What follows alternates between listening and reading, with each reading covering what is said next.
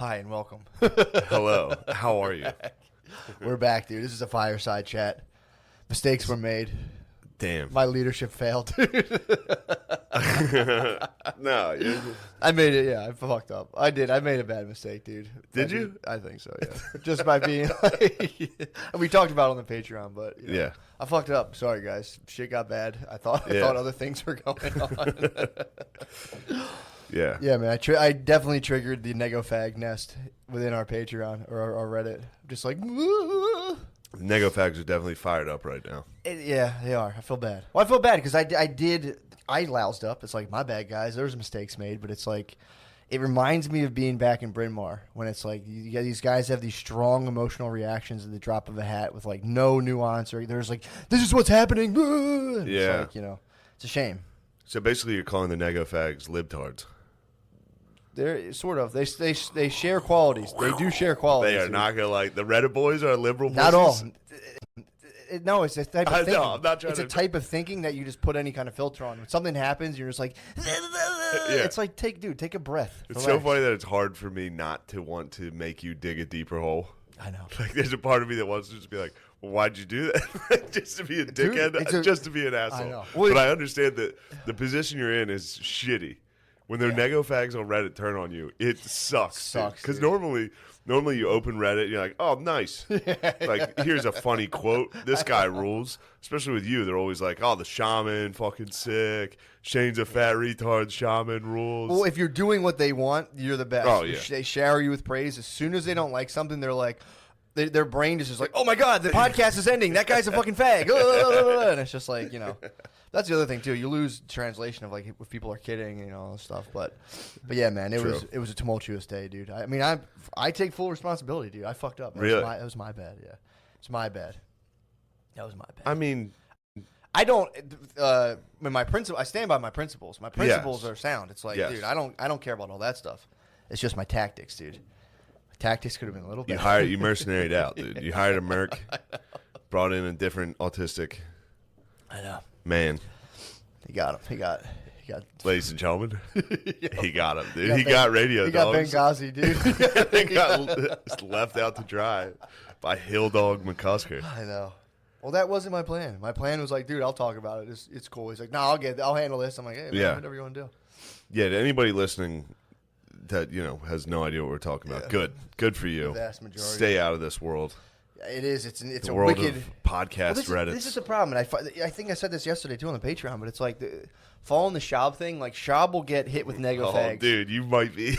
I'm telling you, it's true. But he'll hit it and he'll nego fag back, where he's like, "You guys are losers." Like I go on this thing and I genuinely. It's like a broiling pit of just human sadness. You go on there and everyone's just like sad and angry. Yeah. It's like, that's more of what I think is like the shitty part of it. It's not like, fuck you guys are fucking gay. It's like, we're all gay, whatever. But it's like, you see, it really is like serious discontent. And I've been there before. Like I've been online and just been like, fuck you. And I know how I felt back then, and it's a bad fucking feeling. I don't want anyone to feel like that. So I'm like, dude, just knock it off, man. But I'm gay. I'll just take it. I have like a 10-day gay sentence. I've been sentenced to gay for 10 days. I can see it. Your gayness is weighing on you. I can't believe you're gay, dude. It's not this. It's the same. It's not the fact that I'm gay. It's the same. It's the same like no appeasing compromise where it's like you try to say anything. People just twist your words into what they. I went through the same thing at Bryn Mawr. Yeah. Just people who are just kind of, they just like, and a lot of that is kind of like personal shit of like kind of like trying to like, put yourself on a mission. It's like, are you really moving the needle on this mission? Are you? Are you? Are you? But either way, that's that was my bad. That fully was. I fucked up. Don't worry about it. I fucked up. I did. I fucked up. Don't worry about it. I do. I'm worried. I get it. It would fuck me up, but when people go on there and they're like, I don't even care. I get like my stomach drops. I read it and I'm like, oh Jesus Christ. Yeah. Oh God. But again, it's like one of those things logically where you're like, for people to take your stuff and then be like, how dare you tell us what to do with your stuff? It's like, I'm sorry. And then they'll be like, oh, I thought it was no gods, no masters. It's like, it still is, bro. You can't have someone be a master with no gods, no masters.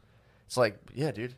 People try to get you to do what they want with no gods, no masters. It's like, that's not what no gods, no masters is all about, bro. It's about shooting from the hip. Yeah, the Reddit comment, reading internet comments about yourself is crazy. It really is fucking crazy, especially like after a while you get kind of numb to it a little, but it's still like if you get hit, if somebody hits you with a good one, dude, it still fucks your day up. Which is so funny. Well, the problem is, that stuff I really genuinely I can say honestly I don't care about. It's the psych-null stuff. I don't want that bleeding into my pet project, psych-null, and throwing that and like fucking that up. So it's like, that is where I'm kind of like, fuck, man. Oh no. So wait, they're attacking psych-null? Not attacking it, but it definitely like it could put like a negative spin on it. So. My eyes were tearing up. I want people to think I was crying, dude. I'm not crying. Matt's crying. I'm not crying. I had seltzer, dude. I had or shop, dude. You turned into him 100%. I'm not, though. I'm not attacking people and saying, like, you guys are fucking losers. Like, I'm genuinely, I feel for the person who, like, sits there all day and does that and, like, gets completely dysregulated. But then again, it's like, people are just fucking around, too. So yeah, maybe they're having a goof, having a good time. I hope so. I hope everyone is having trying to get in your crawl. Trying to get in your ass. It's not hard. I'm sensitive, dude. It's not hard to get in my crawl. I'm a sensitive human being. I'm crying, dude. I know. I'm so sorry, dude. It kills me to see you like this. I can't believe it. You see what you've done, Redditors? This is my best friend. You guys are making him fucking cry, making me fucking cry, dude. My eyes do water a lot. And your bitch-ass gay brother, Billy, is reaping all the benefits, dude. He's such a fucking coward traitor, dude. First of all, you can have, like, seriously, you can have that. It's collective narcissism. It's they reward you heavily and like you're the best when you're doing what they want. As soon as you like are like, well, no, this is actually what I'm about. They're like, you're fucking gay, fuck you, do my bidding, and it's like, okay, so. Yeah, it's fun. It's fun to watch new people enter the realm of Reddit fandom. Exactly, it's true. It feels good. Again, it was exactly the time I talked to Mullen about it, where I was like. Where he was like, man, fuck those dudes on the Reddit. They're cocksuckers. And I was like, I love my fans, dude. Well, it's kind of like... And then like 2 months later, they were like, Shane's actually a fat gay retard who sucks, right? And I was like, who the fuck are these guys? It is. You feel you're like... I remember thinking that, being like, yeah, but they just don't understand how to they don't get it. And he goes, yeah, wait, they'll turn on you. And they got you. You lasted a while. This is the first time they've turned on you. I did. Well, my whole thing was I didn't want to. There's an individual I'm dealing with. I made mistakes. He made mistakes. I didn't want to hang the guy out. That to me is the weakest personal thing. To have a mob full of people who are just like out for pure hatred, and then be like, I can't punch his pilot, this man, dude. You should. I can't fucking. I should, honestly. It would be smarter for me too. It's just I can't bring myself to just punch his pilot. It's like, yeah, dude, mistakes were made, bro. Mistakes were made. I saw the drones coming down, dude. I hill dogged out. You hill dogged bad, dude. He was like, help. Yeah, I'm not fucking. It's like that we had no knowledge of that. I didn't even know what he was doing. It was the only miscalculation. We need to release the emails, dude. Where are the emails between you and Jake? I destroyed the server, dude. I'm sending Billy in. Billy, I might be deep state, and Billy's my guy. No, I do. It's a very weird, conflicting thing because the funniest part is you can just delete a Reddit app and it like just stops. It doesn't. It's gone. Like it doesn't affect anything. Yeah, of course. But you open it up. You're like, I have to fix this, and it's an unfixable situation. But I think it's fixable. I think everybody will. People will forgive you, dude. Hill Dog survived. Yeah, but dude, I hate Hill Dog, dude. Well, in the end, you become what you hate. True.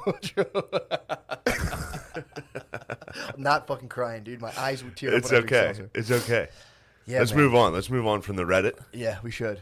Because normal people are driving their cars thinking, what the fuck are these two weird dudes into now? True. No, it's true. It's wicked. It's pretty wicked. But now that was so dude, last night I'm laying there. I had no sleep. Not over this shit. My baby woke up at like 4 in the morning. It woke up at 12 at night, 2, and then 4. So I wake up at 4 and I'm like, I'm just up. And then I had like this flash of insight exactly how I'm gonna do psych null now, which I was like fucking sick, dude. Nice. That was it was kind of nice, dude. That is nice. Yeah. So the thing I'm going to do, and this is the thing I've been working on for a while, is there's this whole idea of psychological flexibility, which they've studied like a bunch of disciplines, a bunch of therapies, and like this seems to be one of the underlying processes that like makes people feel better. And they've studied it. It's not like, you go, you pay, you talk, you hope it works. They're like, this is, the whole thing breaks down into like these 6 points where it's like, So there's parts that are your behavior, parts that are the way you think. So there's psychological flexibility makes up these, I think, 6 things, but it's like contact with the present moment, being able to actually sit in the present moment without your brain like being like, what are you doing? This is boring. This sucks. This blah, blah, blah, blah. Being able to sit in the moment and not worry. So there's that. I'm 0 for 1. But you can't sit in the present moment. I'm telling you, people who can't sit in the present moment without being like, what's about to happen, was really we're 2 dudes sitting in a chair. Yeah. But we're also, our brains are coming up with these scenarios of like possible dangers that could happen. Like, this could suck. This could be boring. So that's exactly. So that's one thing that pops up. But if you do that in your life when you're just like doing other ththings, that can cause problems that don't need to exist. Yeah. So really it's like being in touch with the present moment, being able to mindfully handle things that could be psychologically painful. Like, you don't want to just, if some guy comes into your room and starts like fingering your butthole, they're not saying like, hey dude, it's mind over matter. So it's not like that. Sure. But if you were like, say like, some dude was like, I'm going to come in there and finger your fucking butthole. Dude, that's happened to a lot of women. What? Some dudes come in and finger their butthole? Yeah. Oh, yeah. I was watching, there's a whole show on this guy named the East Area Rapist. Mm-hmm. It's Patton Oswalt's wife wrote a book. She she caught this guy. What? It was a cold case. She wrote a fucking murder mystery about him. Like factual, obviously it wasn't. And caught him. But there was one guy, there was a bunch of rapists back then in the 70s, like serial rapists. Like that was a common thing. They were just out and about? There were dudes that were like prowling neighborhoods and like breaking into houses and like getting women. What? Yeah, I guess. I don't know. This guy did it constantly. But there was one dude known as the Stinky Rapist, which that was making me laugh quite. They all had nicknames. All the rapists had names. He was just. And one of them was the Stinky Rapist, and it was because he smelled so bad. Oh. And I thought that was a great nickname for. It's like the Stinky Cheese Man. Just being a stinky rapist. Like, you know how bad you have to smell to while you're raping someone, then be like. True. Yeah. Although I think your senses get heightened. Like you'll remember like. But yeah, that's pretty. Because you'd think they'd be focused on the horrific atrocity that's taking place, but then they're like, God damn, this guy fucking stinks. Yeah, and everybody reported that the East Area Rapist had a small dick. Like every single person was like, the only things I remember about him was he had a pretty small dick. Ugh. Yeah. Anyway, that's kind of horrible. That's terrifying. So she solved these things? She did actually, and then she died. She OD'd, yeah. Really? Yeah. She was taking like Xannies and shit before bed. Dude, crushing them. If that's all you're focused on, yeah, I'd be. If I was writing if I was taking down like B&E rapists, yes, like burglar rapists, yes. Dude, it was like scary. Some of these are like scary. Yeah. Like this one girl was like playing piano and her parents had just left, turned around, he was just standing there. Yeah, he did like, and the worst was when he started doing it to dudes. Not to guys, but like to women with their husbands in the house. Mm-hmm. Like he would like put a gun to the people's heads and be like, "If you fucking move, I'll kill you," and fuck the wife, like in front of a husband. To the Pretty husband's fucking head. Yeah. I know, dude. I'm telling you. I know. I'm just getting shot, dude. I can't. I couldn't sit there and do that. I have an old neighbor who's constantly like, "Hey," I'll go inside and he'll be like, "So you're calling all those dudes cowards?" Yeah. Honestly, dude. It's pretty tough to look at them. I mean, dude, it's brutal. I don't know, man. You got it. I mean, especially it's a gun, and it's like, how is he? Gun, maybe. I think he was going knife first, and then hog tying you before you knew exactly what was happening. Okay. I was gonna like say, where you still think it's like kind of a robbery. I thought he was doing it while I'm like, no way a guy can fucking hold a gun to my head at the same time. Yeah, especially with a penis. The guy's notable penis. I think he's slipping out the whole time. Yeah, exactly, dude. I don't know, man. A knife's inexcusable, dude. If someone has a knife and they're like, I'm going to tie you up at knife point, it's like, nah, dude, we're wrestling over that knife. True. I don't know. I hear you. But if you just woke up and there's this fucking dude with his dick out standing in front of you with a knife. I think about this all the time. I'm like, whenever I'm laying in bed, waking up I'm constantly being like, if there was a guy in my house, like how quick could I react? And whenever I sleep, especially if I'm by myself, I'll have to like come to peace with the situation. I'm like, there fully could be a guy in my house, and I think I trust myself to pop up naked. I kind of have this weird desire to fight wake a guy up naked in that situation and fight my way out of it. I did go for that. I've talked to you. I've been the time I had sleep paralysis. Yeah, exactly. Ass naked. Yeah. Came out swinging, dude. Fucking. I had to swing. I was swinging in the dark, dude. All right, sorry to interrupt the. So we got number 2 was So present moment. Getting fingered in the ass. Present moment, and then there's being able to be in touch with the present moment, being able to accept painful material that pops up. Like if you're sitting there and being like, like I'm a fucking loser. You're at a quick matrix point where you're either going to let that dictate your next move, like your behavior, or you can sit there and be like, this is just a thought my brain's producing, and then so that's like being able to sit with stuff that's kind of painful without actually having that dictate your behavior. Yeah. Because typically when you're trying to mitigate psychological pain, you do a quick maneuver just to get rid of it that usually kind of makes your life smaller and smaller because you're trying to once you deem a thing a threat, your brain naturally starts to avoid it. So the idea is you're able to contact the present moment, be mindful of painful situations or thoughts or whatever. And then the other part's the behavioral part where you have a set of like values or things that you actually want in your life. And then when you get to the point, you're able to sit there and diffuse yourself from your thought and then move towards the thing that you actually want rather than limiting your life through just trying to mitigate psychological stuff that's not real and in a sense that it's not actually affecting your life, because if you were contacting the present moment, you would know that you're just kind of like sitting in a chair about to eat dinner. But you can I'm not harping on the Reddit stuff, but you could sit there and imagine these dystopian futures where you're like, everyone's going to leave, and you can start acting out of this thing that hasn't happened and doesn't exist in the present moment, or you can just sit in the present moment and be like, all right, how do I actually think? What do I actually value? And move towards that despite feeling a certain way. So that's this guy studied it and like came up with a system. Yeah. So I have it like a module where it's set up where I'm going to have 3 levels to it where people can just do it just with like their friends. Like here's the module. You can just like talk about this stuff and, try to like put the ideas in your life. The second one would be more like, the first one will be people just take the test to see how they rate on psychological flexibility who don't do any of it, like a control group. And then they can come in like 6 months later and be like, how's your psychological flexibility? Second one's a peer group, just peers, no super guidance. And then you see like before and after 6 months and then do pre and post tests for people who are actually in like a structured group and then take all that data and see like if the whole thing I'm trying to figure out is if you actually need a therapist or if people can with the information do something comparable by themselves so that people can have free therapy and not have to have the option exist. Yeah. So that's what I'm on that's what I'm working on right now. That's tight. That's what I'm working on right now. So that's the goal. That's the goal right now. And I hope, I'm just hoping that it doesn't get fucking. Why would that ever get it? It can't get influenced. Yeah, but it's true. It can't. But I'm trying. What I'm trying to do is come up with a system to build a bridge for people to kind of like just use the internet for a thing that actually feels. So you're trying to help the mental stability of the Reddit boys who are. I'd like to, bro. Like I said, I'm not even mad, dude. So all these dudes on Reddit, you're trying to help. You're basically Jane Goodall getting ripped apart by apes. I am, dude. You're like, hold on, guys, I'm trying to help. And no, but it's I do. My heart's in the right place, man. It's just my heart's too big. When your heart's too big, it just gets kicked and punched all over, dude. Oh man.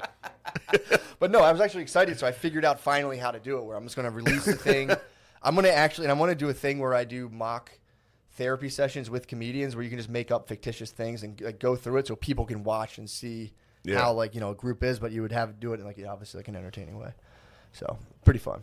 That's get people's out because they do when you go to school for this. They have mock therapy sessions that they're so fucking funny. What type of things do they talk about? It's just a guy being like, it's like they'll have a therapist trying to show people like in trainings. They'll be like, we'll do like a fake therapy session, and it'll be a guy like another like therapist or a therapist in training acting bad, be like, I just can't stand my wife.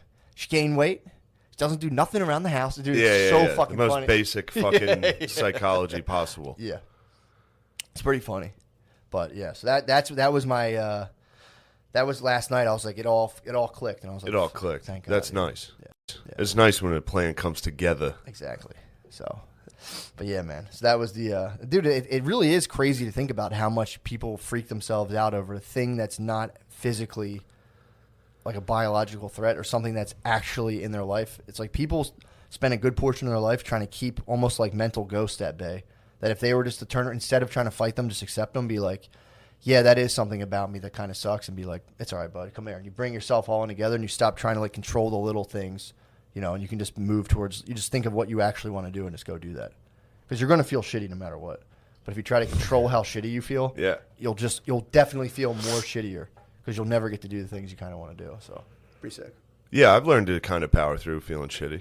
Yeah, you have to. Just do whatever Yeah. I used to fucking quit things so hard. I would feel shitty and be like, I would concoct this whole thing where I'm like, this clearly isn't for me. I got to get out of it. Oh, yeah. I quit the fuck out of things. I mean, some things are good. That's the other thing too. Yeah. There's some things are genuinely good. Like I was definitely in a marriage that wasn't working for me overall. That was something I quit. That I was You gonna throw that under the bus too? What? My first marriage?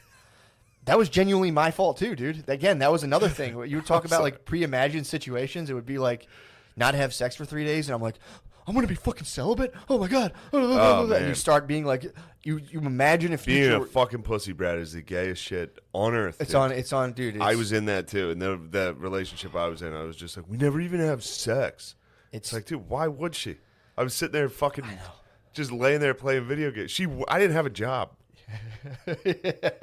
Good Lord. Yeah, man. I did it. I shudder to think about that too. Yeah. Just the fact of like, same thing. I was just lousing around. When's the last time she even gave me head? Exactly. Like, dude, I would like fart to the point where she was retching in bed and be like, we never have sex. I would never do anything. We'd go out to a nice dinner, and I had this thing where like I would finally get the bill, and like if we like argued at all, I'd instantly be like, why the fuck do we even go out and do anything then? So if we went out somewhere nice, I would instantly complain about how much it costs after doing it. So it would just completely yeah. If you take a girl to a nice dinner and you're like, we have to tighten our belts a little bit after that, you're just not getting pussy. yeah. You're like, I mean, I hope you're happy with that because I just have a stomach ache. I don't see why people pay all that money for expensive dinners because they just use too much butter. The food's too rich. I'm not used. And she would just be like, I'm not sucking this guy's dick. Yeah, of course. So, how could you? Yeah, man. Damn. But yeah, it sucks to just think about the queen. My bae. Yep. Former baes I let go by being a fat bitch just laying around. Well, dude. it didn't. That was the thing. I would sit there and I could sit there. There's a bunch of there's like bad stuff I could put on that person. Well, this is bad stuff of course. But it's like in reality, it always takes two to tango. First of all, sure. I mean, for sure. And then it's like I would sit there and be like in my head, I'm sitting there. I'm just a dude who like probably could just jerk off and forget about this, or just like figure out ways to like cultivate sex in a marriage. But I would just sit there and like in my head, I'm in this imagined scenario where I just like become involuntarily celibate in a relationship, and then act as if that's the reality I'm inhabiting. Yeah, I start taking these wild, drastic actions that just fuck stuff up more because it's not based in reality. And the other person's just looking at you like, what's going on? And you're like, and you can't explain it because you're literally not acting in the reality around you, and you're also not like talking to the other person, having them be like, here's how I'm feeling. You're just being like, fucking never have sex. Yeah, remember when you used to fuck me? Yeah. God. But you do that in your life in like millions of different arenas. So it's like, unless people can, there's an idea where you can have thoughts and you take them as reality, and even a self-story. You can have a thing where you're like, I'm a nice guy. So then you do things that aren't nice, and then you have to. Yeah, I'm like real nice. You do things. Then when you do things that aren't nice, you have this thing where you deny that you actually did them, and you have to concoct things that say that you didn't do them, rather than just being like, I try to be a nice guy, but yeah, I'm kind of a dick sometimes. Sometimes I fuck up and do shit. Sometimes my fucking demons possess me. Yeah, your man. demons are at your neck today. I'm in that grip of my daemon all the time, dude. But that's all right. You're getting out of it. I can see you getting out of it already just during this cast. I know. You have to, dude. Yeah, I mean, you have to. You have to take your lumps, man. I can only imagine how our president feels. Imagine, dude. I know. Imagine all day, every day long. The Reddit is actually just the entire country. I mean, am I DJT right now? I mean, I guess you guys have put me in that position. No, you're Hill Dog. I'm obviously DJT. Billy is definitely my not gay Pence. He's Pence? Yeah, he's definitely a jacked closeted. He's not going to like that. Oh, sure, he's a jacked closeted. Jacked closeted? Yeah, that would tip this off. If Pence gets caught with like meth and gay prostitutes, that would definitely make this presidency complete. Yeah. That would honestly that would be like the perfect like at the end of the orchestra like dun, dun, dun, dun, dun, dun, dun, of just Pence getting caught with a bunch of like hot young boys and meth. That would rule. Just having him being like, made mistakes. I left my wife down. I let down everyone around me. Just sucking dudes' dicks. Pence is the perfect. He should always be vice president. Yeah, I've never met. I mean, has there been a better vice president? He is like the cardboard cutouts from Home Alone. Yes. He is like a car. I swear, I want to see someone just go like that. I think he's two dimensional. I think if he were to push Pence, he would just go flat and fall over. Pence is hilarious, dude. He's also. I don't think he's ever talked. No. ever. He'll come up every now and again. DJT will be like, all right, Pence. Like I think he lets them kind of open here and there. Or if like someone asks shit, they'll be like, all right, Pence is going to handle like the hard technical medical questions. Like, here, go ahead. Yeah, then he gets them wrong, and Trump's like, he's an idiot. I'm sorry. Hey, yeah, exactly, man. Pence. Pence was a sick choice. I don't know where. Strategically, I don't know. I guess it's like it secured some weird block. I think it secured geezers because Pence is like a perfect geezer candidate. Pence is like, he looks like stability. True. To geezers. Yeah. He looks like, I don't know, like an androgynous, like, I don't know. He's just a thing. He is. He's like an entity that looks like a politician, kind of. He doesn't get any heat, really. People will say, like, oh, Pence is an asshole. Everyone always is just like SNL has a whole thing that's just like, Pence is fucking gay. Mm-hmm. That's their insult on Pence. Like, he's kind of gay, right? Really? Yeah, for sure. But no, Pence is hetero as hell. Dude. Everybody just accuses Pence of being gay. Yeah, the fucking one thing Pence did that was sick was saying he won't go out to dinner with women. Without his wife. He won't hang out with women. He needs his wife there to check him. Yeah, it's actually a nice move, dude. Dude, that's so fucking nice sick. Move. It's so sick to be like, look, I don't trust myself. I might get pussy right now. I might get head at this dinner. I don't know what to tell you. I might get some head right now. Damn, I wonder how his wife actually handles that. Pence like has like a golf shirt, sits back, he's like, his wife's like takes his arms down. He's like, sorry, babe. He's like, sorry, babe. Yeah, you're definitely more of a hill dog right now. Yeah. We need to get you a pantsuit. True. I need a futuristic. And let those hips fill it out. Yeah, man. I apologize. That was over the line, dude. That was OL. Dude, that's the whole point. Hips are OLs, dude. No, I'll dude. leave your hips out. We're having fun, dude. I'm just having so much fun. That's okay, dude. Having a good time, man. I'm just sad. I don't like to see people. It sucks. It sucks, dude. We have such a nice, fun thing going on. I know. And when bad things happen, it sucks. Yeah. And especially when you go over my head and ruin everything. No, I didn't go. Yeah, you did. Me and Swells had no idea. I was communicating with my insiders. Swells. Oh man, yeah. Didn't go over my head at all. I didn't care. I'm so sorry. Don't shut up, dude. You ever watch Last Chance U? No. I'm tired right now. I stayed up till 3 watching that. Did you? I was, dude. I'm a tired boy as well. Last Chance U, new season came out. What happened? It's just the same thing that happens every single year. Didn't their coach get fired for like? No, it's different teams now. They've done a bunch of different teams. Okay. The first one was Mississippi. Then it was Independence, Kansas. Mm-hmm. This one's Laney in Oakland. Okay. Oakland, yeah. Gotcha. Same thing happens every What's year. going They have down? a bunch of talented kids that are all like, man, fuck you, bitch-ass coach. I'm out. And they quit every fucking game. A lot of people take their helmet off and like. Dude, the first game, they're down 1 point at halftime, and it looks like they lost the Super Bowl. They're all like, they're down 1 point at halftime, and they're like, man, fuck this. Like, dude, Last Chance U teams, every single dude threatens to quit throughout the season. The whole season. They're all just like, man, I'm out. I quit. Fuck you. It's too hard, coach. It doesn't make sense. I've never been on a team once where somebody even mentioned, like, I think I'm going to quit. Yeah. Other than me. Do you think it's like just for TV? No.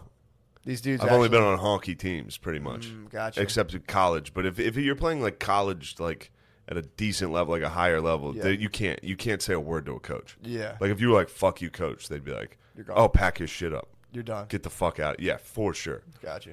I mean, some guys are obviously talented enough to do that, and the coach would have to be like, fuck. Take a lap. Yeah. And then please stop being mean. But these Last Chance, like these are community college, junior colleges. So like kids are just like, coach, you're a fucking bitch. Fuck you. And the coaches are retarded too. They'll be like, I'll beat your fucking ass, dude. So fucking funny. Yeah, it's. I want to try to walk on to a community college football team. You would get wrecked, dude. You get fucked, dude. Some of these dudes are good, but you could technically, yes. Yeah. Someone coming straight out of like a competitive high school football program and like into college football, even at a community college level, would be pretty fucking nasty. Yeah. They would be nasty as fuck. I'm second guessing whether I can beat Lemaire in basketball. I would get murdered. But there's one dude that's fucking sick. Who? Dior. Has anyone made it to the majors or like the NFL out of last Yeah, chance? yeah, a lot of them. That's pretty sick. This kid named Dior who fucking sleeps in his car and works at Wing Shack. What? Wingstop. He works at Wingstop and plays college football. Damn. And is the best player on the team. Fucking sick. Cool story to see. Signed. He'll freak out. You think so? I'm only like 2 or 3 episodes in. He's already having like chest pains from anxiety. Fuck, man. He's gonna die. You can't work at Wingstop and play college football. And sleep in your car. And sleep in the backseat of an SUV. I mean, dude, why don't the coaches? That's like you think coaches live for that shit? What? Be like, come live with me. Come live with me, son. Absolutely. What kind of cars do you drive? It's like an old SUV. Gotcha. So at least we were watching it, and Beezer was like, "Oh, at least it's an SUV." I was like, "What are you talking about, dude? He's got like a knit Afghan." So the place I used to live, there was this lady who lives in her car. Yeah, it's like a, I don't even know what it's. It might be like a crossover kind of car. It's like she has enough room like where she'll lay down during the day, and she opens the door and just her legs are out of the car, and she lays on her back, and she's a big woman, man. She's huge. Oh, she's a hog. You walk by and there's just like it's like a hoarder but living in a car with just her feet hanging out. Looks with like with their legs hanging out. The Wicked Witch. Yeah, dude, just hanging out of her car. So she used to, live, I guess, where we lived before, and then we moved, and now her car has almost followed us. Not like us, but like she's in our area now again, and people were complaining because I didn't know that she gets out and just shits like wherever. So people, do you ever see the Neighbors Next Door app? No. Dude, it's the funniest fucking thing. So there's this app. It's for people who like live in like different communities to go and like just talk like, hey, I saw a guy in like a white van near the playground, or like, hey, people will go on there and like complain about fireworks and shit. But there were people out there who were like, they're like this lady. We have a homeless lady living out of her car, and people they just start complaining like, oh my god, blah, blah, blah.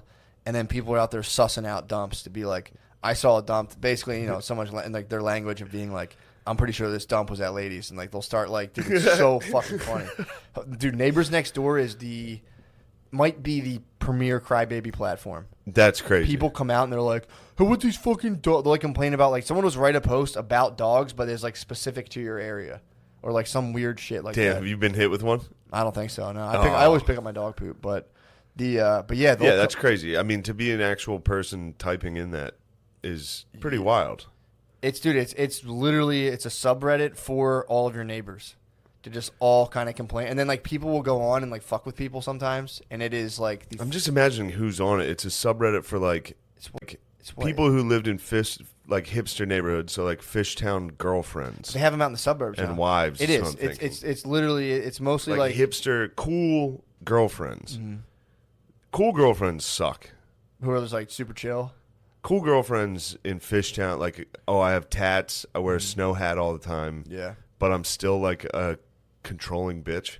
Yeah. Like, oh, I'm so cool. I love the Lumineers. Also, take the trash out right now, you pussy. Yeah. I mean, that stuff doesn't melt away. I mean, you can't really – it's funny how people do think that you can kind of like completely get rid of all like hundreds of thousands of years of like evolution and like, biological traits. Just with a couple of arrow tattoos on your forearm. Yeah, a couple of books and a couple of people on TV. And be like, yeah, I just love, Well, I was thinking about that today. Cool music and craft beers. You need to start working out.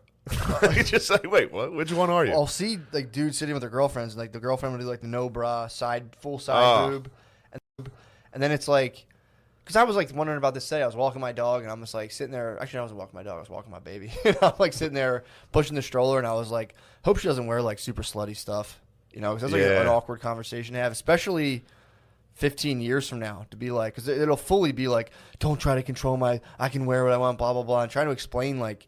No, like if you have like your tits or your ass out, there's guys who will just like, you'll attract the eyes of dudes who are just like, and they'll look at you and be like, oh my god, there's an ass, and they'll hang out with your ass, and they'll ignore your whole personality, and but then it's like I'll be coming up with guys like boyfriends who are like, no, Justin doesn't think like that, and it's like, yeah, he does. It's the same thing you're saying. Just because he dresses like a total fucking pussy and acts like a pussy.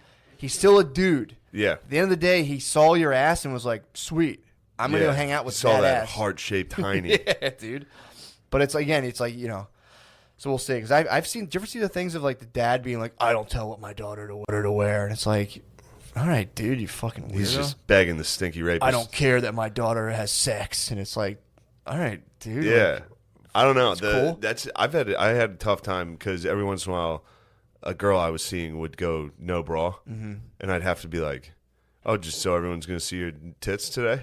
It's just a guaranteed fight. It is such a horrible fight.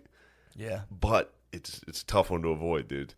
The part of me that's like, all right, just shut the fuck up. Who cares? I don't care. Yeah. I don't care. It would be the thing is, it's like trying to tell a woman, like, your tits are out. Do you understand the heat you're bringing? Yeah. Because they're like, oh, you're just insecure. You're being jealous. It's like, no. I don't give a fuck. Yeah. But watch out. It's also like you don't understand. Everyone's gonna see your tits. Well, you also it's like they don't see nipples through a shirt, and they're not like. Dude, imagine if a girl was like, I can see your nipples. Put on another undershirt. You'd be like, "Fuck you, dude." My nipples, like, it is kind of bullshit. It's crazy, dude. I would never be like, "I can see your nipples." Put on another. But that's kind of the thing. In my head, I'm just like, I would like look at her and be like, "Oh, your tits are out, huh?" Dude, I was in the supermarket with Brittany the other day. We saw this lady who was just, I mean, she was a big woman, had big, humongous tits, and had no bra on, and she was just like, you know, she was so big where she like kind of like ice skates around, like she was moving like this, and dude, it was just like these huge sultry cans. Exactly, dude, just a huge fucking and the nipples were just like you could just see her boobs through her, like you could just really see them. You like a big old unit. I'm Pence. Whenever I see something like that, I go to Brittany. I'm like, "Yo, check that out." So I point it to her. So she doesn't catch me looking at it. I go, "Yo, check that out." It's pretty sick. It's a Snorlax. Pretty sick move. Yeah, dude. But then we were peeling, man. This lady had something going on. There's something going on, and she had like a what'd you call it? You and Bees are wagons yesterday. Yeah, wagons. Her boyfriend was a wagon, dude. He was a fat wagon. He was just fucking like walking behind. Yeah, I think wagons is probably first off, it's for your ass, but it's funny to just call someone a wagon. I thought you guys were calling each other wagons. Yes, so funny. Absolutely. He's a wagon. You're like, dude, I'm a fucking wagon right now. Dude. Fat as fuck.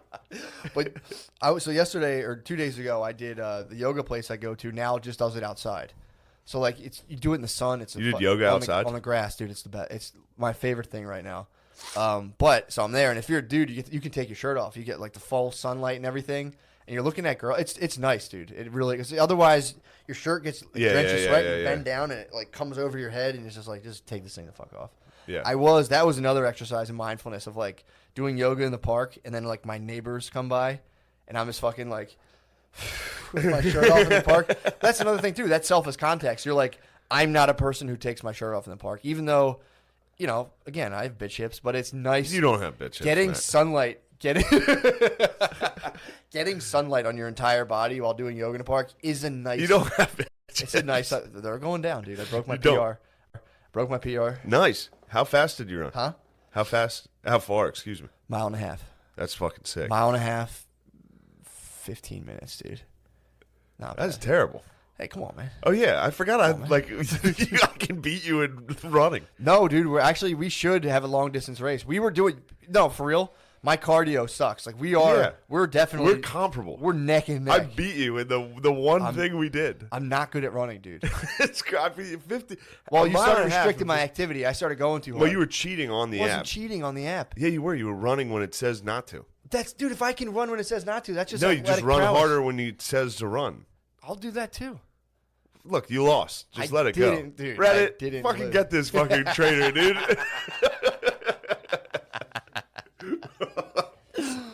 But yeah, man, that was like I was doing it. And I'm like, it's nice to get sunlight's really good for you to get. Like I think you need to. They say in order to not be vitamin D deficient, you need to have like, I don't know exactly what it is, but it's like 60% of your body. I have COVID.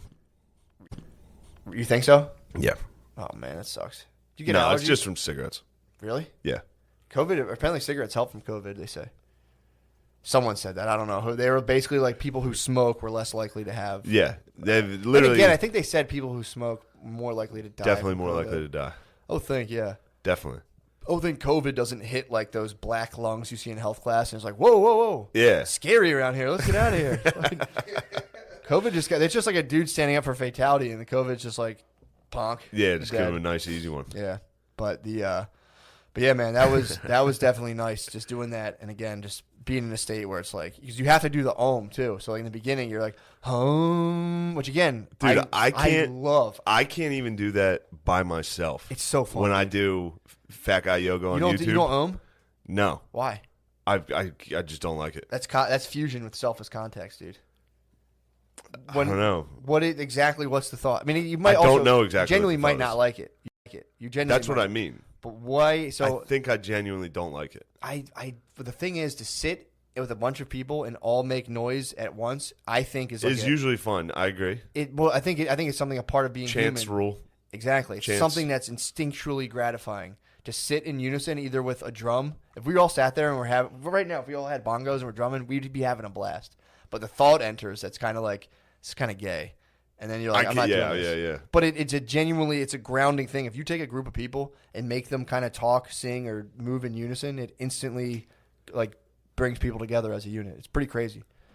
So, no, it is fun, but again, it's one of those things where again, you're in the park, you're going, oh, I'm loving it. I'm sitting there being like, oh my god, dude, my voice is blending with all the other. I think it's the best thing in the world.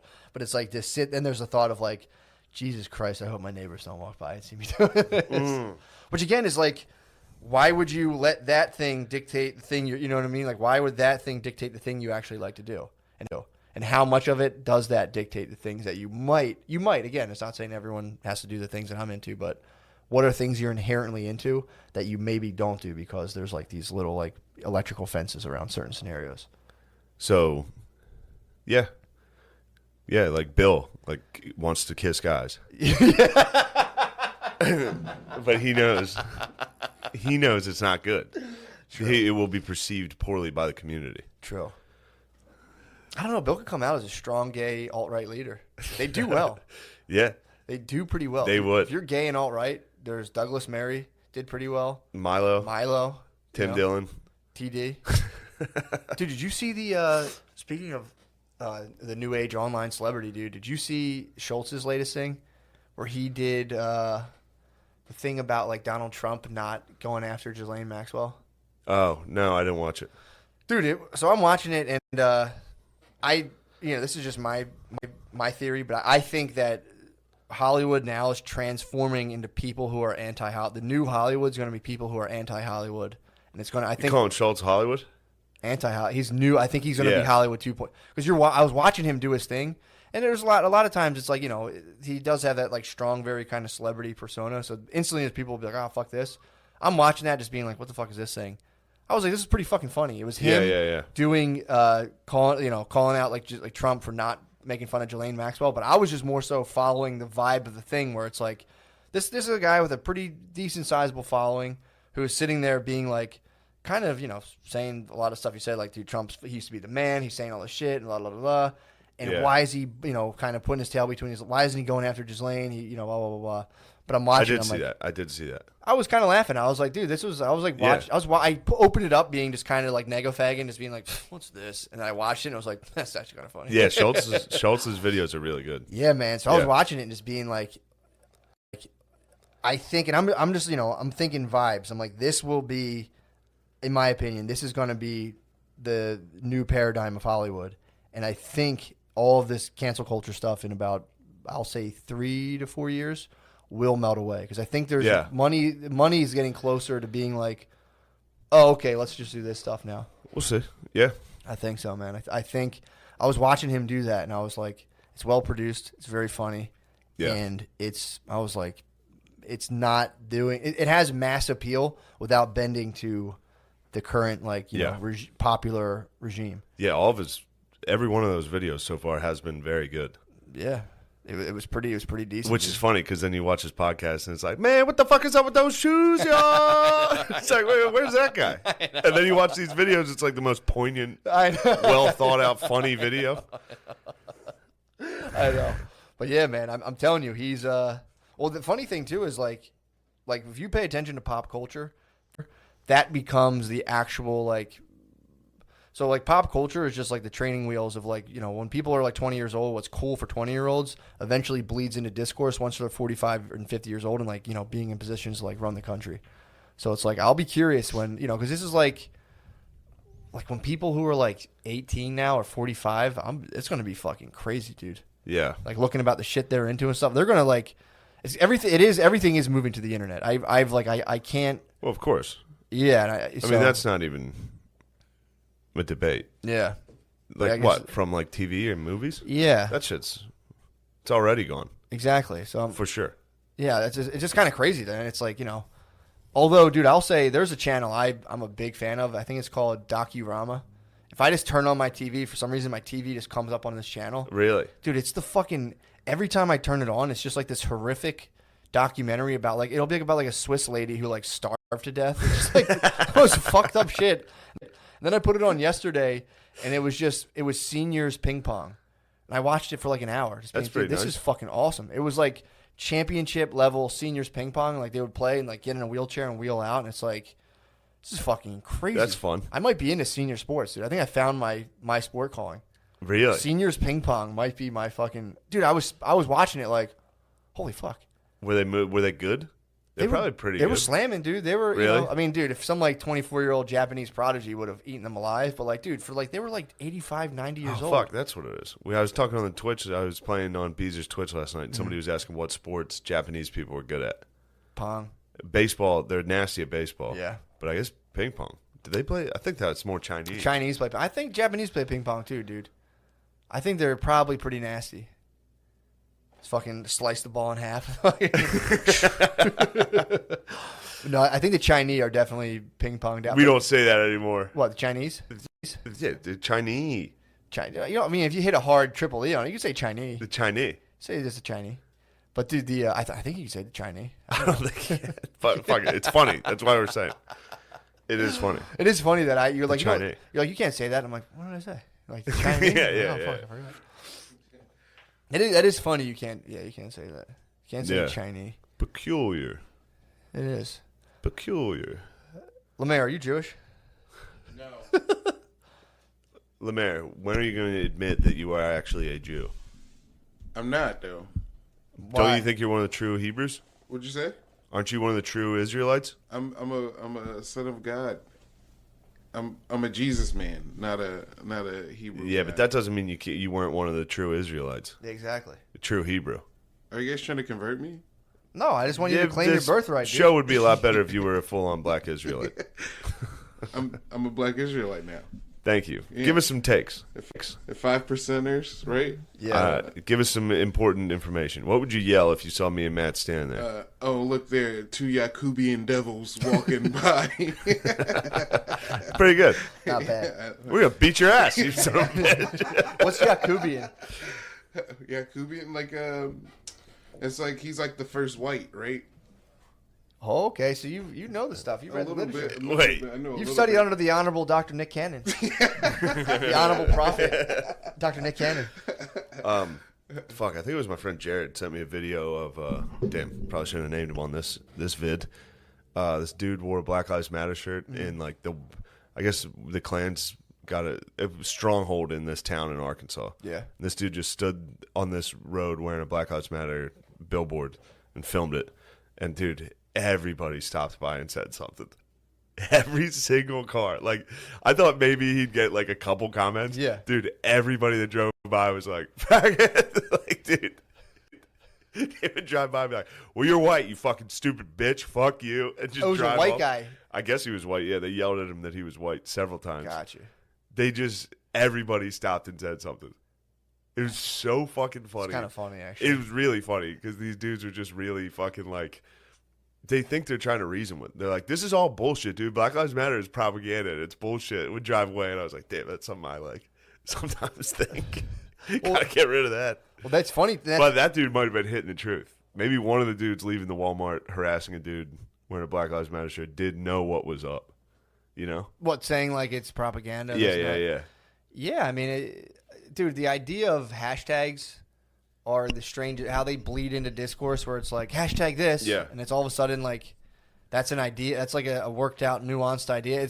There's no like debate, it's just like Black Lives Matter, and it's like, okay, that's cool. But what is the so you can have that, and it's like the fucking pro-life shit. It's like, You can have that as like, well, what is the organization doing as a whole? Yeah, of course. It's like, where's the money? Where's Are you this? not pro-life? It's like, no, I'm definitely pro-life. Well, but as soon wait, as what's you going on? Question the money. Like, where's the money? You see shit about the money about like that was the Vote Blue or Act Blue thing. Yeah. It was like there's a information we're in an information war right now.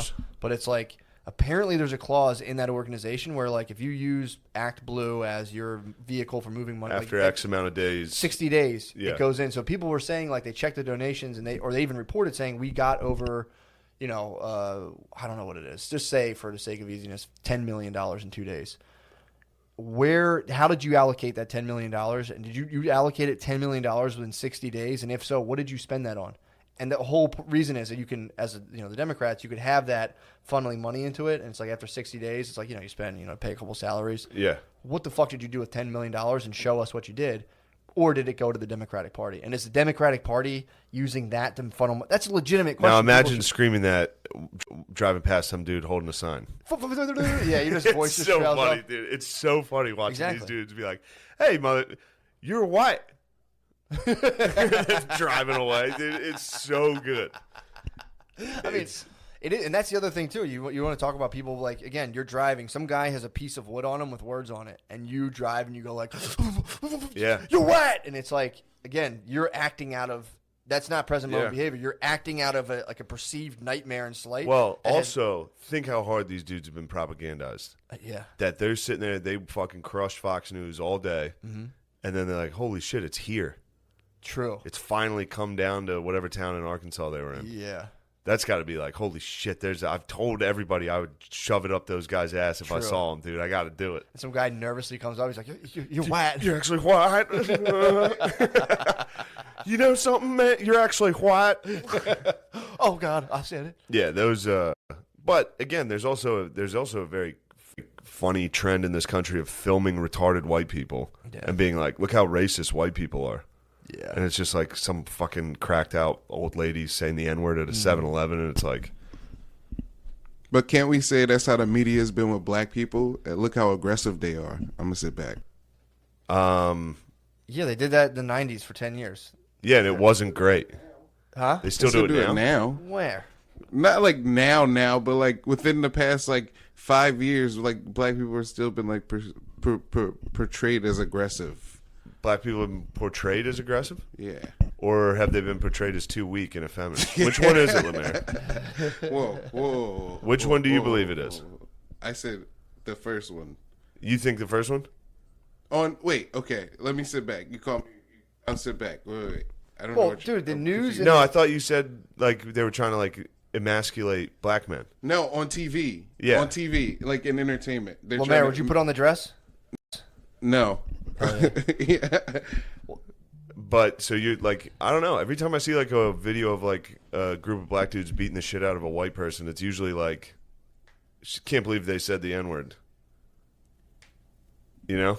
Yeah, so It's you're usually proving, like before this video they said the N-word. But like you're what an idiot! They deserved this ass beating. That tends to be the videos now. That's Well, that's what I'm saying. Well, they flipped the switch. In the 90s, the news was... Like, just like they're doing, like, they're always trying to convince the population they're under threat. So, like, right now, the news are watching the demographics emerge, and they're being like, all right, before the news was just serving white people. So, like, white people are under threat from ISIS, this, that, and black people are committing crime, especially in the early 90s, because there was like, neighborhoods that were, like, completely fucked up and insane, and you just ran clips, and you're like, black people are doing this, black people are doing this, be scared of black people, be scared of black people. And then now it's like they shifted the winds, and they're like, oh, wait, these formerly minority populations are expanding, so let's kind of serve them and convince them they're actually under siege by white people. Actually, also, I'm sorry to cut you off here. They switch it around. Did you just all lives matter me?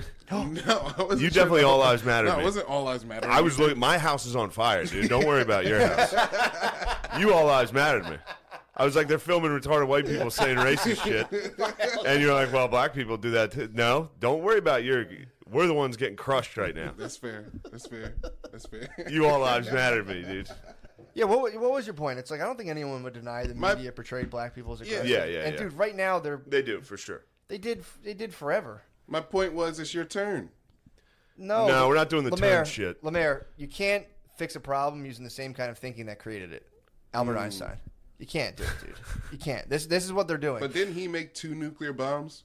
No. I mean, Lemaire, if people made a nuclear bomb from the podcast, it wouldn't be our fault. It's just we fucking figured it out. Yeah. But like you said, you can't fix your problem by doing the same problem that created it. And he using made the same type of thinking. He created 2 nuclear bombs. Did he create 2 nuclear bombs, Lemaire? He defected from Germany to come to America to give us the secrets of the nuclear bombs. That's you got that history a little, but yeah, you're close. Did he create bombs? So yeah, technically he did end the war with Japan by. Yeah, okay. Yeah, he came up with the science, I think. Well, maybe he regretted it, Lemaire. Maybe people used his science and he regretted it. I don't know. Yeah. I know something about that. Well, that's taking it to another level. Yeah.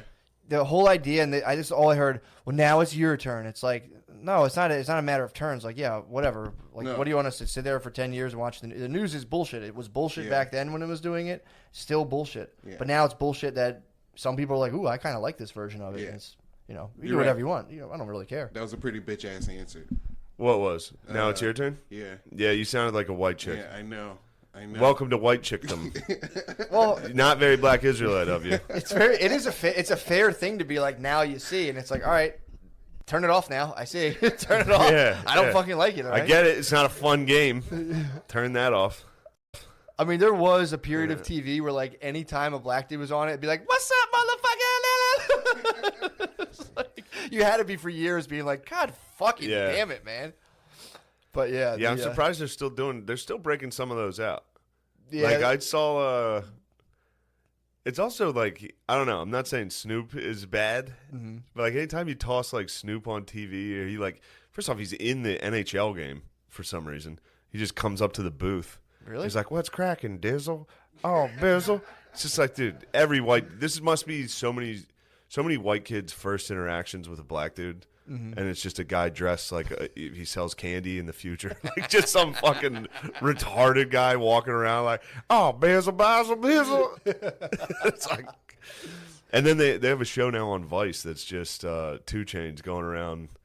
Basically, they're just filming his reaction to things. Really? It's just 2 Chainz being like, "How did you get so much money?"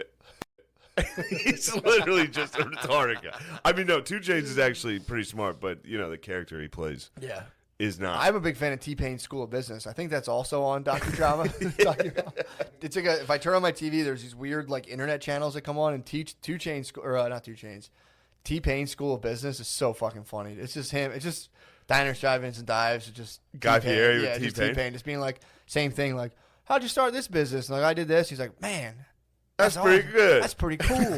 It's just him eating things. And but we should complain about the whites. We should be worried about like Guy Fieri being out there being like, we're not that white. Who?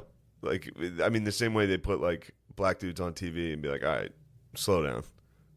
Like, exactly your point. Like, if white people should be like, we're not all that white. Yeah. Like Guy Fieri's on TV like, whoa, this sauce is gangsta. Yeah. It's like, all right, get him the fuck out of here. True. No, that's true. Well, there's also the problem is a lot of this stuff. Then the media narrative has been guided by like super elite whites. So it's like you have again the invisible knapsack of white privilege was written by Peggy McIntosh. Dude, if you actually read that document that this shit's based off of, she had things in there like, well, yeah, I'm white, so if I write a thing, it's going to get published, and it's like, no, dude, you're elite. Her grade school. To this day, costs $30,000 a year to go to. Her grade school.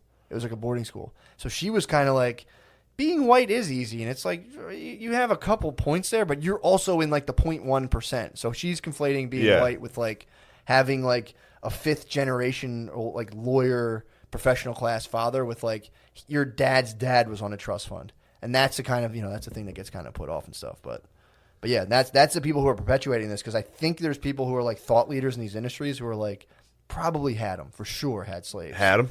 Yeah, man, dude. If you're on a trust fund for 3 generations, most likely, fucking absolutely, someone either had slaves or like didn't have slaves, but like bought stuff directly. Like had them, dude. Call a guy and be like, "Would you get your slaves in order so you can fill these things?" Like that's how those dudes made. Yes. If you have generational wealth from that age, yes, you most likely either again had slaves or were very slave adjacent. Where you're like, your boy had slaves, and you're kind of like, yo, fucking hook me up. Leo, let me get some chores. But so you have these people now who are like, oh, shit. And like in reality, if that's the case, dude, that's the thing too with the Oscars and all that shit. These people, we need to do this. It's like, dude, you have like $25 million at your disposal. Yeah. You could easily live off of $2 million.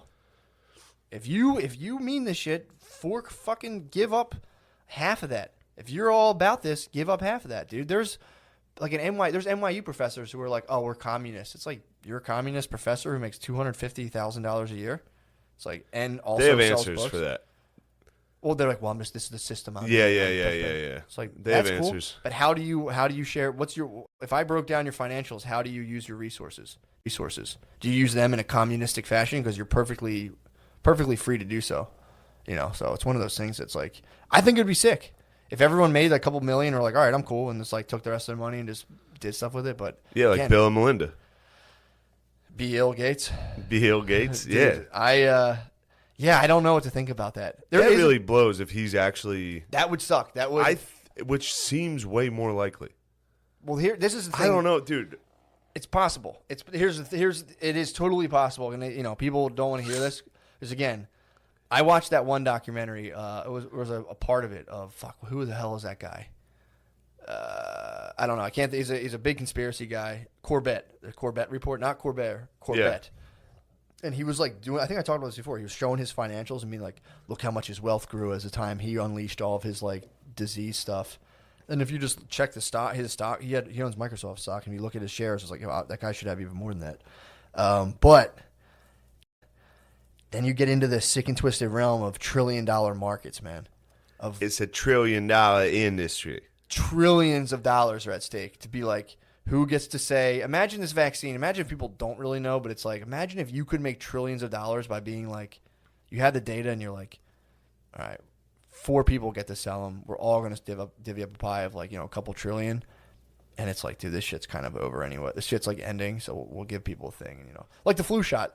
I never got a flu shot and been like, whew, thank God I got that flu shot. So you're going to give a thing, more or less make people take it around. There's countries you could sell to where for sure they'll make the entire population take it. America, I think they'll heavily shame people into taking it, and I don't know if they'll actually require it yet. But it's like, I don't know. You get a guy who's in charge of that, and it's like there could be serious foul play. For sure, dude. That's you could take over a lot of the world. Yeah, with that.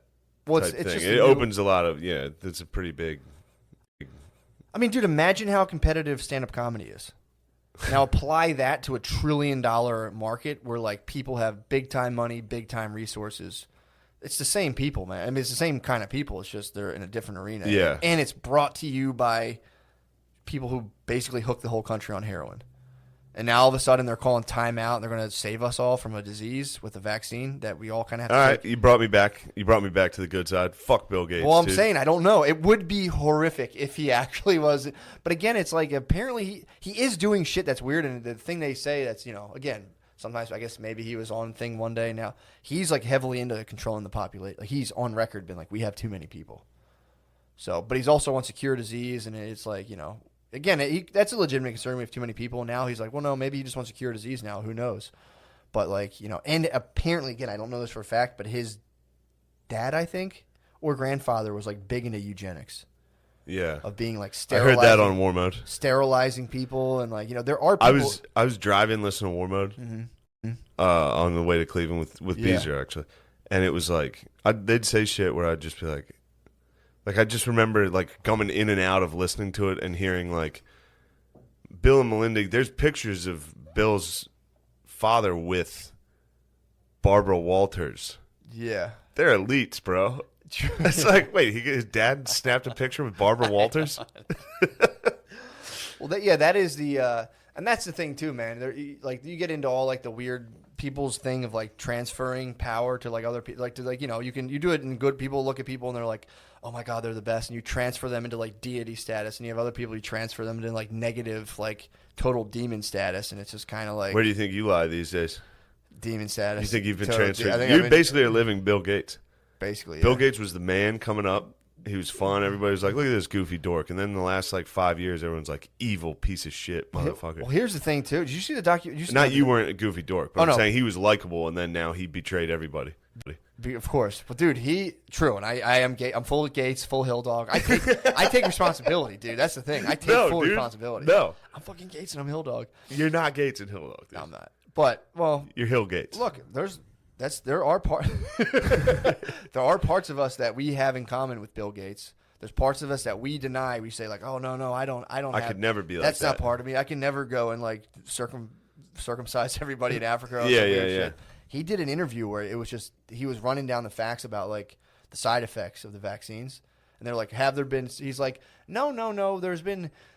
They've caused. They're okay. So they put some people in severe pain, and they blah blah blah blah. But and people are just kind of like, fuck you, dude. Like I want to see you take it. Blah, blah, blah. Yeah. So he like they asked him about the side effects, and it's like you're watching a guy on live TV. I don't understand why he is the mouthpiece for like our defense against viruses. It is kind of strange that like people are like, why is Trump even talking about this? It's like maybe Bill Gates studied viruses more, but it is strange that he's not a doctor and talking about this. Like he's just like, we have it, we're good, and it's like, why are you mouthpiecing this? It is kind of weird that he is doing it, but again, look, you're not going to get whatever net neutrality was. I don't even know what it is. They dunked on us. Everyone was like, I don't want that. You shouldn't want that either. And I was like, what is this again? They're all of a sudden like, oh, we passed net neutrality. They're going to do this shit. Yeah. They're going to do it unless people actually organize into some sort of thing that's not like a bunch of retarded people taking like TVs and doing bullshit until people come in and are like, or actually immerse themselves in the literature around this, and rather than being like, what is this? Someone's going to make me get a needle? I hate needles. Therefore, blah, blah, blah, blah, blah, I hate all you guys too. It's like a really super simplistic way of thinking. But I don't know. I'm not getting the fucking. I'm not getting that. All of that to say this. I'm not fucking getting the vaccine. I think immersing yourself in literature though can also not really be helpful. Dude, you'll end up you can immerse yourself in whatever literature you want. Exactly. And end up, being like a anti-vax mom. You could. But the problem is, so then this is the other part too. You'd have to, so in order to understand like the quote, when people say, I looked at the scientific literature, you have to have like a PhD level understanding of statistics, where you can look at a study and it can tell you like, oh, this thing worked out. But if you can't like look at the validity of like, oh, and we use like the Kruger method thing of a dual feedback, they like have these numbers and they have machines to like make sense of the numbers. And if you don't understand that math, you can't really determine the validity of most studies. I mean, you can say like, oh, if we had a sample size of 3 people, you can say, oh, that's bullshit. But yeah, people being like, oh, I read a study. It's like, there's hundreds of studies, and it's like, what were the, how did they do it? How did they select people? Like you're saying, it's right. You're right, because you could read all of them and end up with the fact that the literature disagrees too. So really, all you have is your experience. So it's like you have to just make a thing off your experience. But it does feel good to like boogeyman people out. And again, it's like the other part too is like, I'm not taking that fucking vaccine, man. I'm not. 30%. They polled people. I think 30% of people were like, no chance I'm taking it, and another like 25 were like, I'm not sure. I'm in that 25. I'm gonna let some other people take it for a while. I think that's what everyone's planning on. Well, first of all, but I don't know, because I've blindly taken every other vaccine. When's the last time you got a vax though? I have no fucking idea. You went to dude. When we had Maya, they were like, you need to get this, you need to get that, you need to get this, and it's like, I'm cool. I got like one of them. I got like the one just because you. Like, yeah. You need I have to like you have to get all these other ones. For like foot and mouth and shit. Well, all it's these crazy weird shit babies get. And it's like, well, they wanted me to get a flu shot. They get like Legionnaire's disease and all this. Yeah, they wanted me to get a flu shot, and it was like, I think I got the flu shot just because I was there with Brittany. And Brittany's like, you're not gonna do it for her, and I'm like, I'll get the flu shot. Then they hit me with another one. I was like, I'm not getting good imitation. What? And my wife was like, "You know, you never." I mean, she's probably pretty reasonable. Of course. But they started hitting me. Do you think she was? I think she's being reasonable. It's like, just yes, I agree. I went in and got it. I was like, whatever. But again, it's like, I don't understand what the flu shot. It's a tough time to take a stand on vaccines. It's not. And your wife's like, "Will you get the shot?" And you're like, "Have you looked into Bill Gates?" I know. Have you looked into Bill Gates? You just got to fight or to in be the at hospital. the pediatrician. Be like, well, I haven't really, but I've heard people say stuff about him. Dude, if the pediatrician I go to, if I were to start being like, well, is there any side effects? This lady would be like, are you fucking serious? She would snap on me. Yeah. But then there's people who are like... I'll tell you what the side effect of not taking it is. Smallpox. But then they say with vaccines, if you don't have enough people taking it, they're kind of pointless. Because if you can't get enough people... Again, I could be totally wrong. Me and Bill Gates are just amateurs here. Do you know how they used to inoculate people? How? they used to. So if there was like a pox or a measles outbreak, like a pox outbreak, they would put a guy in a cart who had it. Yeah.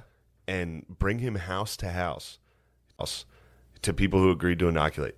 Cut a piece of him off, cut you open, and put it in you. Huh. Be like, hopefully you live.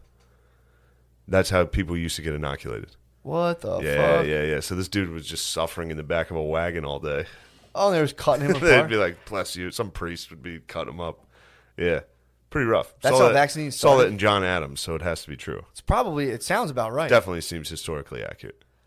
Oh my god. Yeah, it was a fun one to watch. So they would cut it like cut off one of it. his fucking scabs, cut your arm open, put it in you. Yeah, and then they would just get horrible smallpox. Yeah, why wouldn't you just like take your chances of whether or not you get it? Because you're definitely gonna get it. I don't know. Or is that like was that taken as like a weakened version of it? I guess it was a weakened version, like while he was dying of it. I don't know. Ugh. Seems like they were like, yeah, you're probably gonna like. There's a chance you could die if you take this. Yeah. And John Adams' daughter almost did die. There is a good chance that the if you have like if you're in the elite like super elites of ours, there is a good chance there's a bunch of people who are like we got too many people here, we got to do something about this, and they're just slowly depopulate. Well, also I heard depopulation kind of can happen itself with the fact that like people are just having less kids in like 2 generations. Like the boomers die off here. True, yeah. India and Africa and China and all that. Well, China you still can get penalized for having too many. You can only have 2. I think you can only have 2 in China unless you pay. I think you have to be able to pay extra. If you don't pay extra, they'll force you. They'll like sterilize you. Yeah, I don't know. They do it to the Uyghurs. They force sterilization of Uyghurs. If you're a Uyghur in China and you have more than 2 kids, like you get chemically in trouble. castrated. Yeah, they sterilize you. Damn, that does sound like a Uyghur's rap album. Chemical castration. Yeah, that sounds exactly like something a white like ICP Uyghur would like. What? Chemical castration spelled with like K's. Yeah, man. I'll be again. I don't think I was just at a friend's house recently, and he was just kept like bringing shit up like that. He'd be like, "What do you guys think about the vaccine?" It's like his mom's birthday. It's so funny. And people are like, well, and people just like, most people were like, same thing. Everyone's like, I'll let other people, but they're going to make other people take that first. They're already I think they've already given it to animals, and the 3rd phase they're going to do is human trials. So we're going to test this out on poor people, basically. So we'll get like, do you ever meet people who do like medical trials? Yeah, it's usually like heroin addicts. They're heroin addicts looking for like, dude. I knew someone who would like come to me with like skin patches all the time. Like, what's that? He's like, oh, some dude paid me $200 to wear this for a week, and it's like, what is it? He's like, I don't know, some shit they're testing out. It's like, all right, dude. So we're gonna control. They're like, does it hurt men? I don't know. Strap it to a crackhead, see what happens. I'm telling you, man. That's what they do. They find people who need money to the point where they're like, fuck it, I'll take this thing.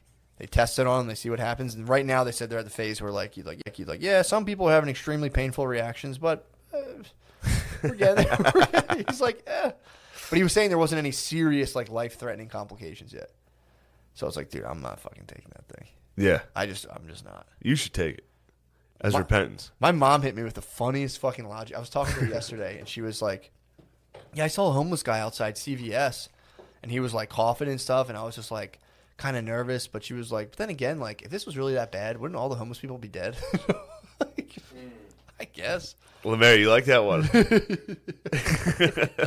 I guess, yeah, it's fair. That's how we know it's safe to come out when there's just no homeless people left. They are out, especially in Cleveland, dude. Oh, in Cleveland, really? They were out. Really? Cleveland had a fucking strong amount of bums, dude. Does it really? Yeah. That's weird. I was surprised, yeah. It is surprising. Cleveland was a nice city, actually, in the small area that I was in. But the bums were there. San Francisco has the worst. San Francisco might have the most bums I've ever seen that in my life. Sucked. From walking just to the venue to do a show from the hotel was just like 10 different bums. They're bum to non-bum. And they're aggressive. It might be like 1 bum to 4 people. They're aggressive as fuck because there's so many. They're competitive. There's so many bums. They got to step up. I told you about the dude when I was in San Francisco. Had a cardboard box with a robot face chumped, and he would just go, "Give me money." You put $1, and he'd be like, yeah, they were good. They were inventive as far as being funny. Damn, I remember the bums when I was in like 5th grade. Where? I went or 3rd grade. We went to California as a family. Did you really? Yeah, the Gillis family went California way. That was like the only vacation we ever took. I think Phil had work out there. Okay, so you guys went out and chilled. Yeah, but we went to San Francisco, and I remember that was the first time I really saw bums ever. You were like, they were doing like the robot standing on boxes, and I was like, these guys are awesome. These guys fucking rule. You know. Yeah, Barbados right now is doing a thing where they're trying to. I think a lot like the Caribbean countries are trying to say like, trying to entice American and other, there's people, I guess, economies who like have money still. You can get a weird citizenship there where you're able to live there for a year, and just like work like that way. If you're working remotely, you can just go to Barbados, get like a cheap apartment, and just chill. They're at like 40% unemployment right now, so they're like begging people just to go work remotely from Barbados. That would be awesome. Yeah, man. I know. We should ship the cast, dude. I know, dude. That's salt life. You can't come to there. Unless this audio works. If this audio works for the first time, you can come to Barbados. Yeah, you could just that's what's on the line for you right now. You can move there for like 6 months, and they won't bother you with visas or anything. But they said they don't want any trash. I think they said they want garbage, trash people. You need to have a college degree. Like they say that you need to have like a job, college degree. They're like, we want the best that we can get. So I think they literally said, I was reading this in the article. They're like, we don't want like shitty people coming here. Like you have to like submit. Good for them. Am I sick enough for Barbados? And like, yeah, you come in. Yeah, get in here. Get in here, dude. You went to Westchester? Yeah. Sick. Come on, give me some. Yeah, but it's so funny for them to be like, nah, you're a piece of shit. You can't come in. Damn, if you're not even good enough to be on it, they're like, we're just throwing bodies at our unemployment problem. Yeah. They know people are coming down to chill, dude. For sure. It's a chill sesh. No one's going to Barbados to be like, I got to prove my worth down here. You just go have Zoom meetings on the beach and like do your thing, and then It's a sick move to actually have the palm tree and beach behind you. That's what they said. Instead of the green screen. They said ditch the green screen, dude. You can actually have a real. Man, look at that! I thought of that. Just like the fucking dork who came up with that in the pitch meeting. Me and that dork are on the same level. Where are we at time wise, man? I gotta kill myself. Hour 15. Wow. It's good. It's a good emergency cast. It was a good emergency cast. We tried to film it yesterday. I was Mr. Cool, dude. You were hungover. I was hungover, man. Mr. Cool. Trying to hang. I was talking to everybody, high fiving. Well, that was when you did this cool. Legion of Skanks podcast. Yeah. So you were I missed all my friends. Got to see all my friends from New York. Got drunk. Mr. Cool, dude. Absolutely. Really? Yeah. Yesterday was fun. Yesterday's Patreon, I think it was. Yesterday's Patreon, I think, might have sucked. I think it was fun. I had a good time. I was worried for you. I was worried for you. Hey, man. Even addressing the Reddit is you're playing with very dangerous. Well, the problem is I can't have a thing on my mind and then have a conversation. Exactly, without, of course. It makes it so fucking. My face the whole time is like. Yeah, of course. I'm like, don't say that. Don't say that. I'm just yeah. I do the exact same thing. But yes. Yeah, man. Yeah, I have one harmony there. I hope everyone can. I hope you guys can all forgive Hill Gate, a.k.a. Matt McCusker. I know. Really, just forgive me, bro. For Benghazi, Take dude. Me back, dude. Take me Jake back. Ghazi. Take him back, dude. If you take him back, we'll release the emails. Yeah. We'll release all the emails. Just be like, sweet. Yeah. Thank you for listening. Oh, I had to cancel Minnesota. Oh, yeah. I was supposed to go to Minnesota. I had to reschedule that. I think they rescheduled it just to September, though. So that's good. But yeah, I had to reschedule that. Nice. It's a bummer. Minnesota would have been nice. Yeah, that would have been fun. Yeah. But. Oh, that's Minnesota. That's like. Minneapolis. Yeah, blowing up stuff and stuff. I don't know if they're still getting wild. Peaceful. I was going to have a peaceful time. Yeah, /peaceful. In the Mall of America. True. Oh. What? August 22nd. Let me check this. We're doing a live podcast, dude. Oh, that'd be awesome. Let me see. August. Yeah, I believe it's August 22nd at McGooby's Joke House. I'm doing me and Matt. Yep. Friday and Saturday. Maybe Thursday. We got to figure that out. But the 21st and 22nd, McGooby's. We're doing shows. We're doing stand up. Matt's gonna be featuring there. Full Monty, dude. You're gonna see Matt do stand up, which rules. Bro. It's been a minute. Yeah, it'll be fun. That'll be fun. I think Lemaire's coming down. That'll be fun. Posting? Yeah. Nice. Probably the Beezer. It'll be a good show. Hell yeah. And then on Saturday we're gonna do a live podcast from there. So it's what is it? Thursday, Friday, Saturday? It's either just Friday, Saturday, or Thursday, Friday, Saturday. Sick. Thursday might. I don't know if that's going on. It's fine. It might just be Friday, Saturday. It sounds. Yeah, I know. Be sick. All right, so come to that. Yep. Thank you guys again. I'm so sorry for what Matt did. I don't fucking. Matt's the best, dude. You guys are gay. Now they're figuring it out, dude. They're gay. You rule. There's certain problems. There's things that could be worked on for sure, but all I can ever do is take responsibility for my actions, dude. That's all anyone can do. What'd you do? You didn't do anything wrong. You hired. I didn't do anything wrong. I just Yeah. there was miscalculations. So I stand by my. Again, it's tempting. It's tempting to just start, dangling people and fucking with people, but I was just like, I can't, dude. No. Gotta stay true. I gotta take this on for myself, dude. But no, you're a sweet boy, things, dude. I hate to see you down. Hey man, this is life, dude. This is part of life. It's ups and downs. The Reddit. Keep running, dude. Just keep running. Reddit is life, dude. It is what it is. It's pretty much ups and downs. It is what it is. Ask yourself this, dude. How would you guys keep going? Do you guys keep ripping? Probably not. Probably not. I'm ripping. I'm running, dude. Taking my lumps. I start coughing. Sorry, man. Keep going. We're so resilient. All right, let's end this. All right.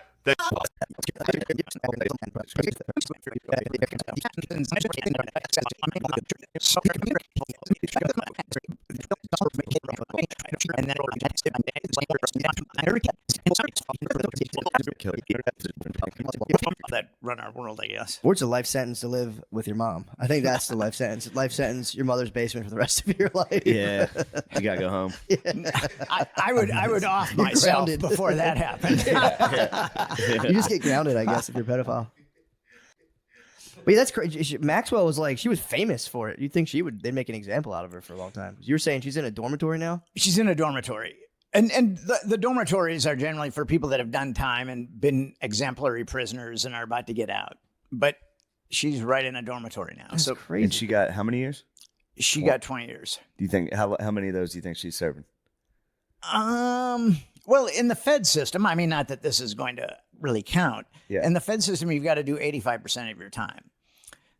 So she should end up doing like 27 years or 17 years. Yeah. So, but I don't know if that's going to happen. I mean, she kept her mouth shut and she's got a lot of money that's waiting for her. And I think that was kind of the deal. This is just my opinion. My surmise is, yeah. They sat Maxwell down. They said, Ghislaine,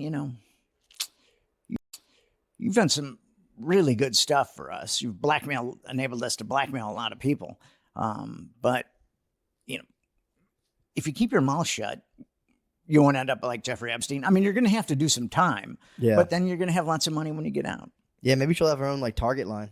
She'll have a home goods Target line. Buy Ghislaine Maxwell. I was thinking, I don't know if Target would stoop that. Maybe Walmart should have her own Walmart line. I'm a Minnesotan, and Target began in Minnesota. True, so I true. have kind of a My special bad. affinity Excuse for it.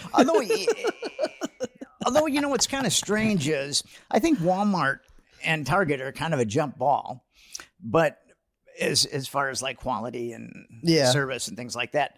But people in New York actually have Target bags.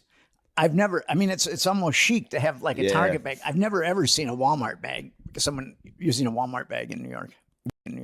Yeah, they'll walk around. Usually they're homeless if they're walking around. Yeah, if you got the Walmart bag, things aren't going well. Yeah, that's not a Louis Vuitton purse by any means. Well, actually, I saw a homeless guy in New York a couple of weeks ago. He had like 8 Target bags. No. So he was doing well. Homeless chic. Yeah. Well, so the Diddy thing, you think Diddy's go? I wonder. I don't think Diddy thinks he's gonna go down. Where do you get that? I just think about it because it's like they were saying they were like he could just flee the country, but I was like I don't think he thinks he's gonna. Somebody just told me that they're like Matt said he doesn't think he's going down. I was like, is Matt fucking talking to him? No, I'm just saying because otherwise you think he would flee, but if he's I don't know. I think he is. I think the boys got him. He invented the remix, dude. You think he's not going down? Now that's a valid point. Because otherwise, he has the means to. He's a flight risk. He could take off. I would think that there's an eye in the sky on P. Diddy. You think it's like okay, that makes sense. I think the people that raided his house are true. pretty powerful. True. I think they got a good location on that guy. Yeah. Like, we know you got blackmail stuff. That's what I heard. I heard they raided the house to get the blackmail material. Yeah. I mean, the same thing happened with Epstein, where they drilled his safe and they pulled out hundreds of DVDs. What? And I've done freedom of information requests on. I didn't, of course, want the DVDs because who knows, what licentious, nefarious things they're filled with. But I did ask for reports on the DVDs. I've been having a tough time getting Pornhub down here. I might need the Epstein DVDs. The box set. The box set, dude. Get the portable DVD player going in the bathroom. Well, if I ever get the DVDs, I'll Toss me the good ones. Toss me the good ones. So Yeah, scrub the bad stuff. And Get rid of the bad stuff. it's kind of funny. When Epstein died, the Fed said the case was closed. yeah. So then I put in a FOIA for the reports, and then they said the case is ongoing. Oh, really? And then I did it again. I don't know, about 3 months ago, and then again they said the case is ongoing. I mean, the guy's in the ground and rotting, Yeah, but the case is true. ongoing. So Trying to see that Stephen Hawking. I'm trying to see I him want to see Stephen thunderclap. Hawking fucking that would have been tough, I reverse think. forward, reverse forward. Just Back that thing up, dude. Maybe- back it up, Terry. Hawkins might know some stuff about physics that we don't have a clue about. True. So, yeah, True. You never know. Sexually, he could. With Yeah. Yeah, Hawkins. Get a little wormhole going. Yeah, that's kind of crazy. So he got. So Diddy, I know who was implicated in Diddy's was Cuba Gooding Jr. got hit pretty hard. Everyone thinks Meek Mill was involved just because he was like, they named basically his circumstances. But what was like the worst one? Because I knew he had the case against Cassie that you're saying he had the underage people. Then Well, there it was the Little Rod. producer. Little Rod. That was Yeah, the most that was- fascinating one. That was the last one. And Yeah. Little Rod, I mean, it's kind of interesting because they've done 3 addendums. His attorneys have done 3 addendums to his initial statement. And each one is getting more salacious Oh, and nefarious. because the first one was pretty bad. That was, the Was first Lil Rod with Cuba Gooding? What's that? Yes. Was he the one that Yeah. Cuba got? Yeah. Cuba got him. More like Cuba batting, Sure. if you ask me. It's kind of interesting on that link that I sent you. It's Come on, this is all I got. the link that I sent you. It was Diddy and his kid Justin took a rapper. We only know the guy's name is G, and took him into the bathroom, and then multiple shots rang out, and Yeah. then the door opened, and G was just happened to be bleeding from his abdomen, and Diddy told Jones, don't say I had anything to do with this, and I got to leave and take Yeah. off. And then Jones was taken out. It was at Diddy's studio. Jones was taken out of the studio, and the cops were called.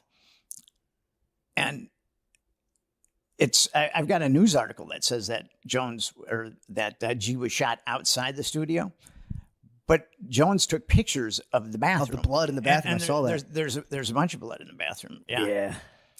So I think that shooting people, that's probably against the law too. It's hard. Yeah, he's. Well, Diddy's head of security, Fahim Muhammad, he was head of security for Michael Jackson. So there's a dude that knows how to keep secrets. And according to Jones, he's a fixer. He's really tied into the LAPD. And what's really interesting with that is, Michael Jackson was getting prescription drugs from all over, and he was using pseudonyms like Josephine Baker, and I think Jack London was one of them. But then Fahim Muhammad's name is right there as far as one of the people that was providing Jackson with drugs, and nothing happened to Muhammad. The doctor had some problems that was prescribing them, but nothing happened to Fahim Muhammad. So, and Jones maintains that he's like a superlative adept fixer, that he's got connections in the LAPD that can make, he said, that can make either problems or people go away. Damn. I think Diddy got too pumped on Empire. I think that might have been what happened. He might have watched Empire good too many show, times. dude. Freaked out. Shoot a guy in the stomach in front of your son. Like, this is our empire. Dude. Well, the This is how I hold son's it down. busted. I heard the son is like for sure getting busted on one Well, of the the things. last lawsuit is against the son. Yeah.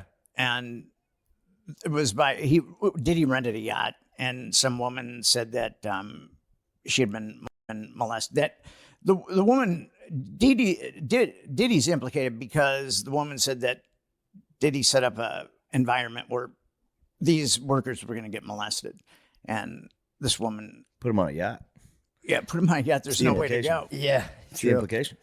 Damn. Well, Diddy's going down. You heard it first. I didn't know.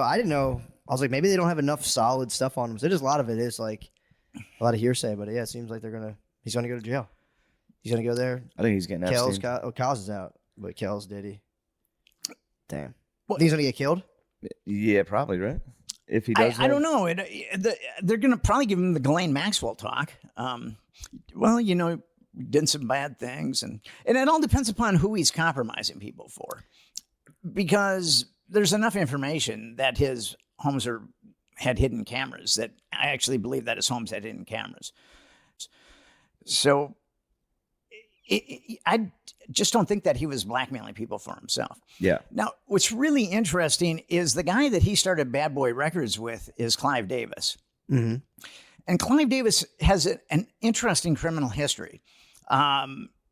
He was charged with not paying his taxes in 71, 72, and 73. He was head of CBS Records.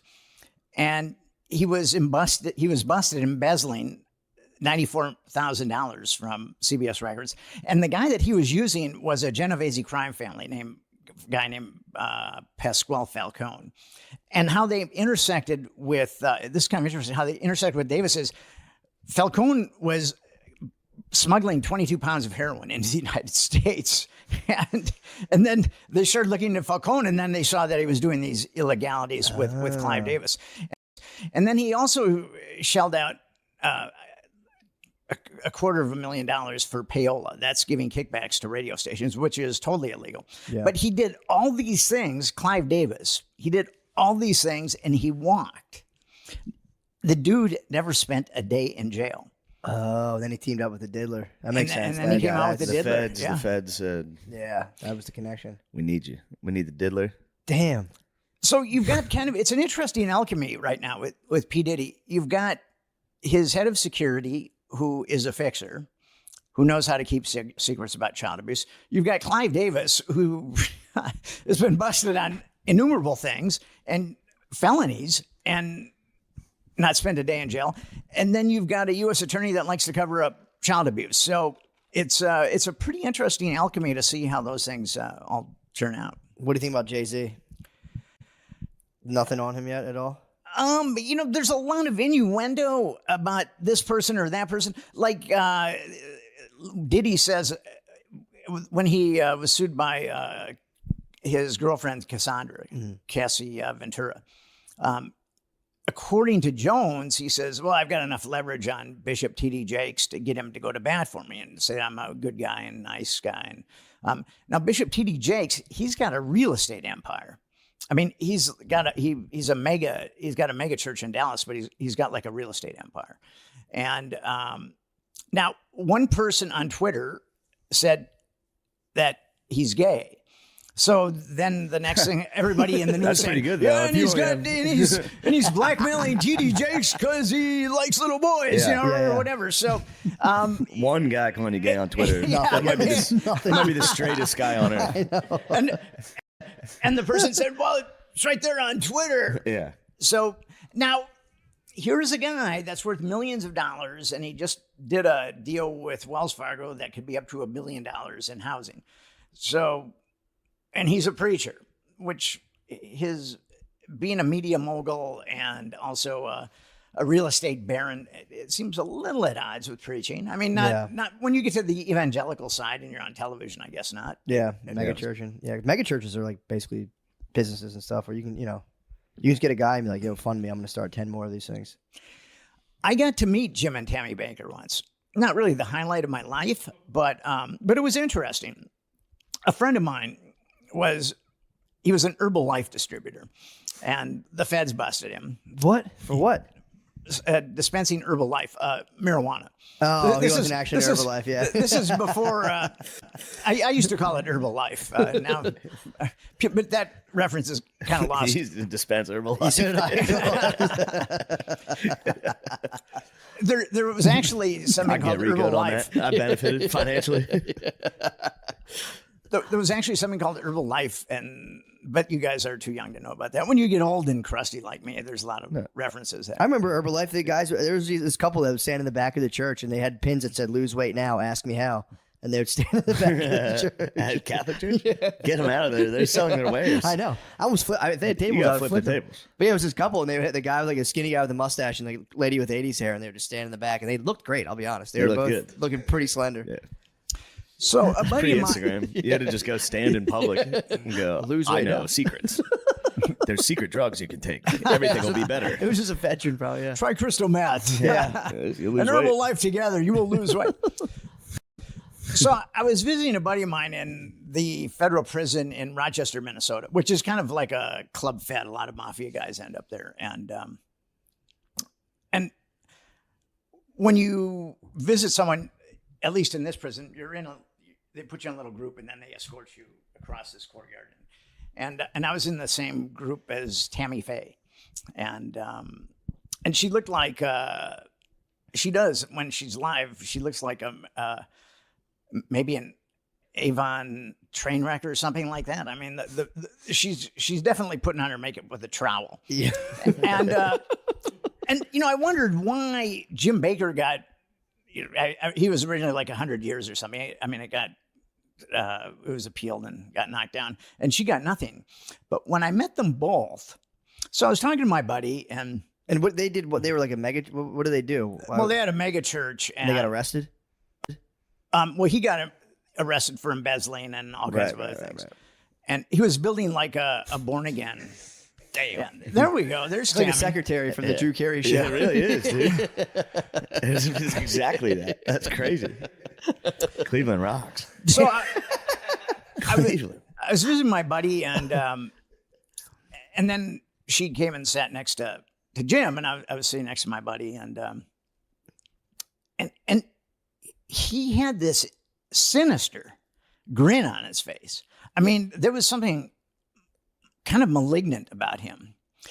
And what I felt about Tammy was, if you wanted to go to the bathroom, you had to go up to like this desk, and they'd give you a key, and then, and I watched her go up to this desk, and the only thing I could think of, and I'm not trying to be disparaging here, sure, but the only thing I could think of is she's really a fucked up person. I mean, that's really what I felt. Honest. I mean, and he's sinister, and now he's got his own evangelical show again. Oh, he got out, and now he's back to the same thing. So what was her deal, though? Was she there just to visit him? To visit him, yeah. And she ultimately... Herbalife. Just dumped out some Herbalife. Did they get conjugals? Did he get conjugals in there? I bet he was smiling. Conjugals got... I don't think there's any more conjugals left. They don't do that anymore? Not that I'm aware of. I mean, of course, prisoners have their own conjugal thing. True. But, true that. Of a certain stripe. But, well... So Jim Baker's got his own show now, and you would think with all that scandal, and I was also told that Jim, I probably shouldn't say this because it is derogatory and defaming, but I was told that Jim spent a lot of time on his knees when he was in prison. Really? Praying. Yeah. Damn, who told you that? Some people that were that did time with him. Damn. So probably, I mean, his enthusiasm was probably great. True. So now that I know these, you got to take it out. Come out of this. So now that I know these things about Jim, just anointing himself with the chrism, dude. Running around after he gets the facial. That is insane. I mean, again, I know what you're saying. You don't want to implicate yourself in any kind of negative smearing, but as just a joke, it's very funny for a mega church pastor to just be pulling it out of guys in prison. Say your name, baby. Be out. Be gone from this man. Oh, Lord. Oh. Mega church pastors get into a lot of those problems. Yeah. Yeah, they're all freaks. Yeah. It's and I feel sorry for the people that believe in them and then ultimately end up giving them tons of money. And yeah. There was an article, it was either Time or Newsweek did an article, because Jim Baker would go out with all these prostitutes, and then he would have them do stuff. And, yeah. And there was one prostitute that said, I've got 2 kids, and I wouldn't let them near that guy. So, and here he is preaching to millions of people every Sunday. Really? She was like, he was too... I guess he's got some aberrations. Yeah, some requests. Time magazine and or Newsweek, I can't remember which one, really didn't delineate on those aberrations, but I think that we can, from the anecdote that I've told you about is stay in prison, I think we can maybe extrapolate. True. Well. Yeah, probably some. All right, so final thoughts on the diddler?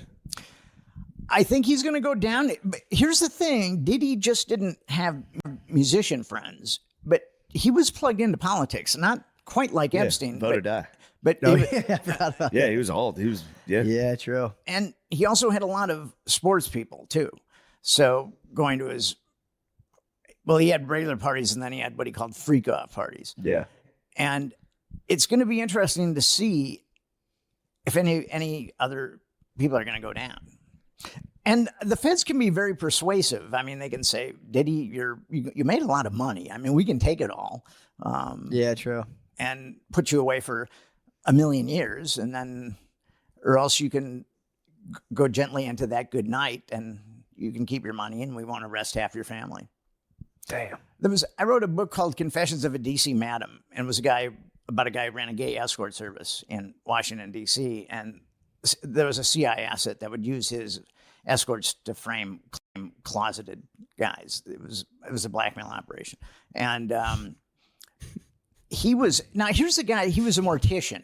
That And sucks. Just being a guy fucking a gay prostitute and then be like, gotcha. And be like, fuck. We filmed you. That would for real. it's so sucked. with Henry, he was a mortician, but he was raised in like the southern corner of West Virginia where people, preach with snakes and things like that. And so Henry moved to DC and he'd been closeted this whole time. And then through a weird set of circumstances, he bought an gay escort service.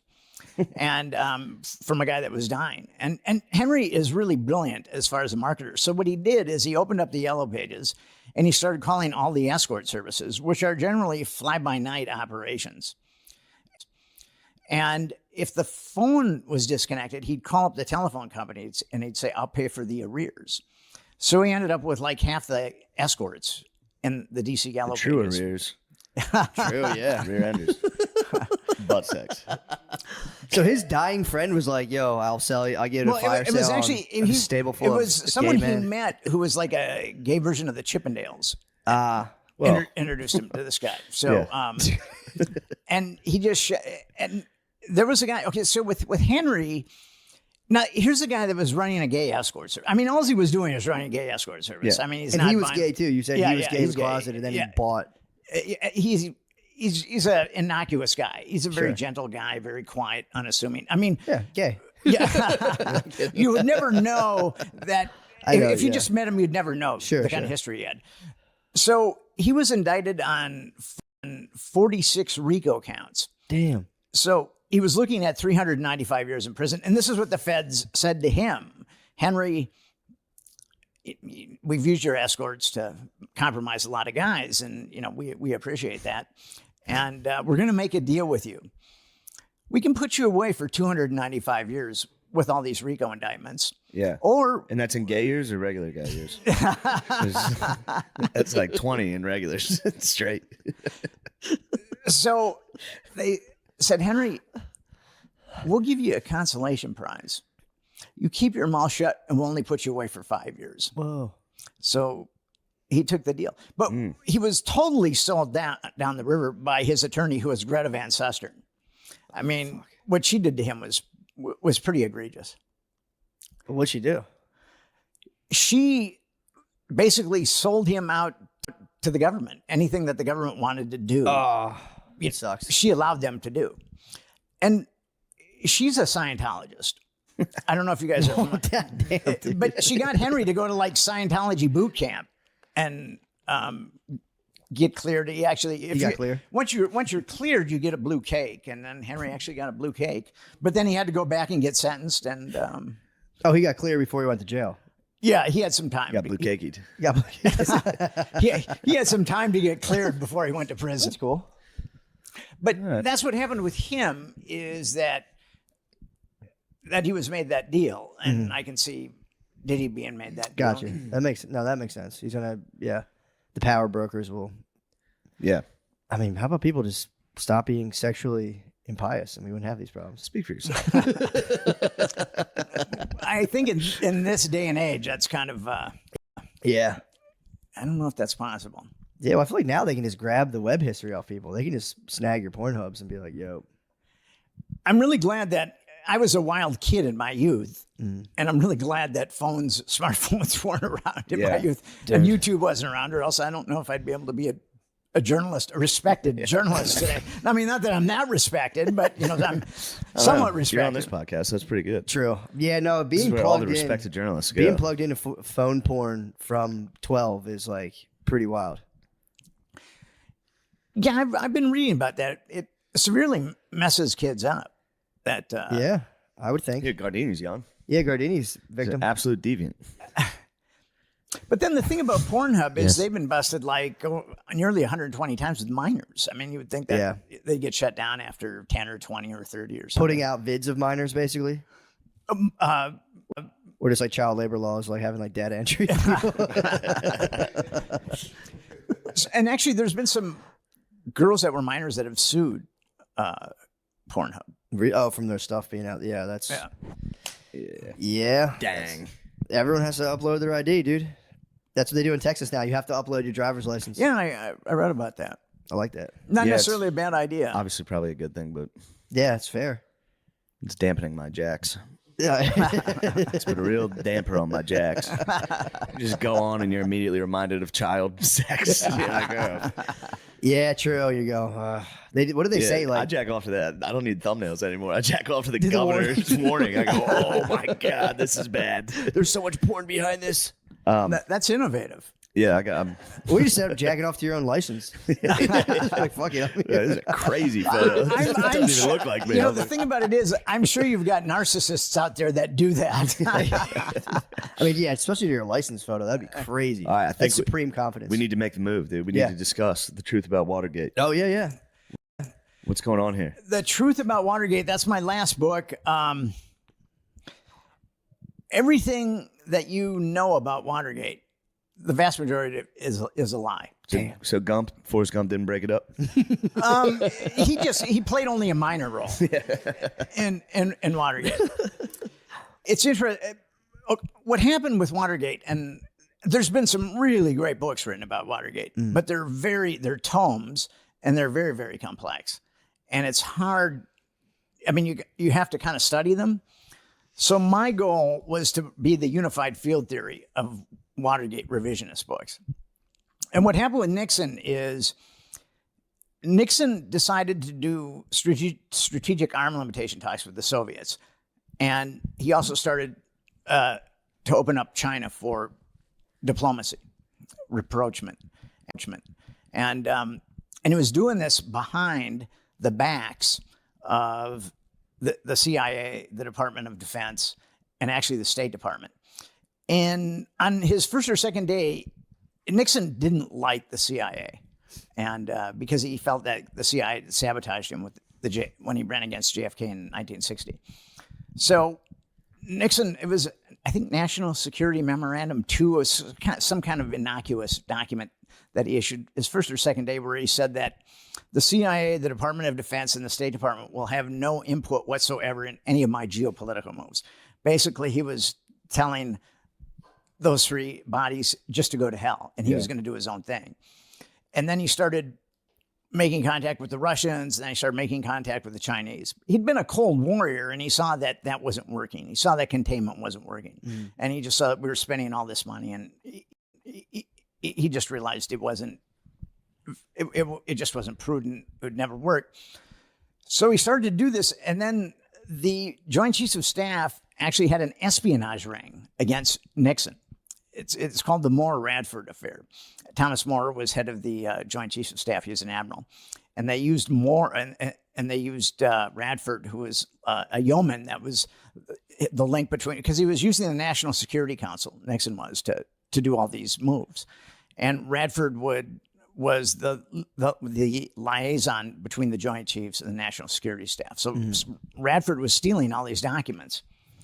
And Alexander Haig was in on it too. And actually Haig plays a role in the demise of Nixon. So Haig was enabling Radford to steal all these documents. Who's Haig? Alexander Haig is, he's a general. He was the Joint Chiefs he was Nixon's chief of staff. And then he was ultimately the overall leader of NATO. I would love to see. And he's from Philadelphia. Awesome. Oh, nice. Is he really? Yeah, he's from Philadelphia. Damn. Go Birds. So the Joint Chiefs started this espionage ring against Nixon, but the Nixon administration outed the espionage ring. Oh, they found out. Yeah. So then the CIA started to infiltrate the Nixon administration. Kind of like Scarface at the end of the movie where, he's double-crossed the Bolivian drug dealer and all those assassins, are coming. Okay, so that's what the CIA did to the Nixon administration. I mean, they just started inundating the Nixon administration from all different types of angles. And what's interesting about Watergate, it's a conspiracy within a conspiracy.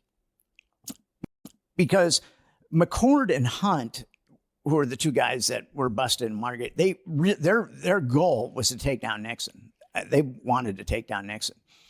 And but there were two agendas at work. And this is actually my third book on sexual political blackmail, because at the heart of Watergate is a CIA sexual honey trap. And what's really interesting, so the burglars broke into Watergate, and there was a secretary from the Democratic National Committee named Maxie Wells. She kept photos of prostitutes in her desk under lock and key.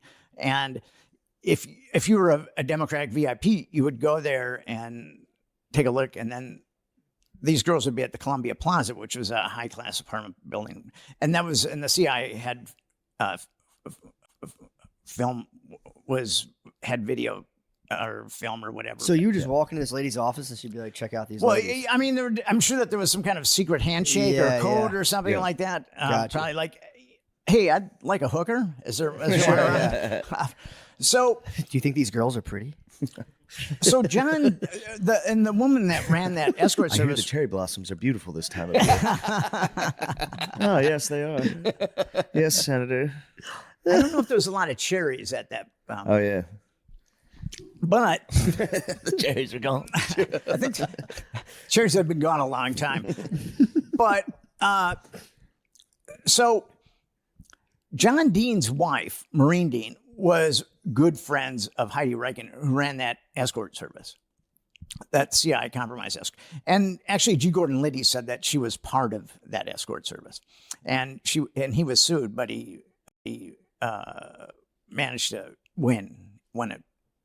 The first was a hung jury, but then he won the second trial. But anyway, so one of the burglars, Eugenio Martinez, had a key to the desk where the pictures were taken. Oh, no. Where the pictures were kept. And when they got busted, their photograph equipment was on her desk. So, but then there was another. Okay, so that was the first conspiracy, and that was initiated by. I'm sorry, when he used the key, did he get rid of those pictures and they were never No, found? no. what was he he doing? was. He got busted before he could even get into the desk. Okay. I mean, they were on them really quickly, and he tried to get rid of the key. He got the shit kicked out of him twice by Carl Schaffler. Who was Fucking Schaffler. Carl Schaffler was the cop that was notified that the Watergate break-in was going down. Why was he trying to take the pictures of the naked ladies? I think that they wanted to take as many Compromise pictures Democrats, or- pictures of whatever documentation, women, anything that they possibly could. And this was a CIA guy stealing the ladies? Okay, so Yeah, let's I'm confused. hold on. The lady's name was, what was the wife's name again? Maureen Dean, John Maureen Dean's Dean. wife. Gotcha. Who's John Dean? Okay, so John Dean was counsel to the president, Okay. and he was the guy that supposedly saw that that the Nixon administration was awash in moral turpitude and corruption. Gotcha. And he's the guy. He had a book called. It's actually a great piece of fiction. It's called Blind Ambition, and he was the guy that turned on Nixon in the Nixon administration, and then ultimately it was Nixon's word against Dean's word, but. There's quotes or there's tapes of Nixon talking about Dean and Dean lying. I mean, Dean, he's a snaky guy. Mm-hmm. And Maureen Dean was very, very attractive. And John Dean, well, but she was good friends with Heidi Reichen. And what's really interesting is a number of people have thought that she was working as a prostitute for Heidi Reichen or working with Heidi Reichen, writing her prostitute gig. And now, John Dean's book was Blind Ambition, and Maureen's Dean was Watergate, A Woman's Journey. And they both say that they met in L.A., that Maureen Dean was living in L.A. when they met. And then they had a torrid romance. And then Maureen Dean flew to Washington, and then that was it. She moved in with John Dean. Mm-hmm. But I found an article in the Washington Post where it's talking about her working for the government before that. So either they're lying in their books or the Washington Post is lying, because it's out of the, if you take that chronology in the Washington Post, it's because people have said Maureen Dean was a hooker, but it never made any sense to me, because she flew back to Washington, D.C., and she lived with John Dean. She didn't need to be a hooker to make money. But according to the Washington Post, she was already in Washington, D.C. when she met John Dean. So with that timeline, it's definitely feasible that she could have been a hooker with Heidi Reichen. And plus, her and Heidi Reichen were very good friends. That's pretty much proven. Gotcha. So what did they actually nail him for? So you're saying that Nixon, if I'm right or wrong, but I don't know if I'm right or wrong, but it's like Nixon's people had this prostitution thing going on, and they tried to expose that, and then he caught them trying to do it. Okay, so what happened was Nixon didn't know anything. He didn't know it was okay. He didn't know anything about any of this. That's kind of my question. And actually, the top people in the Nixon administration didn't know about Watergate. They knew nothing about Watergate. And it was Jeb Magruder, who was the acting chairman of the committee to reelect the president, and it was John Dean that sent them in there to the Watergate. And the story I was always said, they were just in there to steal Democrat political plans? Well, dirt. They were just in there to get dirt on the dirt. The second events. time, the first time, actually, there were two break-ins.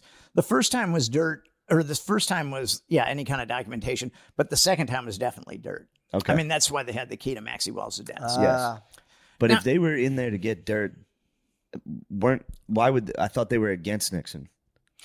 Well, a lot of those guys. No, they were CIA guys. Yeah. All those guys were CIA except for G. Gordon Liddy, the crazy one, but they were all CIA.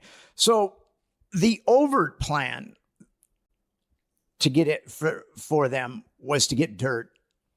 The plan that Magruder and Dean told them to do was to get dirt.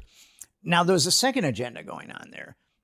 Those CIA guys, McCord and Hunt, had infiltrated the Nixon administration, like those assassins in Scarface.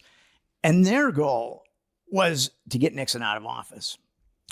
And they had the opportunity, because that whole thing was a setup. McCord really hated Nixon, and Hunt didn't like him at all. And just to make sure, they're going to steal him out of the office? What's that? So they can have him steal him out of the office. So how are they going to do it, though? Are they just going to plant something, or just look for bad stuff? Or just intentionally get caught? They were just going to see how it went out. But then there's the media side of it, too, which I can get into a little bit later. But with the CIA guys, they wanted... The burglars were Cubans that had worked with the CIA before. But Hunt and McCord were actual agents. Gotcha. Now, they were ostensibly retired, but they weren't. In the book, I show that they're still working with the CIA. So the goal of Dean and Magruder was to get dirt on the Democrats. And some people have speculated that Dean wanted those pictures because his wife was in those pictures. I don't know, but that's what people have speculated. But the CIA guys... that was not their goal. Their goal was to incriminate Nixon. And so at the Watergate, the Democratic National Committee was on the 6th floor. And on the 8th floor was the Federal Reserve Committee, or whatever it was, Federal Reserve. And now someone had broken into the Federal Reserve about a month before the first Watergate burglary. And the McCord really tried hard to get busted. So at about midnight, 6 guys in suits signed into the Watergate at midnight and went up to the 8th floor, signed in for the Federal Reserve. But the security guard was like, I think he probably had the IQ of an avocado. He couldn't figure that out at all. So the second time they went in, there was a guy named Baldwin, and he called the DC police. And Carl Schaffler was he was a DC policeman, but he'd also worked for intelligence, probably a little bit of both. And he was a block and a half away. And then when the call came in, they went right to the Watergate, and then they got busted. And Nixon, the thing so those were the two. It was a conspiracy within a conspiracy. The overt conspiracy was to get dirt, and then the CIA's conspiracy, the covert conspiracy, was to get Nixon. And you're saying Nixon didn't even know about the get dirt plan? Didn't have a clue. None of those guys did. And that's what they were calling each other. And they go, who sent these guys in? Because Nixon was way ahead of McGovern. I mean, he walloped McGovern. It was going to be probably the biggest landslide up to that point. Reagan's up till 2024. True. Why did he get in trouble for people breaking in though? I don't understand. What's that? Why was he? So he got in trouble for something crazy. Watergate was just they sent people into the Democratic committee to steal shit. That's what he got impeached for. He got blamed for that. Yeah. Gotcha. Yeah. That was the how it was portrayed. Okay, that makes sense. So and that's what Nixon left office for. Hit the fucking but what happened? What he left office for was obstruction of justice, because Nixon. I mean, you listen to the tapes of these guys, and they're going like, "What the fuck?" Yeah. I mean, who ordered those guys to break in? Now, Magruder and Dean, who ordered them to break in, kept quiet. So those guys had no idea. Damn, so there was just like 9 burglars in the building and everyone was Spider-Man out. But Nixon, his natural instinct was to cover it up. I mean, he didn't know why anybody broke into the office, or he didn't know some of the other crazy stuff that these guys had done. Yeah. But it was just his political instinct to cover it up. Gotcha. And that's where he got busted. Is he tried to use the CIA, and the CIA double-crossed him. He tried to use the CIA because the FBI launched this investigation, and they found leads to the Nixon administration because of Hunt and McCord. And he tried to get the CIA to play their national security guard to stop the FBI. Now, Richard Helm was head of the CIA at that point, and him and Nixon hated each other. When there would be a cabinet briefing or a National Security Council briefing, Helms was allowed to brief the cabinet members or the National Security Council, but then after that, he had to leave. Nixon had they really hated each other. Now, Richard Helms said, no, we're not going to cover it up. But then Nixon said something about the Kennedy assassination. And actually, there's tapes where Nixon is grilling Helms. Who shot John? Who shot John? And so Nixon leveraged them with the Kennedy assassination. Oh, wow. And then Helms said, okay, we'll do it. But he didn't. So, and actually the CIA provided more incriminating evidence against Nixon. But Nixon didn't know any of this stuff. All these machinations were just going on below the surface. Jesus. Yeah, that's pretty cool. I had no idea. I thought he got like in trouble for like stealing stuff. I didn't know what happened. I thought he actually just stole stuff and got busted and was like, my bad. I'm not a crook, dude. Yeah, I'm not a crook. The thing is, if Dean and Magruder hadn't ordered those break-ins, then Nixon would have. That's what was tied to his, yeah. Yeah, get those pictures. And of their wives, their hot wives. Yeah. Their hot wife, and they got busted. We gotta get those naked pictures of our hot prostitute wives out of there. Shit's about to go down. Yeah. Well, at least they were adults. I mean, I got to give them that much. Yeah.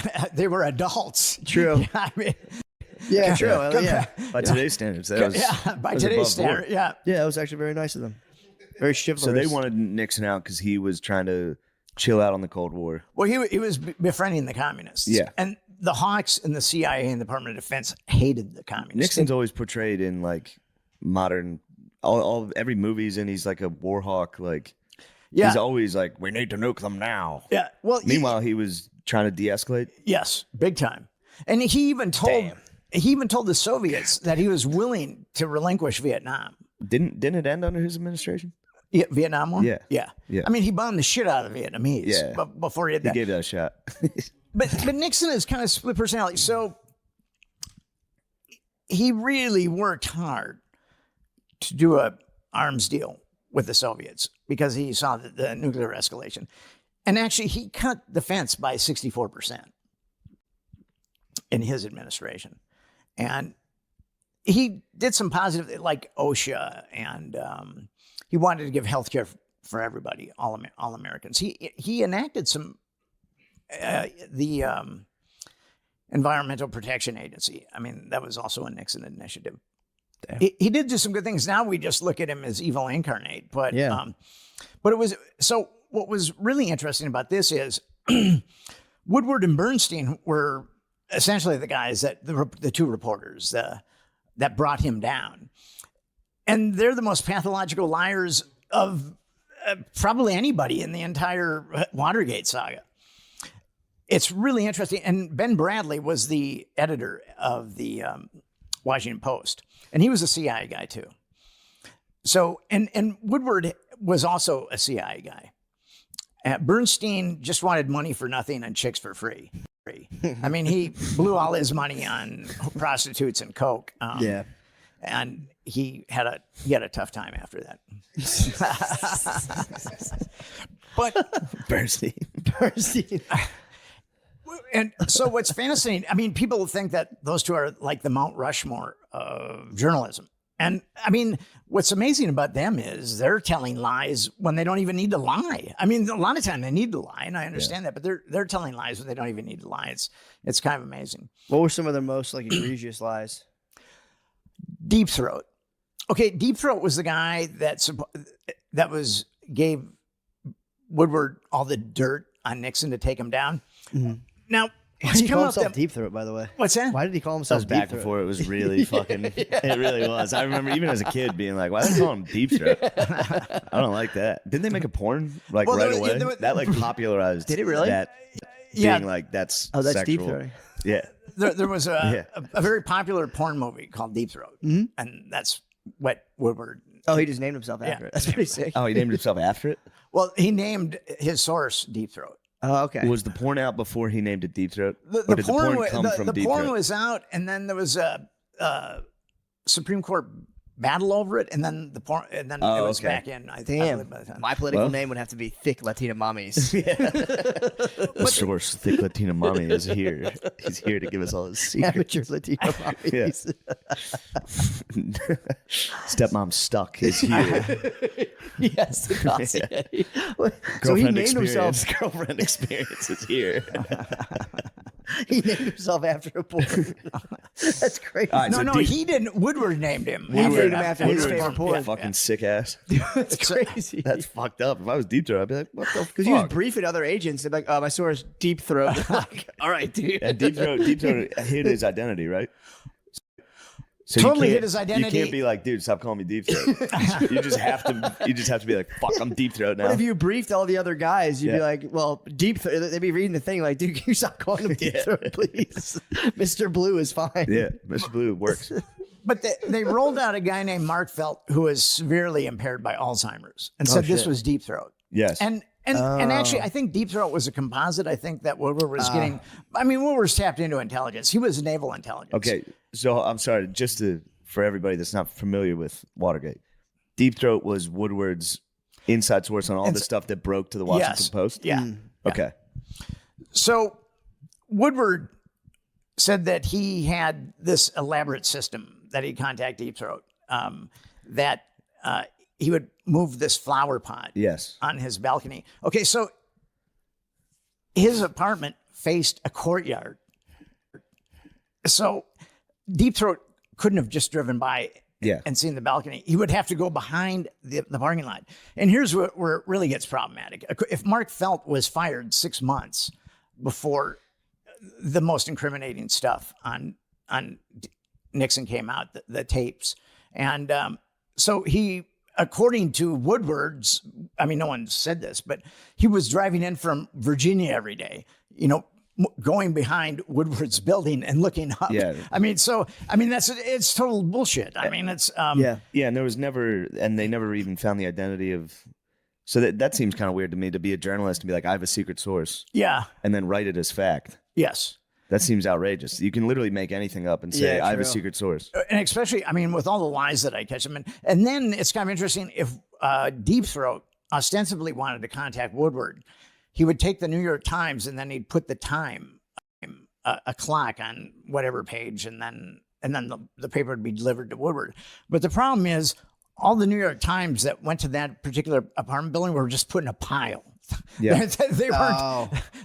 They weren't put in front of Woodward's door. So the whole thing about Woodward is, and what happened was, as Watergate started taking a toll on the Nixon administration, he had to start firing people. He fired his chief of staff, Haldeman. He fired his domestic czar, John Ehrlichman. He had to fire his attorney general, Richard Kleindienst. And Alexander Haig was such a great shapeshifter. He had been in that administration because he'd worked for Nixon, or worked for Kissinger at the National Security Council. And Nixon really liked him. Haig hated Nixon, but Haig was a really cunning sociopath. So he became Nixon's chief of staff, which was the biggest mistake that Haldeman ever made, H.R. Haldeman. When he got fired, he said, well, try Alexander Haig. And it was Alexander Haig that provided the really incriminating stuff. Gotcha. But here's the thing. Woodward and Haig lied. They said they hadn't met each other until 1973. And Woodward was debriefing Haig in the 1960s when Woodward was with Naval Intelligence. So that... Woodward was naval intelligence Yeah. before he became a journalist? Yeah. And here's what... Free Nixon, bro. Yeah, true. So what's interesting is, and I'll tell you just how crazy the Woodward story is. So Woodward, he graduates from Yale, and he's accepted to Harvard Law School. And then he ostensibly goes to the Washington Post after he's been accepted to Harvard Law School and says, I'd really like to be a reporter. I tell you what, I'm gonna, how about if I write for you guys for 2 weeks? And then if you don't like it, you don't even have to pay me. And if you don't like it, then I'll leave. So that was the deal that was ostensibly made with the Washington Post. And then they put him, ultimately he ended up in the AAA system of the Washington Post in a weekly in Maryland. And he drove a Carmen Ghia. He lived in a very nice apartment. There's no way that he could, and I demonstrate this in the book, there's no way that he could have paid. Woodward was definitely a spy at that point. Yeah, I get what you're saying. There's no way he was making that And money. then the Washington Post brought him back. And then 9 months later, he and Bernstein broke open Watergate. Yeah, that's kind of weird. They tell all kinds of other lies, but Deep Throat is definitely the biggest lie that they tell. Do you think the stuff happening to Trump now might be some sort of interference operation or what? I don't know. You said it, brother. I was waiting to ask, and I was like, I don't want to. I was curious. It it's sounds exactly familiar. it. Yeah. I don't. It's really hard to know with Trump. I don't see how that guy cannot be compromised myself. I mean, But it does have the thing that reminds me of it is like the hallmarks of like JFK and Nixon, where it's like, let's de-escalate with Russia. Let's de-escalate with North Korea and China. Like, why are we, you know what I mean? It seems to be that. I'm willing to keep my mind open on that. Yeah. His tax bill was probably the biggest redistribution of wealth that we've ever experienced in the United States in a short period of time. So he did help the rich get richer and the poor get poorer. He's also circled in Epstein's black book. Yeah. Right. Which is pretty incriminating.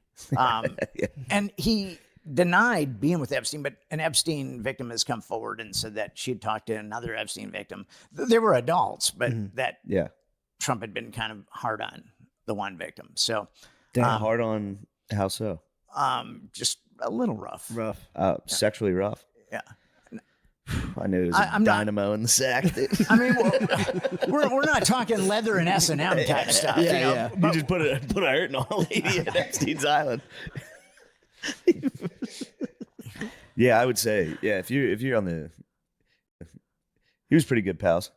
They were really good pals. And it's tough to know. He said that he Sure. heard that Epstein. I heard he broke it off after the first one when Epstein got arrested in Florida. Well, he Did they- ostensibly broke it off before then. Yeah. But I mean, Donald Trump has problems with veracity, so it's difficult to know. Has there been any connections of him and Epstein after that? Like when he said they were done being friends? Yeah, he- he took Epstein's plane. After that. Yeah, after that, and he was also visited Epstein's house. A deposition from Epstein's brother Mark talks about that. Damn. So he did lie. Trump did lie about that. Yeah. Gotcha. With Gates, and Gates revisited him too, didn't he? Well, here's the thing with Bill Gates. Yes. Okay, the media cover story on him is that they met in 2011. Mm-hmm. The Evening Standard did an article on Epstein in 2001. And according to that article, Gates and Epstein were doing business in the 90s. Damn. So there's a lot that's been covered up about Epstein. And there's guys like me that really want to get at the truth, but the government and the media are just fond of kicking out salacious details. And it's really hard to get to the truth because there's been so many lies.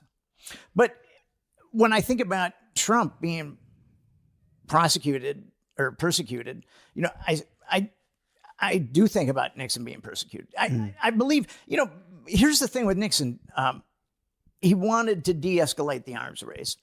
He wanted to open up China so he could use China against Russia. I mean, that was his thing, and it was working for sure. But then he backed Pinochet, who was a genocidal dictator. He jacked Suharto, who was a genocidal dictator, and then Pol Pot. The Chinese were down with Pol Pot, and he wanted to appease the Chinese, so he tacitly backed Pol Pot. But was that CIA doing that, or that was him? That was Nixon. Okay. Yeah. I mean, the CIA ultimately did things that enabled it. They got it done. Yeah. So Gotcha. with Nixon, it's not. The media has sold Nixon as good versus evil, but it's not quite that simple. Yeah. And the media has also said that it was the left that toppled Nixon when it was actually the right that really had the means, motive, and opportunity. Yeah. Initially. I mean, eventually the left got involved, but after the right had inflicted a tremendous amount of damage on him. Dang. Yeah, I had no idea. I never really asked. I didn't know much about Watergate. I thought he just got caught doing something kind of bad. And Everything that, like I said when we started, everything that you know about Watergate is a lie. Damn. Just about everything. Shit. Let's take a pee break. Yeah, I do have to pee really badly. Quick break. Quick break, yes. It can be easy. Hey, I'm joshing. Eat your chicken, dude. It can be easy to ignore our social battery and spread ourselves thin, especially with social gatherings picking up after the winter. What's the right amount of socializing for you? How do you recharge? Maybe you thrive around people, or maybe you need some more time alone. Therapy can give you the self-awareness to build a social life that doesn't drain your battery. Personal endorsement. Golly. Yeah, man. You got to fucking figure all these questions You out. got to answer these questions. Otherwise, you're going to spread yourself. Yep. Yourself. Yep. Last thing you want is to be spread. You don't want to be spread, dude. You ever been spread? Yeah, you be careful. No, thank God I would. Right now, I've been spread. Thankfully, spread? I've been home lately, but I was Sure, spread. yeah, you I get was spread out, yeah. gaping in the last couple of weeks. Yeah, true. I'll spread myself out a lot of times, family, and then I'll just. Spread yourself in front of your family. Yeah. At Thanksgiving, you come down, you spread in front of everyone. I'm like a turkey on the table. You can just lay down, put an apple in your mouth, and just spread. If you're thinking of starting therapy, give BetterHelp a try. It's entirely online, designed to be convenient and flexible, and suited for your schedule. Just fill out a brief. It's so funny thinking of them getting this ad reads. Brief questionnaire to get matched with a licensed therapist and switch therapists anytime for no additional charge. And you know that's something me and Matt love the most about BetterHelp. True. Find your social sweet spot with BetterHelp. Visit BetterHelp.com/MSSP today to get 10% off your first month. And that's BetterHelp, HELP.com/MSSP, dude. That's what I'm talking about. Think about your dad coming down at Thanksgiving and fucking spreading himself. I just like to switch up. They're like, you're narcissistic bipolar. I go, next. Try again. Nope, wrong.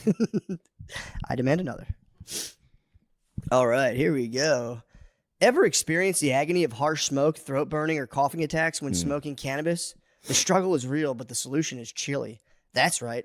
I'm talking about the smoothest way to light up, and that's with Freeze Pipe. Freeze Pipe makes a unique line of freezable pipes, bubblers, and bongs that are 80% colder than using ice cubes to chill smoke. The magic is freezable glycerin chambers that come on every piece. Simply, pause. Is that what?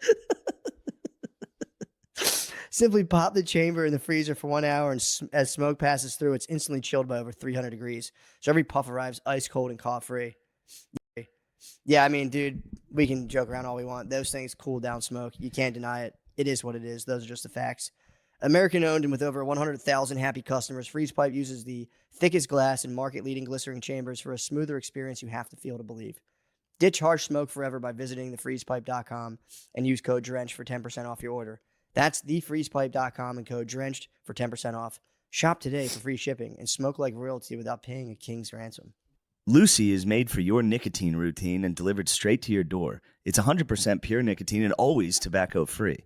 You can choose your preferred form, pouches, breakers, or gum, and you can choose your strength from 2 milligrams to 12 milligrams. 12's a lot. And I'll tell you what, I know some hockey players that would like that. Oh, yeah. Flavors include mint, apple ice. That's the hockey player's favorite. True. Espresso, mango, and more. Save yourself from the weekly gas station stop and sign up for a monthly subscription, which saves you 15%, no commitment, cancel anytime. Avoiding the gas station stop is very nice. Yeah, man. That's big for Lucy. Yeah, I might get in a fight. Personal endorsement, I go to the gas station sometimes for my gas station fix. Mm-hmm. I don't like it. That's It's why I like- switched to Lucy, and I like Lucy. Yep. You have to talk to any ruffians that might be hanging out there. The ruffians there, yes. Careful. The product that sets Lucy apart is Lucy Breakers. It's nicotine pouches, but with a tiny capsule inside. That capsule contains a liquid flavor that saturates the pouch before it's even in use. Oh, fucking saturates some lady's pouch. Break it in with your teeth and boom, instant nicotine release when you need it. Let's level up your nicotine routine with Lucy. Go to lucy.co/drenched and use promo code DRENCHED to get 20% off your first order. Lucy offers free shipping and has a 30-day refund policy if you change your mind. Lucy.co and use code DRENCHED to get 20% off and always free shipping. great And up. here comes the fine print. Lucy products are only for adults of legal age, and every order is age verified. Warning, this product contains nicotine. Nicotine is an addictive chemical. Shit. Oh, please. Also, this week I'll be in Las Vegas. Please come. Wise Guys, Las Vegas. Go to mattmccusker.com for tickets. Yeah, and there's a bunch of other shows. Please come. Bye. Yep. Just don't even ask. Stick Get your in there. fucking beak in the camera. Well, Get in there. sorry. That'll be quick. Me, Lemaire, and Nate's show is on May 7th at the Creek in the Cave. If you're in Austin, Texas, please come. Those have been really fun shows. Yeah, they they've are. been great. The And next now one's- Nate's with you guys. Nate's with us. It's a 3-man team now. You guys are, yeah. Pause. Resume. Ooh. Yeah, Don't they- ever backtalk Matt sorry, like that sorry, again. Matt. Sorry. And No, please it's come fine. to Raleigh, Good Nights in Raleigh on June 6th. Thank Oh, you. God. Now we got a big shot touring comic. Oh, yeah. Well, I wish. Thank you. Thank you. Goodbye. Yeah, before we get into the Watergate stuff, Yeah, we'll do this as like a precursor almost. Almost. There you go. Yeah, we'll do it as a precursor. yeah, because a lot of the people listening to this are young men that just young men that have never really heard of Watergate or have just a brief summary of some names and what the overall scandal, or at least is portrayed as. The official narrative. Yeah. Okay, the official narrative with Watergate is Richard Nixon sanctioned Watergate, and the burglars got busted. And then Nixon tried to cover it up, and then that's ultimately what he was taken down for. He had a couple of guys on his staff, Jeb Magruder, who was acting chairman for the committee to re-elect the president, and John Dean, who was counsel to the president. Those two guys sanctioned the Watergate break-ins. And the burglars, G. Gordon Liddy and was the only one that wasn't CIA. All those burglars were CIA guys or CIA assets or had been CIA assets. G. Gordon Liddy was the only one, and he'd worked for the FBI. So Liddy was the point man, and Liddy thought that breaking into the Watergate was coming from Nixon's Attorney General, John Mitchell. Right. He had no idea that it was coming from Jeb Magruder and John Dean. So they sent the burglars in the first time to get as much information on the Democrats. Now, the Watergate was the sixth floor of the Democratic National Committee was on the Democratic National Committee was on the sixth floor of the Watergate. And the burglars broke in the first time, and they were looking for like Democratic strategies, things like that. Gotcha. And then they broke in a second time. The first time they broke in, they didn't get caught. They did not get caught. No. And this was how long before the second break-in? About 3 weeks. Okay. And then 3 weeks later, they were ordered to get as much dirt as they possibly could.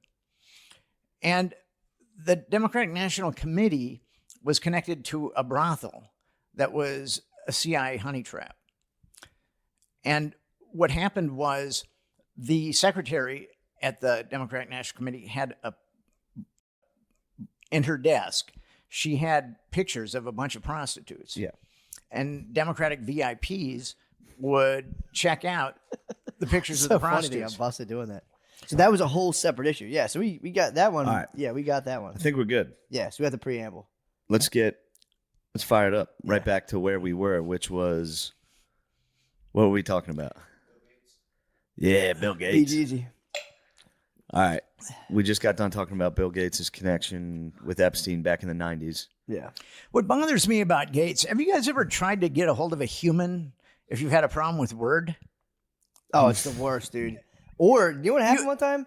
What happens is they'll do a thing where you'll just, like, an Indian guy will just take over your computer. Like, I was, like, moving my mouse, and my mouse would start going to the left, and I'd be like, what the fuck? And he was like, sir, please stop. Yeah, they'll just, if you gotta give them permission, they'll just get into your computer and start fucking going nuts on it. You've gone for, I've never been It able took to a lot for me to get that, though. I was chatbot after chatbot. If they got into my computer, dude. Yeah, They eventually. could ruin all my total war campaigns. Dude, you could They tank could start a war with Russia, dude. I don't want that. You know, here's what, Your I own mean, Watergate. there's a number of things that bother me about Bill Gates, but one of the preeminent things is he's buying all this land. Yeah. Why can't he put a call center? You know, on one of those acres. I mean, if he just spent a little of his money and made a call center in Idaho. Or have the dudes like hoeing all the strawberries, the Bluetooth, and they could do two at once. Yeah. Yeah. See? But not Billy. He's got because I'm a writer and I rely on Microsoft Word, unfortunately. Dude, and I had some problems with it about 6 months ago, and I desperately tried to talk to humans. Yeah. Can you find your Word documents that you save on the OneDrive? If I save anything on OneDrive, I can't find it. I don't know where it is on my computer. Sorry, this is we don't have to talk about. No. Well, I mean, I can try to give you. I can try to give you some tips. I can't find the file afterwards. I'm stumped. I'm currently stumped. I try to You send. lost your files. I just try to like they're there, but then I try to email them to someone as an attachment, and it's just like, where is it? I'm You like, need I a call don't know. center. I do. You desperately need You got to a call let center. the engines into your computer, and they'll just start. Yeah, they'll get it. They'll get in there. Which I don't know mean- how it even got in there. That was kind of nuts. I was like, what? Get out of my fucking mouse. I mean, Gates wasn't making enough money selling Microsoft Word. Now we have to rent it, and then Yeah, the suite. there's no call center. I mean, Yeah, that might be his most, honestly, out of everything he's accused of, that might be the worst. Was he ever accused of laying with ladies at Epstein's? he's been outed that way. Yeah. Not with Epstein, but with some other scenarios. Okay. But if he's been outed in other scenarios, I mean, why wouldn't? Yeah, he why be? wouldn't he do Yeah. it to you? Then his wife was the one who like blasted him on the Epstein stuff Actually, Which is a good God. according to the media, she left him because of it. because of the Epstein stuff. Yeah. Yeah. But who he and knows, Epstein yeah. went back to the 1990s. Damn. Instead of 2011. There's so much bullshit that's been manufactured about Epstein, and so much salacious dirt. It's really unfortunate. You've got a guy that trafficked children for 25 years, and our media, no one in the mainstream media has called for any justice for any of those victims. Now, yeah, well, it became right wing to even care about it. that's been that's not for that's sure. what happened. If you That care became about it, also you're right-wing. that's a big thing we talk about a lot on this. Is like we don't do anything about it. The only thing you can do with Epstein is just on a podcast be like, "The fuck? Yeah. What was that? Yeah, true. They killed him. We knew they were gonna kill him, Yeah. and he trafficked kids, and no one. Yeah, that's as far as we get. There's a couple of things with Epstein that people just don't know. Okay, 'cause there's the Epstein Victims Compensation Fund that where a lot of Epstein's money went, and 225 victims applied for money. 150 were given. 150 were given money, and 8 decided not to take the deal. So ultimately, 142 were given money. Damn. Damn. Can you imagine being cheap with that money? But think of all the girls that he trafficked, and only 225 were come forward. But there's a couple other things. If you take any money from that fund, you've got to sign an NDA where you cannot name any of the perpetrators. And also, I know 2 psychologists, and one of them is very eminent. She's in the world of psychology, she's quite the superstar. She's counseled a woman, and then another psychologist is counseled a woman. They were under 10 years old when they were trafficked by Epstein. And one actually described Epstein's home and then talked about a park that was by his house and a number of things. And she was under 10 years old. And then I know of one other, I mean, these 2 psychologists I know pretty well, but then I know of another account too that I've been told of another account from someone who's, I think, legitimate, but I just haven't been able to corroborate it. So you've got the Epstein Victims Compensation Fund is a huge cover-up tool. Damn. It's being used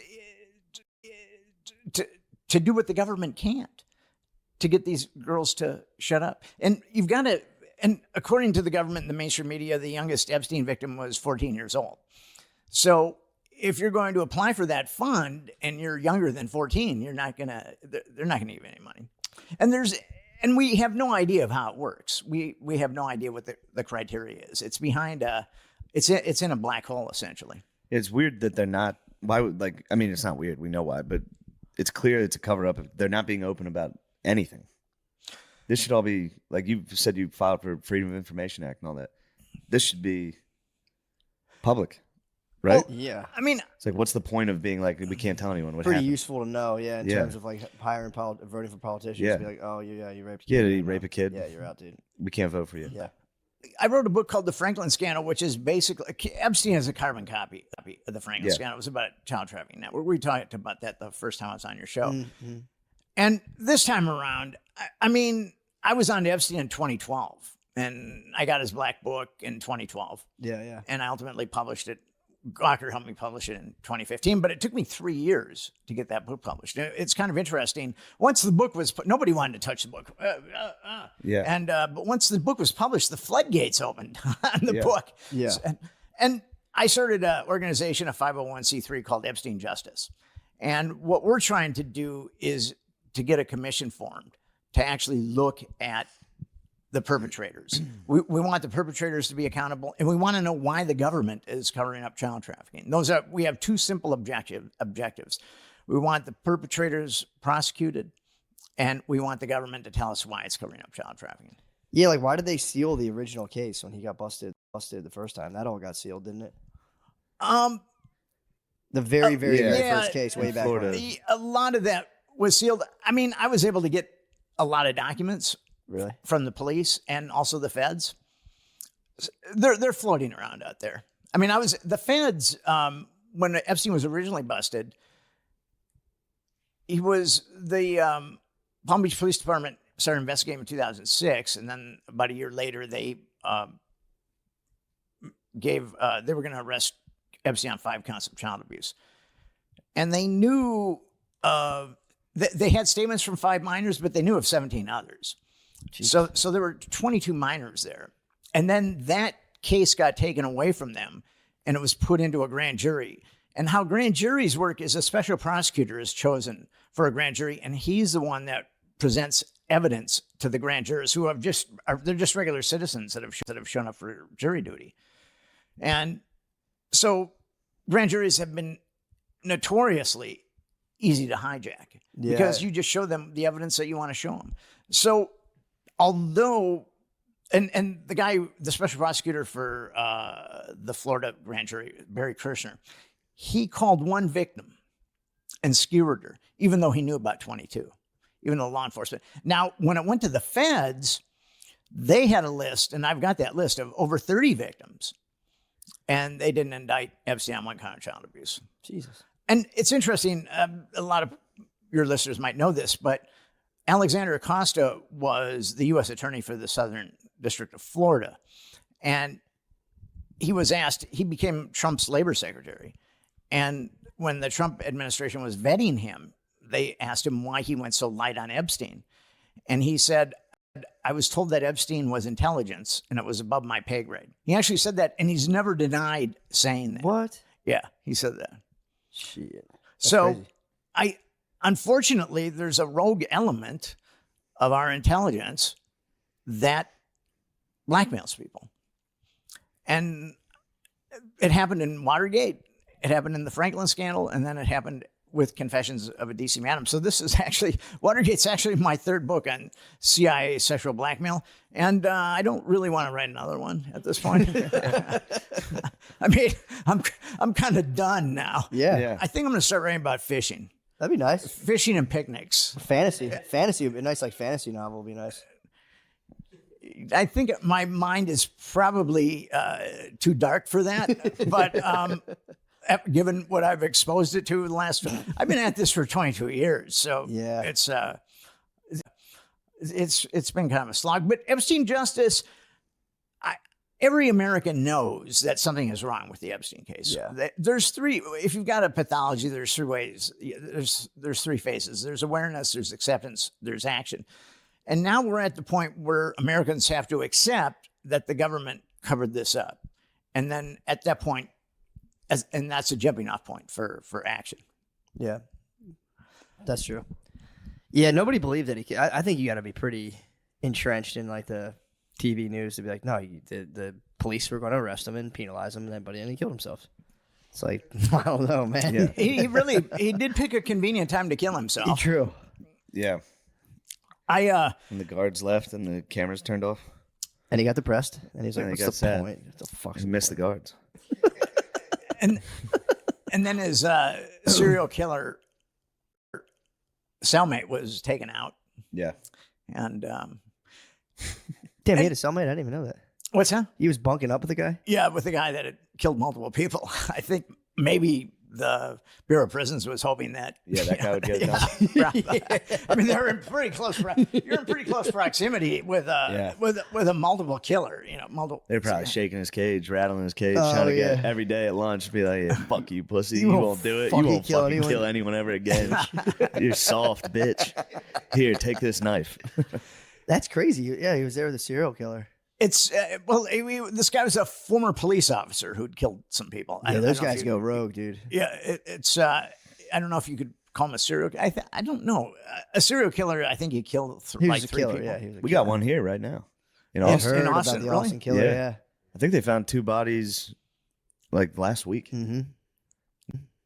No one cares because apparently it's gay guys. So everyone's going, it doesn't matter. They suspect he's gay because he only kills like young adult males Oh, that okay. leave like bars on Rainy Street. And that's where you frequent. That's not where I frequent. Careful, Sean. Sean, be I'll careful. catch him. You might catch him. You might, yeah, with I'll your lure wrestling him background. in, yeah, and I'll catch Did you ever him. hear about the Pin his Bring lake? ass. him to justice. My friend was telling me this weekend there's a lake in somewhere in Georgia called like not Rainier, some sort of lake where apparently it had something to do with like the slave trade back in the day and blah blah blah. But all these like younger kids will be partying on the lake and they just go under. And they'll ask their friends like, was your friend like hammered? Like, nah, I look fine. So there's a local lore that like there's these ghosts of slaves that are just like pulling down white partiers. Oh, wow. Yeah, dude, I heard about that. I was like, damn, that's so scary. That's very scary. Like ghosts Get of your slaves. ass down. Get your ass down here, motherfucker. Better work on your breaststroke. Yeah, true. Yeah, true. Now this is racist, but you'd think you'd be able to outswim. You think that's white's territory. You go, oh, we're in the water now, dude. You've entered the white's domain. You've had your 5th white claw. You're like, whoa. Yeah, that's a tough way to go. Come here, boy. A ghoul. You're on a paddleboard. You're like, get off me. Oh, shit. My Either way. first major investigation was into a I serial thought you killer. liked that. I Sorry. love it. My first major investigation was in. I'm from Minneapolis, and I Sure. wrote for the Weekly, and there was a crazy woman who she ran an organization called Whisper, and she tried to mainstream prostitutes, get them out of the life.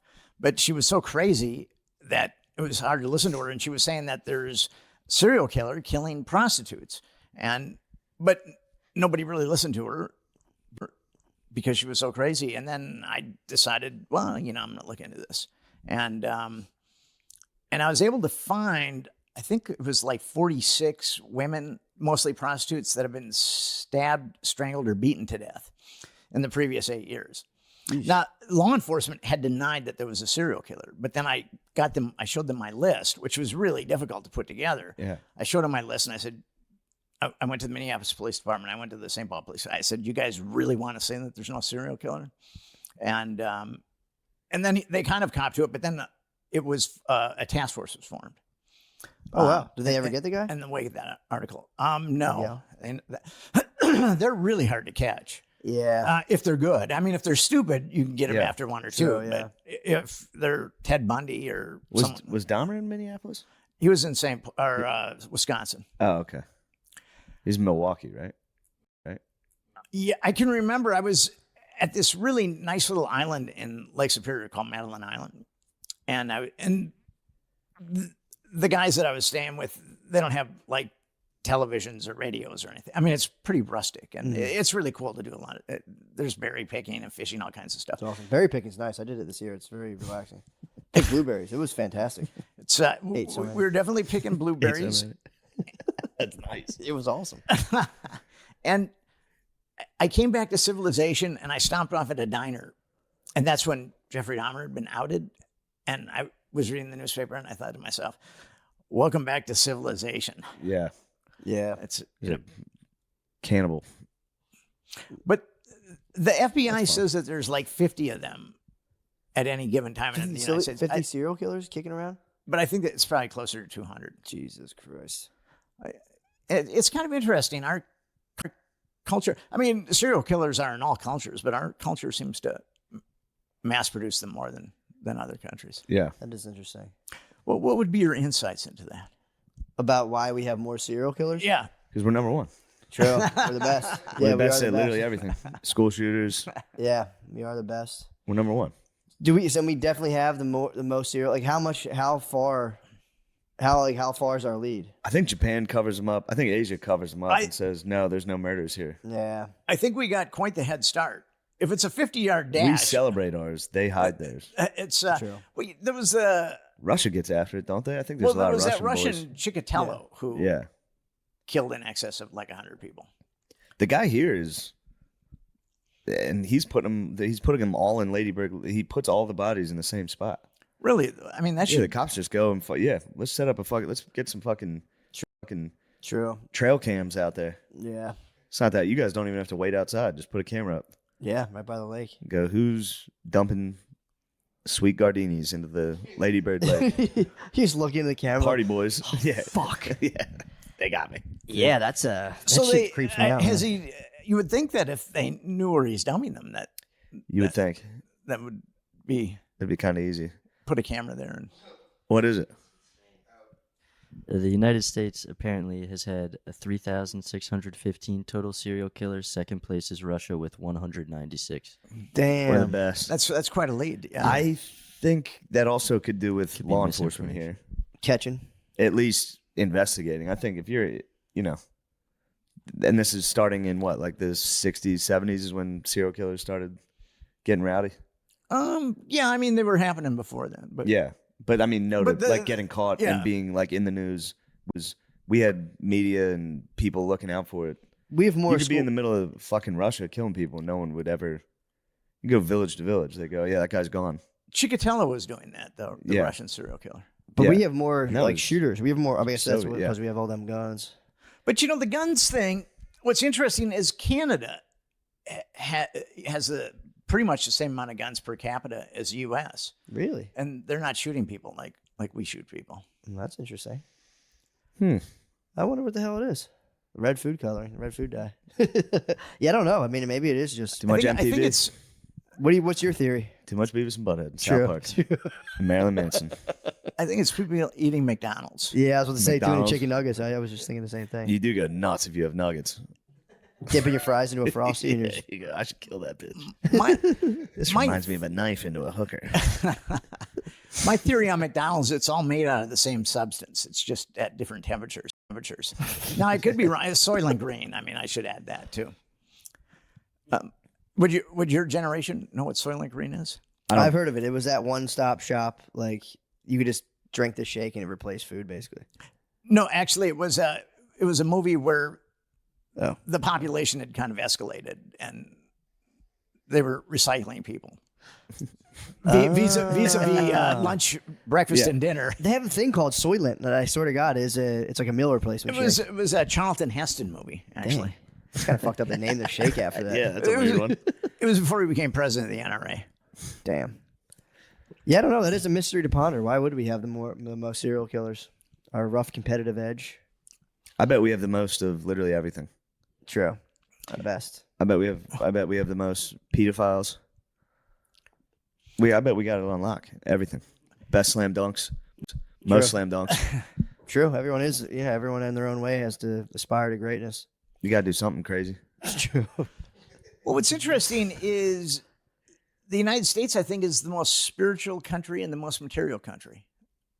There's more spiritual options here than I think anywhere else, but yet there's also a rampant materialism.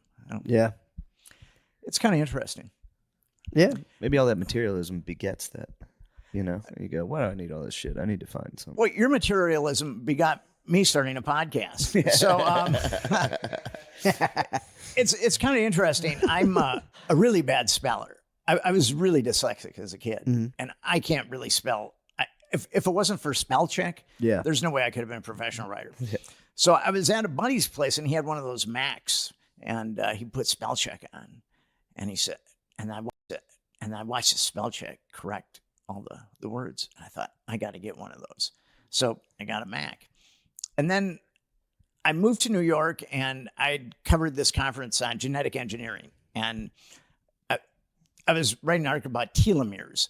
They're like the egglets on the end of your chromosome. And every time a cell divides, the telomere shortens, and that's what determines your obsolescence. So I plugged telomere into her search engine. This was even before Google. And then there was all these hits on telomeres, and I got a bunch of information about it, and I was able to write the article. But as soon as I saw those hits on telomeres, I said, I got to get one of those. That kind of was a Freudian.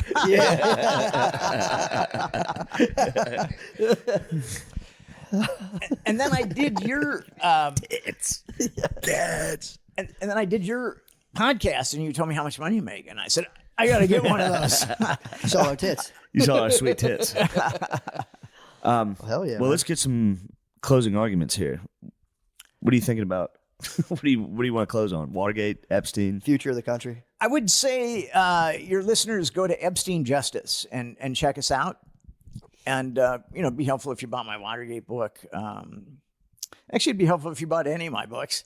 And it's good to be back with you guys. Yeah, hell yeah, Thank you, man. man. Thanks for coming. Thank Yeah, you. man. Awesome.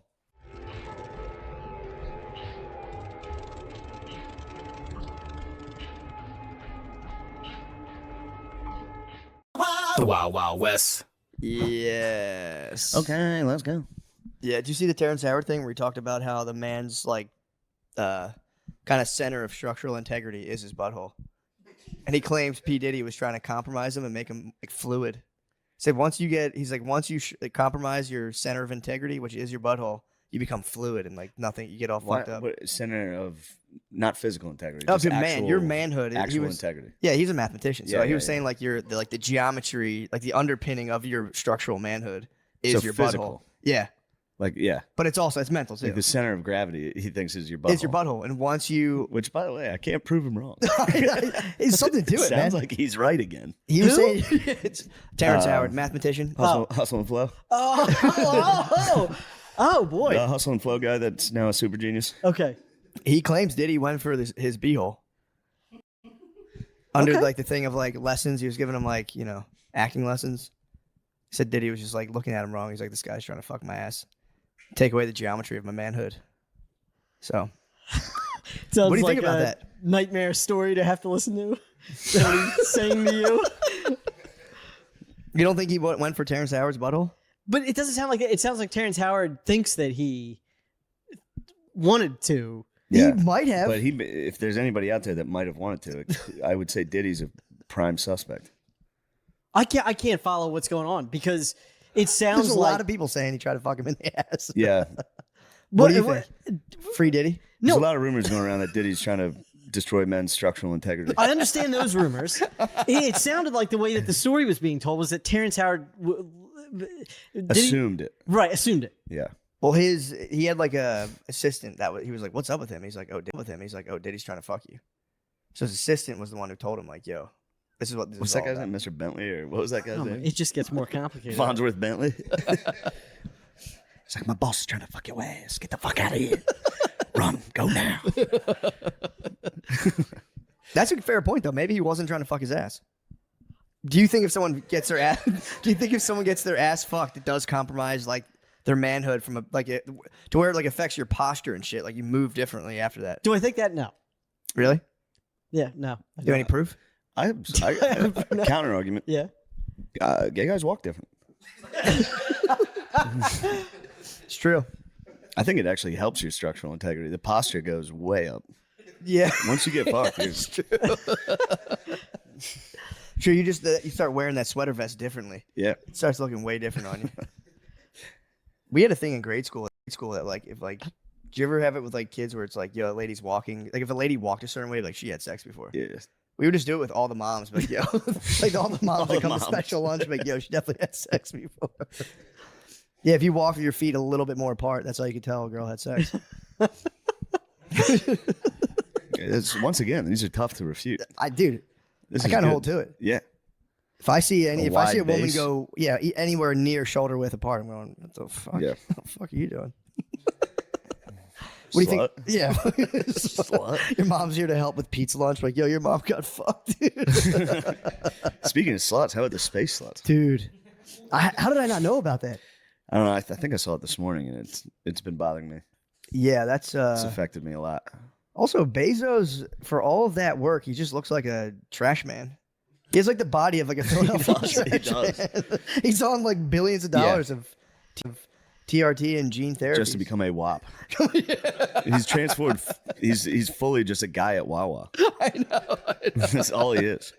That might have been the biggest attempt to get rid of your wife ever. Yeah. Just being like, I built a spaceship. I'm going to launch you up there. Yeah, man. With Gail King. Yeah, and it's fucked up because he'd have another wife pretty fast. If he blew his wife up in outer space. Yeah, he'd have a wife before the rubble hit Earth. Yeah, sending your wife in outer space is crazy. But yeah, dude, I don't know. He needs to tighten up his program. He was probably bummed out when he saw that thing landing. Yeah. Fuck, I was almost out of that one. It's also annoying because then that hits like girl consciousness. Like, man, I want to go to outer space. And you're like, dude, you'll never go to fucking Jeff took his wife to outer space. Yeah. She had a lunch with him. Yeah, I don't like this thing of sending ladies to space at all. It's also not historic. It's not like a historical.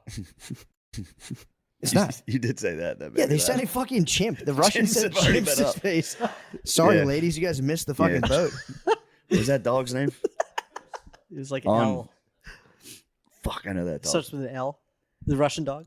What's that dog's name? The dog that went to space? Yeah.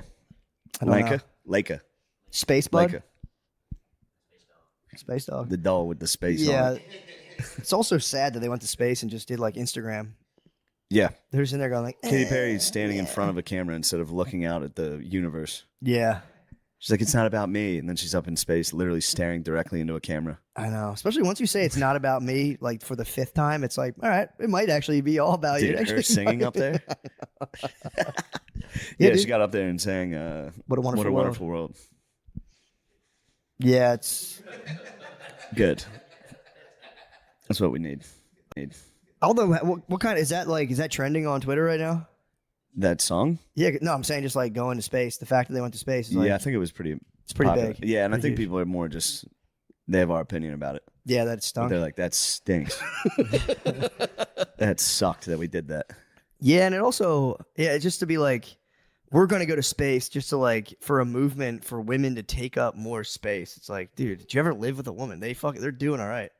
Yeah, terms that of space is occupying- instantly theirs. Yeah, they're taking up space already. It's like living with Lemaire. He goes, oh, the office is my room now. Yeah. All right. Well, it's just not even a cause. It's not a real cause. It's like, this is for women to take up more space. Like, what do you mean by that? And it'd be like, I don't know, man. Why you asking? What do you think about that? Do you think they need to be more confined? Do you think they should be confined or occupy more space? I don't like. I don't Come like. on, you can do it. Occupy more space. Yeah. In what regard? What was I combined? True. Tires, June 5th. True what? Tires, June 5th. Oh yeah, tires. Yeah, sure. Yeah. Women need to occupy more space. Of course they do. Tires. Watch tires. They should be. They should if they choose. If they want to. Of course. You know, nobody wants If to they want to confine take up more space. Yeah. You don't want to confine them? No. You don't ever want to confine your woman? them. No. What are your thoughts on foot training? It was what? Foot training. Foot training? Yeah. What's that? I Like don't even. binding their feet. I don't support forcible foot training. If somebody wants to foot train, Yeah. sure. Their daughter. No. What if your 2-year-old said, I want to foot train? Would you say yes? No. Why? So you're against trans?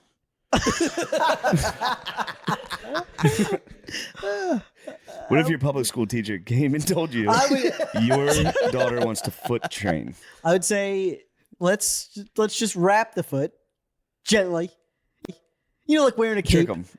You want to trick the kids? Yeah. Did you see that soft white underbelly where the guy lost? Like he had a son, and his wife was like, "Our son's a daughter." And he's like, "No, it's not." And then she divorced him, and then the school was like, "Yo, it's on, Schools are going, bro. They need to so chill, bald. dude. They need to chill." I don't understand like the hype up on it. If I'm a teacher and I'm like trying to like just get them to pay attention to geography, the last thing I need on my plate is like, "What are we doing?" Yeah, I got that. Yeah, but there could be a deeper, like, you're trying to get them to pay attention to geography, and they are acting up every day, True. and you go, okay. Yeah, and the girls are all I'm being about so to good. Fuck your shit up. It's just a class. I think they're just being lazy because girls are easier in school. Like if you're a boy, school sucks. If you're a girl, you're like, I actually like it. I have all my pencils organized. So I could, if I was a teacher, I'd be like, we need more of these girls. That's very true. They tried Adderall for years, and they're like, you know what? Fuck it. Now make 'em all girls. the teachers are just on Adderall organizing the class. And like it'd be much more efficient if these were all women in here. I don't see the point. I don't see what's wrong with that. And also, yeah, the sports. I was on PITM yesterday. We were talking about What's that? Panties in the Mouth podcast. Okay. Premier Sounds like American it's right up podcast. your alley, doesn't it? Yes. You've been known to stuff some PITM. Yeah, I love it. Yeah, it's good. Yeah, beans and it's good. He actually does. Pennies in the mouth on Patreon. What happened? I just been saying it for years. That's a pretty cool thing to do. Stuff a girl's She's in. stuff a Yeah, girl's underpants into her if mouth they're into it. If Yeah. they're into it. Yeah. while you're poorly fucking her. What if you're just like what if you're just working at their house While and you're you giving see her- them on the floor and you're just going, Which is my own. But that's kind of, It's snack time. Yeah. they're going to yeah, get it can't be washed. better than that. They're about to get washed. Why? Yeah. Like, what does that matter? I mean, they're about to get washed. So, like, You're theoretically, like, they're say clean. you're working at a house, like you're doing like, you're a plumber, and you go in like to fix the laundry machine, you just see dirty underwear. Do you think a person has a right You say to I stuff could them? I could gobble these. Yeah. You don't ask for a tip, though. No tip. You just you gobble the panties when no one was looking. No tip. I also don't know if you tip. Even the if you plumber. don't even know the woman. Even if I've never even seen her. Really? So you don't even know her age. They got to be pretty big. They got to be giant. I plead the fifth. But yeah, Turn the mic off on that. But yeah, we were talking about coaches starting to get competitive in women's sports and just like how college coaches hear like a player's good and they go and kind of scout the house. Yeah. Just like there's like a fucking fast gay kid in your neighborhood and you're like, I could get him on the girls. Oh, yeah. I could get him on the girls' varsity. Ass gay kid. You Bring see him the- running bring the- like Forrest Gump in front of a truck. People are like, get out of here. You bring the That's my briefcase guy. to his family's house. You're like, let's just have dinner. This kid could dominate. Mm-hmm. But what are your thoughts on that kind of stuff? I on what kind of You stuff? have to have opinion. I didn't even understand what happened over there. You It have to- turns into like if she's there on a job site. And what? So We're talking about how there's a thing going on right now where all of these girls are becoming boys and dominating men's sports, and it's Right. causing a fucking uproar. And it's huge in the podcast sphere. okay? This is what we talk about. yeah. I thought wasn't this like a year ago that No, it's still happening. Yeah, no, it was it's boys. been a few years of us talking boys about it. becoming girls. Boys becoming girls. Now there's a lot of girls becoming boys and just cleaning up fucking boys in men's sports. No way. That's not true. yeah. Oh, thank you. That's Thank you not very true. much. That's Russian disinformation. That is Russian. That's actually Russian Unfortunately, this is disinformation. on camera. All right. It's just a deep, it's a deep. Okay. Couch. If anybody's just listening to this, I tried to get up to get to the Yeah. How was the You Masters? laid on the ground. That's what I'd like to talk about. Yeah, how was the Masters? How was the Masters? Well, I, really. So we should start by saying how much I appreciate No, it's what Shane did to get us to the Masters. Because, and I did say like a year and a half ago, I was like, if you could ever use your powers for me, I'd love to go to the Masters. Mhm. And then he made that happen. That's awesome. And it's and what did I unbelievable. ask for in return? 6 beers. Oh God, no! I don't even want to. By the way, everyone at the Masters had heard that. Everywhere we went, dudes were like, "How many beers has he had?" It was To the point a where I nightmare. started defending him, where I was like, "Guys, just leave him alone. He's only ever one." And then he would laugh at because then like the moment guys would come up to him, I would just walk away, and then he would be like, "Look at him over there applying sunscreen, trying to act like he's Trying to busy." pretend no one's like, yeah. No, not even a spray. He had a Lathering. deodorant stick of sunscreen. No, don't. It doesn't get all over your hands. It's fucking crazy. You're doing like the UGG from Camp Anawana. What? Camp you ever see Anawana, we hold you in our Sweaty heart. What? Did you ever see Salute Your Shorts? What? Did you ever see Salute Your Shorts? The show. No. All right. This honestly, it sounds like Mad Libs. No, it's not. It was a show on Nickelodeon when we were younger. It was Oh, big. I didn't have cable till I was like 13. Damn. Yeah. What? Why did you have cable? Oh, we man. got cable and then it was the X Games and that was incredibly exciting. You got to see the X Games right away. That was the first. You're like a Soviet. You got everything at Skateboarding? once. You turned 13, and we're like, "Holy shit!" Yeah. But no, yeah. the Masters. I didn't. So I was trying to hold my tongue Yeah. because I knew it was big for Kirby's. Yeah. I don't give a fuck about golf. Yeah. I really wanted to. You can't see anything. Yeah, you can see. Yeah. A How does fucking that thing. work? Did you pick it a doesn't. spot? I don't know how anybody. You just like the best you could do is park up at a hole, and then you get to watch that if you could see. and then that's like a hit on the green. We were It's at like a 16. marathon. There were Yeah, some. pick one There were spot. some awesome spots. Like, was that 6? That was a par 3. Yeah, That was great. but I couldn't see anything. Oh, So like if you oh could yeah. see Well, all he's the, also he can't see. Yeah. so we did get to Took 16. a fucking blind guy to the Masters. He couldn't see a single thing. I was like, "It's beautiful out." He was like, "Is it?" And the Ocon man last second got a ticket. What? Yeah, the Ocon man got in with us. Nice. Yeah, it was a miracle. That's awesome. The people at CAA just were like, Give him the tick. "All right, here you go. You can have this." That's tight. So he, but he was planning on not going. So he had already started drinking a little. Yeah. He was ready to lock down by himself at Hooters for the entire day, which I couldn't have been more jealous. That's kind of nice, I actually. could not have been more jealous. It's also nice to be at the bar. And like, my buddies are there. Right Yeah, and now. also be like, I have to be here. Yeah. There's nowhere else I can. I just True. They drop me off. I got to stay here until the sun goes down, from noon to fucking 8 p.m. at a Hooters.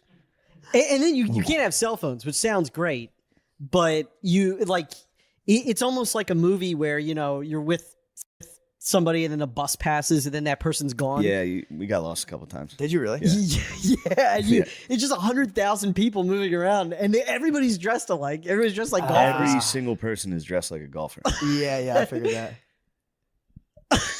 Everyone was extremely nice. Yeah, Everyone was great. The staff, everybody that worked there was awesome. Other than the bathroom, you go in there, that was a very fucking- different experience. it's prison in there. It What's in the literally bathroom? became prison. So the only black people I saw Yeah. were the bathroom attendants. Mhm. That the second you go in the bathroom, it's like, 1 or 2, 1 or 2, 1, 2, get in it. Like, just hurry up, go. Yeah. What? And then they yelled at me because there's like a walls of urinals, and I'm like walking down the set, and then one would open up, and the guy would be like, "Keep going all the way to the end," and then I'd try and bank it. Keep going all the way to the end. They just keep yelling at you and then they're yelling at the next person. The stalls were like a cell block, like No, it really, the doors would open up. it was crazy. Yeah. What the And then fuck? you walk back outside, and it's paradise. It's the most beautiful place you've ever seen. They're like, hold on, I'm going to go to the bathroom. Yeah. Like, get the fuck down, go. Why do they need that level of organization there? It was very organized. That's kind of cool. Yeah.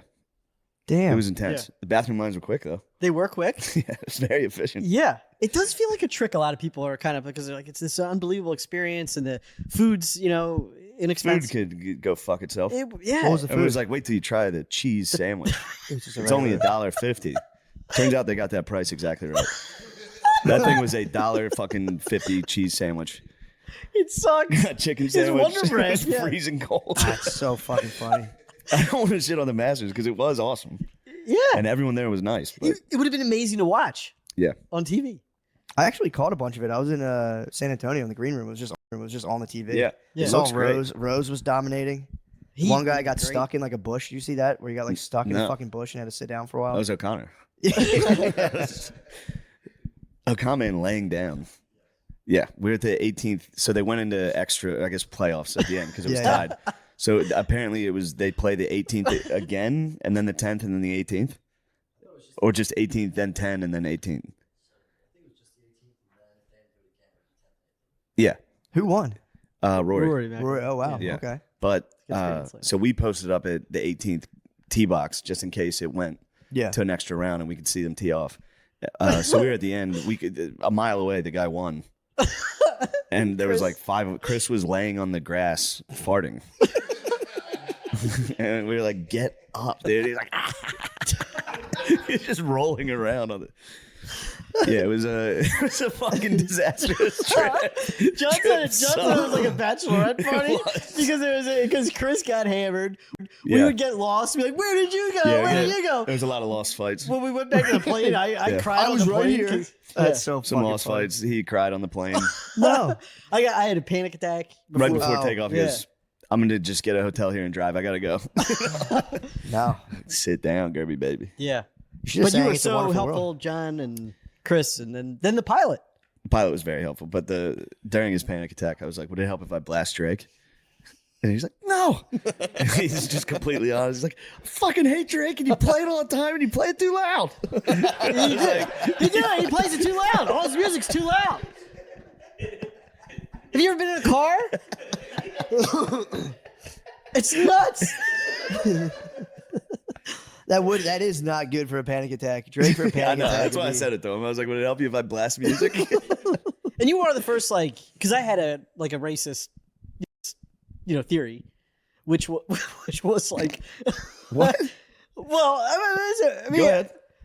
There was just like black people take a while to get a car. Like when you get in the car, getting out of a car. Sorry, I just thought of the thing that I thought. That's fine. Black people take a long time getting in and out of cars. Yeah, it's like a lot of rigmarole. I don't know. And then you did it. Yeah. And I was like, what the fuck's going on? Just start the car. Say when you're And waiting you- for a parking the spot one at the time mall, when you're you like, what the were- fuck are you doing? What? You're like waiting for a parking spot, you're No, saying? no. Or It's like fucking with around? him. Well, this was back when you had your Corolla. And I didn't know how bad it was Talking to about black people in the critique cars? you. Well, you got in it. And then I got in, I buckled up. We were going to go get coffee. And then you take out your phone and you're doing this. You And I guys was what get are the music going. Right. And I was like, what are you doing? And you're picking a song. I'm like, well, pick it. Let's go. And so, anyway, it just abused me of that. I said, here's a white guy that does it. Oh, nice. Yeah. I do a lot of black stereotypes. Think of one. Think of one? Yeah. No. One of them fiddling around in their cars is so funny. They fiddle. Yeah. You do critique my driving. You critique the parking. Can you imagine being in a car I to talked you? shit the other day. I would love did. to see you drive. Well, you've seen me drive. It's probably chaos. No, but you nailed exactly because when I drive, because with my vision, and I know this is gonna You can't see. I can, but it's just I like to be doubly sure.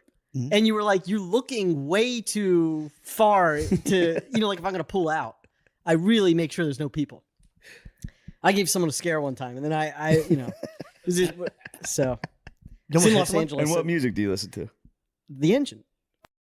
I just silence. Yeah. You don't listen to music in your car. Occasionally, I do. Like what? You know what? I honestly don't. Oh, it's like Pirates of the Caribbean soundtrack. Pirates of the Caribbean. Everybody like I got hit with like. What did I get here? Fucking real, dude. Yo, he's been listening to NBA theme song. NBA John Tesh. Yes. Yeah. Discover Weekly is phenomenal. They Your got Tim Discover McGraw. Weekly. What? Your Discover Weekly is Pirates of the Caribbean and the NBA theme song. Yeah, and the John Tesh song is great. Mm-hmm. Damn, that was probably right when you got cable too. They were using it back then. Yeah. There is a YouTube channel that plays like soft jazz at all. Just like a piano and It's not bad. Yeah. So it's just like chill. Yes. Nice. I guess coming from that, which is the whitest way on earth to drive, I've probably seen black as hell in my car. Yes. You drive too white. Quiet is nuts. No, Quiet's nuts. I'm just kidding. What? Silence is crazy to me in a car, for No, the no, most no. part. I don't think so. I mean, I get it. But listening to the Pirates of the Caribbean theme song and driving around. No. Yeah, it's just that's not the only thing. I didn't like also like a Hans Zimmer mix, but it's Hans Zimmer mix. Yeah. You gonna tell me Hans Zimmer isn't amazing? I do think that's Yeah, like maybe like while I'm watching a movie. Yeah. It is nice to be in a parking lot and have like a dramatic like soundtrack swell and be like, they take for fucking ever. Oh no, I'm gone. I'm somewhere else. Man, driving in Philly, you must have had a tough time. Yeah, driving. Yeah, Because the killer bees are out. I don't know what you're talking about. The bees. You I call don't know what that means. Shane, but listen, hold on. I did have, there were some teenagers on bicycles, and holy Toledo, because when you're coming into the, when you're coming Teens on bikes. Yes. Were they bees or W's? Yeah, I mean, what it is. So when you're coming to the art museum. Oh, there were some bees by the art museum. Children, it doesn't matter. So, but it's what it is. And they're on their bikes. And then, like, right as the green light, and I start going one, like, hardcore darts at the truck. And then I like, whoa. And then. I was getting scared by it. Yeah. And then I was saying to my girl, I'm like, if he collided with the car, I'm finished. I'm in, like, because I can't stop. It's going to be like. You're gonna hit. It's gonna be LA riots. It's gonna be, Yeah. Or then I'm just gonna drive. Then I'm gonna hit and run. So then I was like, I would drive to a police station. Then I start going through all that. But yeah, it's terrifying. Yeah, you have to turn yourself in. Yeah. Damn. And I was like, I'm never driving in this city again. I ruined that afternoon. Yeah, you got to be careful. You can get really, if you hit one of those kids, you get in a lot of trouble. Yes. And. Like a lot of businesses could explode if you. And I'm very like Blizz, like I get picked on. You get harassed. So I remember when I got candy mugged at Halloween. Yes. Yeah. The Ghetto Boys. Candy mugged. The Ghetto Boys. When I was, it wasn't even close to Halloween. Did you hold out the bowl? Yeah. No, yeah, I learned my lesson the hard way with that as well. You can't do that. You cannot hold out the bowl. What happened to you? They fucking just seized a lot of candy. Yeah. You gotta. Well, how did it go down? I just was like, here, grab a couple. I was like, oh, you gotta pull it down and be like, boys, man. I grew up in it was just W neighborhood, and that happened. Okay. Still happened. Okay. Yeah, especially if you do leave, take one. If you try to leave a dish outside, that gets destroyed anywhere. How did you get mugged? I come out. I had a pot full, Yep. And here you go, fellas. Yeah, and I was like, here's some applesauce. What candy were you dishing out? That's the no question. candy this year. It was everything. It was like I spent the money on the candy. Yeah, you Amazon, and I had You're excited. I wouldn't say I was excited. Yeah. I felt an obligation to do it because I think it's an awesome holiday, and also I'm new to the neighborhood. Halloween's an awesome holiday. Yeah. Yeah. And he had a backpack on, and he tell me you were dressed as Jack Sparrow. I was not dressed up. I did wear like orange and black. You wore orange and black. Yeah, that I had in my wardrobe already. For sure, yeah. Yeah. What was it? Like an orange, I don't remember. orange Don't polo, recall. Don't black recall. pants, Don't recall. pumpkin suit. What were you wearing? I don't recall. Did you dress your cat up? No. All right. And he turned his backpack around so it was like front ways and unzipped it and started putting and he went like,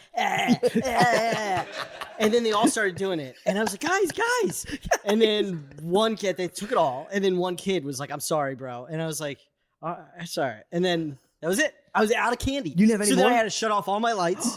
And then any other kids that came out, I was like, well, are they gonna be pissed? You know, they ruined it That for everybody. sucks. Yeah. Yeah, I had to like run right in. 5'9". Give it a description. 220.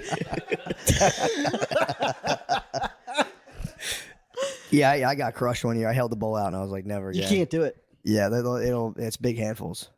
You got to you have to grab, dump in the bag. And I said, I'm out of here. And then I moved to the suburbs. Anyway, just kidding. But I did. But You anyway, did get involved. Yeah, we talked about that. How you got involved in like a high level crime. oh yeah, yep. That's pretty wild. That was terrifying. true. Yeah. So The Masters were good. The Masters, it was good. I'm happy we went, but it was awesome to go. And yeah, it was again, cool. just like you taking me was so Yeah. special, and it meant Well, so much to that's me. because So you're thank you. special. Well, Not drinking 6 beers, though, was a fucking crime. no, it's not a crime. It's not a crime. How many would you have? Just one, right? Well, I had vodka on the plane ride there because I was freaking out, and then technically at the end of the day. At the end of the day, you turned it on during that panic attack. Yep. That was nice. Oh, you guys went there and back. Yeah. Yeah. Got you. So you hit your 6. Yeah. But alcohol affects me different. And Yeah. people that don't have that, they can't get. I know it affects you different. Yeah. That's why I wanted it. No. What does it do? Is like the hangover and all that stuff afterwards? Like there's a point. So like there's an hour where it feels nice. Yeah. And then it's just like inflammation. So then I just start to feel like crap. Yeah. And then it's like the amount that I would have to drink to get through that is like, no, but then I'm going to feel so bad Yeah. the next day that I can't even enjoy it while it's happening. And I'm just like, yeah, You you always- have an unbelievable constitution. The fact that the next day you were like in the mood that you were in is Yeah. insane. We were having fun. You did have fun. No, I can be grumpy in the morning. You weren't grumpy at all. You woke up and you were like, hey guys. And then you took a shower and then you were you. Which That's is nice. nuts. Yeah, thank you. Yeah, I can't handle the hangovers, man. I hate them. No. The Okan man rallied yesterday. I thought there was no shot he was going to be all right.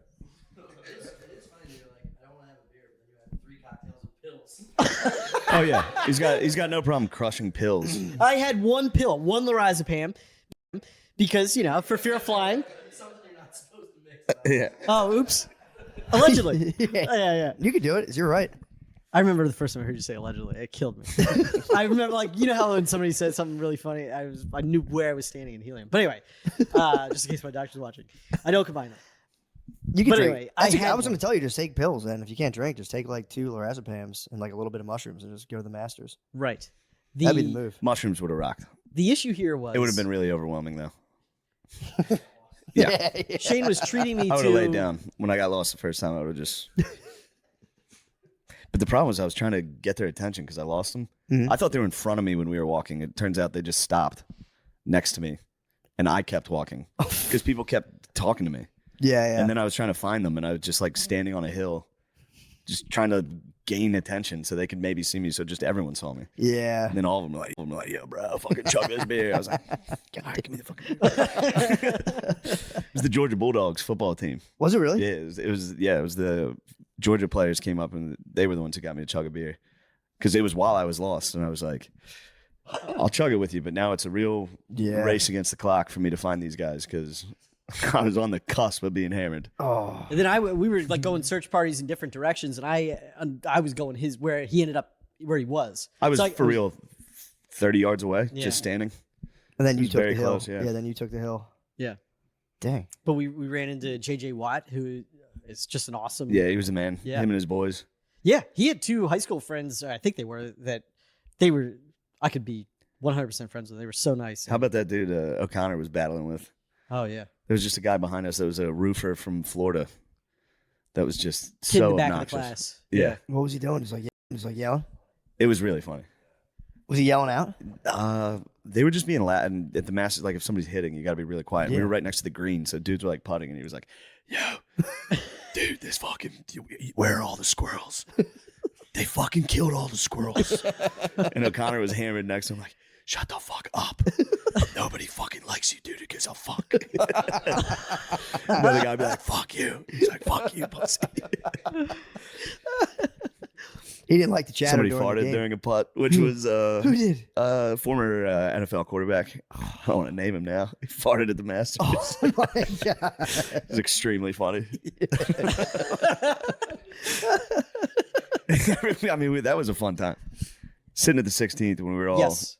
Yeah, it was kids in class. You had to be quiet, and everyone there was just like. Yeah, we that's got to see hard. Rose make a putt that like brought him right back into the mix. And then Rory comes through, and that's the thing, though. It's like, oh, well, what's going to happen? But then... Yeah, you don't know. There's no phones, so you can't check. You got to like Yeah. literally stand in front of an actual scoreboard they're putting up, which is kind of cool. It's kind of cool. I don't like the scoring system with golf. They got to flip that. Like -7 wins. They should just give you like 40,000 points. That would make it If you're more in the lead, exciting. yeah, it's Yeah. fucking embarrassing. Awesome shot, 25,000. Yeah, Like a Top crazy golf. tax. Should Yeah, just be Top exactly. Golf. Exactly. That's a weird thing, too. They try and make courses longer because they're like, oh, everybody's scoring so low. It's like, but they're all playing the same course. Who cares? Yeah. Who cares if it's 30 under as opposed to 10 under? Yeah. I don't know. Is it true that like even if someone plays there and gets like 20th place, they still get like $300,000-$400,000? Yeah, That's kind of cool. 20th probably makes that Really? pretty easily. Yeah, That's pretty tight. Yeah. What do you shoot right now? Well, my handicap's an 11-3, but it's probably going to go up because I'm making some swing changes and I'm not good. So So how does that work? Does your handicap like affect the score if you play against somebody else?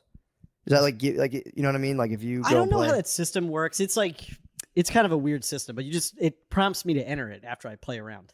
So I enter. I thought that's exactly what it was designed for. Right. So if you're competing, Yeah, right. Why do they call it a handicap though? That's what I don't understand. I don't know. because it's a disability. True. You're handicapped by your score versus whoever you're playing. But does that affect the score? I'm saying. Yeah. So yeah, if you got like a 4 and I got a 5, but I had a higher handicap, we'd have like the same. Yes. Okay. Yeah. That's pretty cool. I guess it keeps it somewhat fair. Somewhat. Seems communist to me. Yeah, it's kind of crazy actually. I like that. Can you get the tags if your handicap gets like high enough? What's Yeah. that? Like the parking tags. You can get park. to You get to park closer at the golf course. I got busted in a handicap spot where I get my wings. I don't take up handicap spots where I go to Nando's to get. They have like Great just wings. like wood grilled wings. They're so fucking We should good. order those. I should actually. They're Yeah. delicious. But they're I like the only parking spots out front of it. And everywhere else is kind of busy. It's like 2 or 3 giant handicap. It's like a lane of just handicap spots. So I always like pop in there, grab my wings, and leave. How many I'm like, spots? It's like 3. It's just, but it's right in front of the place. There's in never front 3 that- of them at once. Dude, it's just all of it's handicapped. If you want to go to Nando's and pick up an order, or you want to park out front, you have to be handicapped. Or in front of that's valet for the hotel next to it, and I'll pull in the valet, and they're like, "You can't park here right now." So I'm like, shut the fine, fuck up. back into a handicap spot. I'm like, you made me do it. And then I went to get my wings. I'm like, they won't be there. Dude, a car pulls behind me. I'm like, no way, he's handicapped. Saw the tags. I was like, burning with shame. Just hopped in my car. That's worse than dumping. I limped out. I was just like, dumping in the handicap. Yeah. And you come out and you're like, "There's no chance there's a guy in a wheelchair." Have you ever encountered? I have. It's devastating. I took a family dump, the family bathroom. Then I've opened that after a dump, and there's been a family that needs to like change diapers. Yeah, and they shit. get hit. Those things get hit Yeah, hard. yeah. Although they're kind of rolling those family bathroom is like, I think that's been the solution for like the Yeah, trans stuff. It's just like families or whoever, and then you can kind of, Yeah. That's what I do. yeah. Instead of like limping out, I'll go, "Excuse me, I'm handicapped. I'm a family. I'm a fucking family." That was the only thing they could do. They could, because it was such an insult. You can't solve that problem. Can't. Because if you have a just trans bathroom, you can't do that. So it has to just be They family, could do family that. and friends. Just trans bathroom would be nice. Yeah, that'd be fun. Party. Fun. People would be getting in there. Anyone could go. And that would, bro, think if you hit it, you had to hit. There's the only toilet open. You got the walk of shame coming out. Sure, I'd put my family in the family room. Like, I'll be back. Just hit the trans bathroom. But yeah, that's a thing at the airport. I've seen people go in and crush the family bathroom. Yeah, and you just see a family waiting outside. I've done it, and then I'm in there. You got to just be like, I'm taking my time on this. Yeah, it's a single bathroom. It's perfect. You can lose yourself in there. You can really take some time. You can look at Instagram. You can fuck around. Yeah, I've taken a long time, and then come out and seen like a line of families. You just got to come out and go. You got to come out of there and go. Oh, fuck, where the hell they go? Where the fuck's my family? Does anyone see my child? Where's my family? This episode is brought to you by BetterHelp. These days, you have to be smart with your money. If you're going to make a big purchase, you got to make it count. What's something you bought? Dude, I just invested in 2 bug tanks. I got 2 bug tanks from National Geographic. So they got a little magnifying glass on them. I got not 1 but 2. What type of bugs are you going to put in there? Right now, we've only gotten some roly-polies. So you can throw them in there, create their natural habitat, and you can kind of like... I'd like to see what roly-polies are up to. Bro, I catch like... Me and my daughters catch like 4 roly-polies a day and put them in my garden. It's really nice. It's awesome. I have so many roly-polies. So yeah, I got the bug tank's nice, man. Because otherwise, you got to carry them in your... You ever try to carry a roly-poly in your hand for like... They're escape artists. So... Yeah, I got some bug tanks. It's been 30 years. yeah, I'm telling you, since I've tried. It's just as hard. They escape. So I bought a bug light. You got a bug light? I got a bug zapper out there. That's kind of the opposite of what you're doing, but hey, just as fun. You're battling. You sit in the hot tub and all of a sudden, God damn, that guy! You get some of these the bugs out here are so big. My dad's big on. They die. They go. You hear them hit the fucking bug light, and they go, Jesus. God damn. Another great investment, taking care of yourself. You're talking about these bugs. I didn't even think about Matt, that. Why don't you think about yourself? Traditional therapy can get crazy expensive, though, like between $100 to $250 a month or more or something like that. Therapy is worth it, though. And you do have options like BetterHelp, the help with the beta on it. It could help you save up to 50% per session while getting you the help you need. I've had a lot of sessions where I think about myself. Yeah. Take care of myself. I like therapy because I've benefited from therapy. Yeah, I think it's nice. I think it's a nice thing to do. Everyone could learn something from therapy. Yeah, you can just because learn it teaches you positive coping skills, like how dumb your family is, and set boundaries. How you're doomed. Yeah, basically, you get on a Zoom call and you talk about how dumb your family is.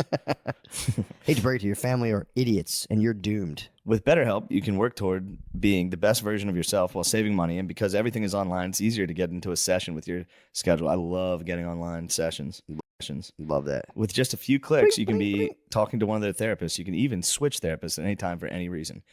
Your well-being is worth it. Visit BetterHelp.com/MSSP to get 10% off your first month. That's BetterHelp, HELP.com/MSSP.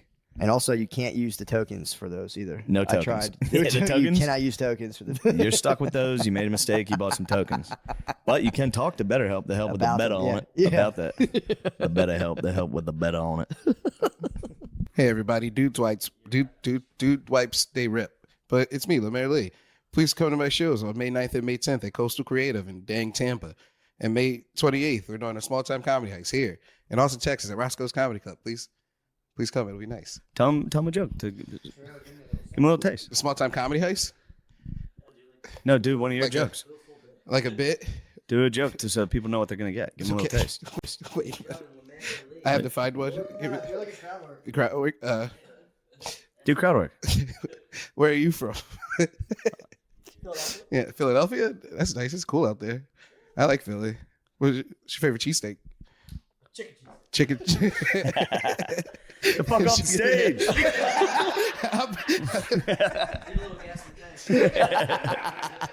Please come see me in Philly on May 6th. I mean, we should just put that out as a special notice. Yeah, I'm excited to fly with my family tomorrow. That's always an operation. And Gerby. And Gerbs, And dude. me. I can't believe Yes. they're going to have so much fun. They're great. I can't Yeah. wait to absolutely sick. You're going to scare the fuck out of Matt's Promise kids. I won't. No, No, they're gonna have First of all, no. Yeah. You know what you do. Oh, we're freaking out? Yeah. I won't do that. All right, good. No, definitely not in front of kids. They'll And- hold your hand. They'll hold your hand the whole time. Oh, that's great. They're not. I'm not saying it bad. I do it gonna all the time. I squeeze hold my the hands. shit I out get of it. nervous when we land. I'm always like, hold your father's hand now. It makes me feel a lot better. Oh, that's adorable. Yeah. But yeah, they have no idea. They start bumping and they're just like, But even if I was like, it was so nice having you there. Like when you're going through something, your friends are there and like talking you through it. It was. I was trying my best to make things worse for you. You weren't. You're saying that, On the takeoff, I didn't know how bad it was until we left. On the way there, it was pretty funny. Yeah, the way there, I Just had be it. like, holy I shit, we're really high up. Once I get up, I'm all right. Yeah. And the way that the pilot like explained it to me, and I think like this really made sense, was he's like, you're not used to being in 3D like Do that. South African. Do the South African. I really can't. You guys Try can. it. You can do it. He's like, hey, bro, is there? Yeah. He's like, I can't do accents like Try that. it. It's fun. Hey, bro, what did you get up there? You're not used to being in 3D, so your ear hairs are like, hey, this is totally destabilizing. Yeah. And you're trying to, for me, exert control over what feels like an out of control feeling. Yeah. You can't, and then that starts to spin that derealization feeling, and I'm like, what? I feel like I'm losing my mind. So that's what he's. I just thought it was a nice thing for him to say, which is like, it feels weird, and as it should, because you're not used to it, and your ears are telling you there's a problem, but there's no problem. I never thought about the ear hairs. So your ear hairs just start getting like, what the fuck's going on? You start to spaz. Equilibrium, yeah, Yeah. because you're suddenly back, and yeah, but it. The Again, news I doesn't really help either. appreciated I think because the news has not been gotta helping. get past it. The news has not been great. No, man. Another helicopter just exploded. Yeah, I watched that. I saw that one. Yeah. I don't think I'll be on a helicopter. Dude, yeah, I don't. Not a good time for helicopter charters. No. Even You though I sure? was interested to learn that you can land a helicopter with no power to the rotors. But unfortunately, it sounds like that one they actually lost. Yeah, a the whole rotor. fucking thing fell off. Yeah. Hold on. So you're talking about if the fucking you The can engine land it? dies, they can turn the rotors such that there's enough Yeah. air being pushed through to like come down, not super soft, but it's not a death sentence. Damn. It was there's a YouTube channel called Smarter Every Day that did a whole thing. This is like 10 years ago, but yeah, That's pretty cool. it was cool. Still not getting in one of those things, man. They've caught too much Yeah. negative press. Yeah. That last one was like, Jesus Christ, bro. Did they hit the water? Yeah. Ah, poor souls. There goes my theory. Yeah, true. Whole fam. Bum, bum, bum, bum, bum, bum, Oh, I got it. Straight I got to it. Davy Jones' locker.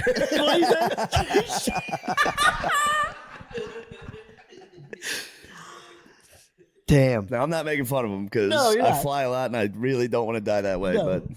But Gallows humor. it was making me thinking about if that space shuttle with Katy Perry did explode, and her hit song was "You're a Firework." Would have been good. Yeah, Baby, man. I what mean, you're- that's criminal, dude. Sending all those babes into space is Launching the babes. that's reckless. If they died, wouldn't it technically be like reckless endangerment? Or, yeah, no, he'd probably get off. pretty He'd be easy. all right. Yeah, he'd get off. He'd be like, change the law. Yeah, true, Yeah. true. For sure. See if they Anybody can can do survive it. up there. Then we'll go. Yeah, the babes are in space now. That's not good. Especially just launch the space babes. with the babes in space. Put the babes up there. Cool them off a little. True. I mean, how long do you think it takes for them to land back on Earth and slowly, like, get like their ear hairs probably slowly get back to normal, and they're like, "Why are you doing that? Why are you doing it that way?" Dude, think about having that over your babe. Like, we don't go anywhere anymore. Oh yeah, Took you to fucking space, bitch. yeah.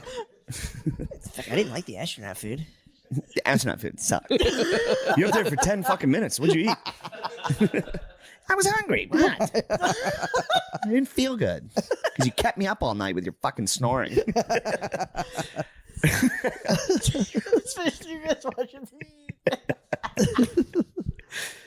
Yeah, you'd get like maybe a nice afternoon. You could send your babe out of I space. guarantee in the car ride home, one of them was like, Gail was being a bitch. Gail was a fucking bitch the whole time we were in space. She thought it was all about her. Not that it's all about me. Not that it's all about me, but like, let's be honest. It was Katy Perry's trip. Do you think that'd be cool if you're Jeff Bezos and you just like you have a wife and you send her and Katy Perry and Gail into space? You think you actually felt anything, or just like, all right? Yeah, it was probably just another day for that guy. He Yeah, probably that's what woke I'm up like, oh, fuck, I gotta launch those women into space. I don't think so. I think he's excited. You think so? Yeah, You like Jeff Bezos? sure. Bezos You know. versus Musk. If you had to pick one, Bezos versus Musk. If I had, oh jeez, I'd have to say Elon. You like Elon better than Bezos? I think I think like right now we're in a rocky. Yeah, but- yeah. Why do you like Elon better than Bezos? Bezos, it seems I'd like SpaceX was before Blue Origin, right? Yeah, Yeah, he's And- copying his swag pretty badly on this. Yeah. yeah. And the first time they landed that Falcon booster that's an unbelievable video to watch. It's so cool because everybody would say you can't do it. This is a joke, blah blah blah, and then they did it, and everybody starts chanting USA. It was like we're back in this, Yeah. Yeah. and to see this thing come down. And you've been jacking off to going to Mars for years. okay. I remember that. I'd go hang out with you and Chris. All you guys talked about was fucking Mars. Well, yes. Yeah, shut up about Mars. No. You need to worry about Halloween. True. You got to focus on Halloween before we can True. focus on Mars. Mars bars. Yeah. What'd you say? Mars bars. Mars bars. Candy bars. Oh man. Damn, dude. So what's the Falcon was Elon's? Correct? Yes. Yeah. Yeah, you think he takes space more seriously because Bezos is just popping Bezos out is of the having fun. stratosphere. Yeah, Yeah. he's There's kind of a- just pulsing. I'm sorry. No. Oh, there's this YouTube video. I just found it again recently, but I loved it because when they landed 2 of those, there's like a guy filming it, and just the way he says it, because you're watching him from afar, and then as they're re-entering, they light up to slow it down, like the engines light up, and so he's like 2 candlesticks coming down, and then it's like you hear the sonic booms, and it's like double sonic booms. It's just a Yeah, it's that's just a kinda sick. wild. Yeah, thing it's to- cool. Yeah. The guy who got to say that probably felt so cool to be like double sonic booms. yeah. If I got to say that into a headset around people, Yeah. I'd be like, "Fuck, That would be awesome. we're initiating double." I was down sonic there booms. for some space launches. Did you really? Or some Oh yeah, I rocket- forgot yeah. you guys. Oh, Yeah, you yeah. saw it? There's nothing. It's the coolest thing possible. It has to be. Yeah. It's great. Although the last time I was there, it got rained out. And I sat on the beach all day waiting for it. They were like Waiting for the 2 p.m. 2 p.m. launch. I was like, I'm gonna have a good buzz by 2 p.m. They go, it got delayed 8 hours, and I was like, that's fine. I'm in the zone. The sun's going down. I was like, oh shit. Fuck that rocket fucking bullshit. And then a giant thunderstorm came. That's It's kinda pretty. sick. It was Yeah, awesome. that's kind of cool. Listen to fucking not For Whom the Bell. Fuck it. Listen to a Metallica song. Doing a thunderstorm. Yeah, It's kind of sick. yeah, it was awesome. It was a great day. That is awesome. It sucks the rocket didn't launch. I'm Now my pissed. family that lives there sends me rocket launches every day. Really? Yeah, they go, we got another video for you. I go, sick. I think there was a I gotta look rocket at launch that. in San Antonio, or like it was visible from San Antonio. Maybe it was from Houston, but yeah, the guy When? like Saturday. It's probably fucking Katy Perry. You probably saw Katy I think Perry. you saw Katie. Maybe I don't know where they launched that thing.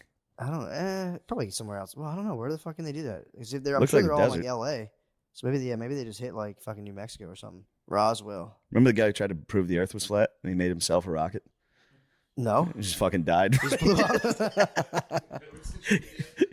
That'd be sick if he got vindicated. He's like, I'm falling off the edge. Clearly, I'm coming right off. He the probably edge of did this. think that on the way down. Like, Yeah. seems pretty flat to me. It's bullshit. I'm about to fucking hit it. It's flat as hell. It was in Yeah. Texas. What'd they launch? That was Oh, Katy nice. Perry. He saw Perry. You saw Perry. I didn't see it. Oh dang. Yeah, I Hey. was fucking I slaving think away. just to take the counter, they got guts to go up there. That's scary. For sure.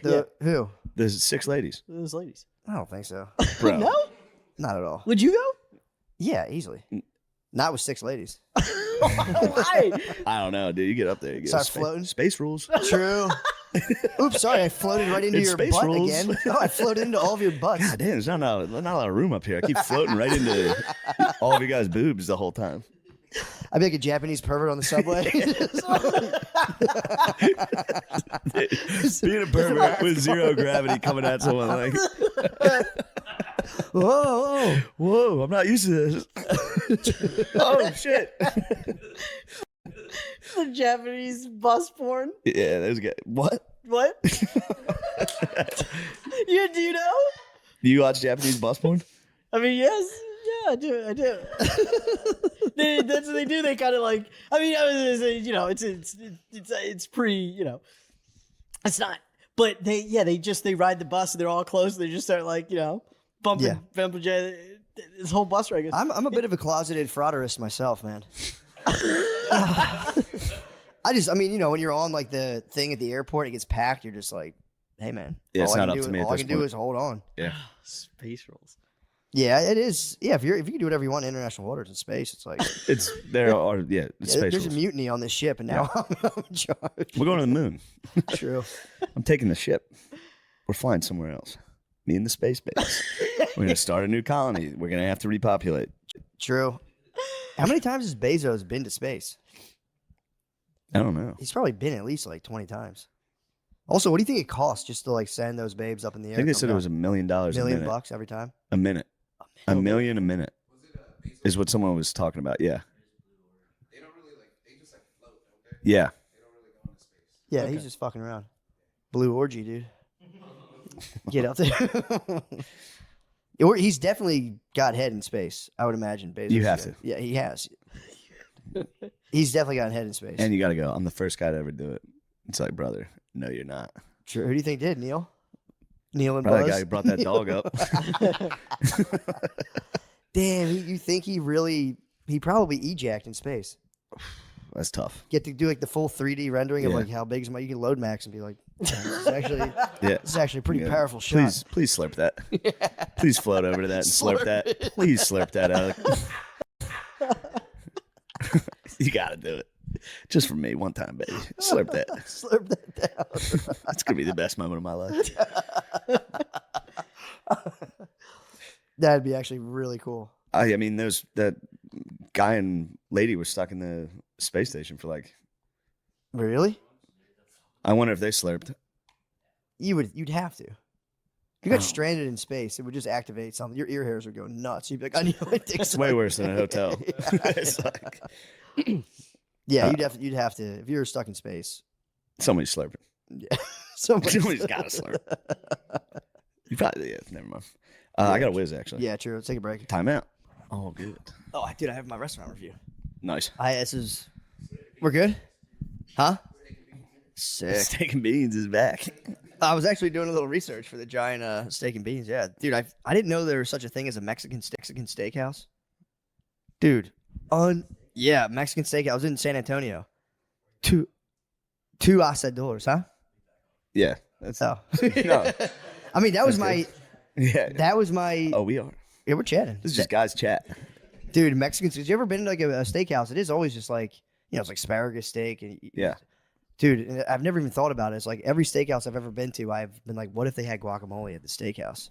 And it's called Two Asadores in San Antonio. And they just you order whatever you want, and they hand you a fucking cutting board with just like salt on it.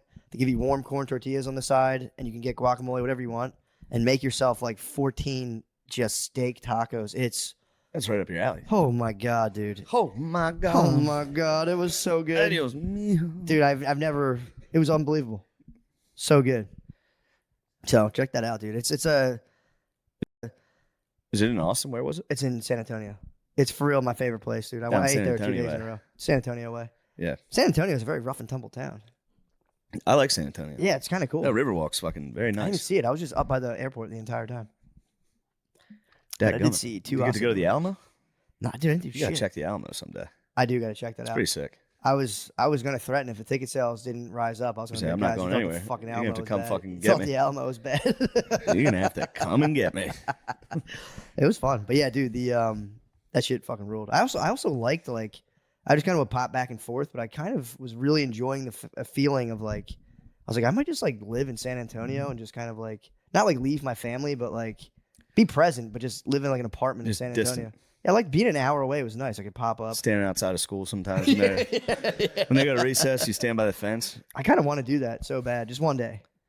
But yeah, San Antonio. I got to like kind of LARP being like a semi-distant father in San Antonio, and it was kind of cool because I was just a drive away. So I'd Yeah. pop back on Friday morning, see you guys. Yeah. You know what I mean? It's Get a kinda nice cowboy hat. nice. That would have been fucking cool, yeah. That would help if you left your family, but you dressed as a cowboy. That would somehow ease the sting. I feel like That would help, yeah. it would. My dad's a cowboy. My dad couldn't be here. He's a cowboy. My dad's at the Mexican steakhouse in San. He's at Two Asadores. Also, too, I was reading the website and I was like, every website, they have like our story. It's like, here's our story. And it was like, it's always like the kid who's like, when I was 4, my grandfather would have the cattle on the ranch of northern Mexico. Yeah. And I was like all stoked on the way there. I was like, Fucking bullshit. They tricked me again. It's gonna be like just from Restaurant Depot. It's all a bunch of bullshit. Got there and they're like, no, our steaks are all from northern Mexico. I was like, oh fucking yes, because we're close enough. Close enough to norteños. Yeah. So yeah, I was eating that northern Mexican cattle. It was nice. It worked. As soon as he told me that, I was like, I knew this was fucking awesome. And the guy wears a cowboy hat. I was trying my best to figure that out. The what? Cows from the north. Fucking Vaca del norte. True. You're a fucking norteño. What's that? You're a fucking junkie. You're a gringo, boy. A gringo, yeah. You're a nasty little gringo. You can get pills for You cheap can in move Mexico. down here and start to hate the M's. No. No. You're gonna have the M's on your ass. No. No. What are they up to in their cars? Oh, you'll see. You'll see. The M's.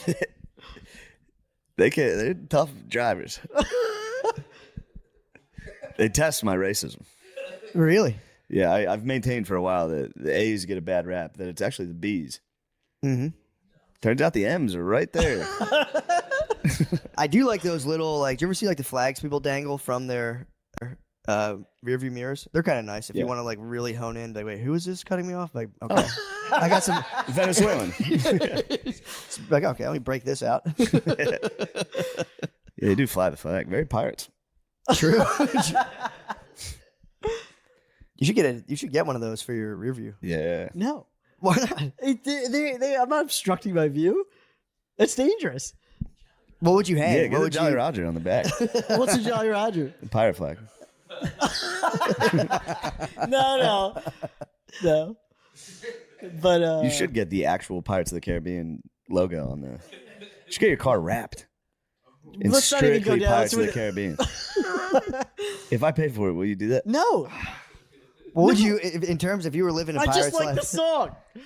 You don't like the pirate's life at all? No, Yeah, I'm not obviously, trying to yeah. be a pirate. Yeah, You're telling me if you would like the song pumps me up. The song's awesome. We've talked The song's about. I sick as listen to hell. the song. But it I doesn't fantasize want to. about like Doesn't saving want to people. make you swashbuckle at all. No, What?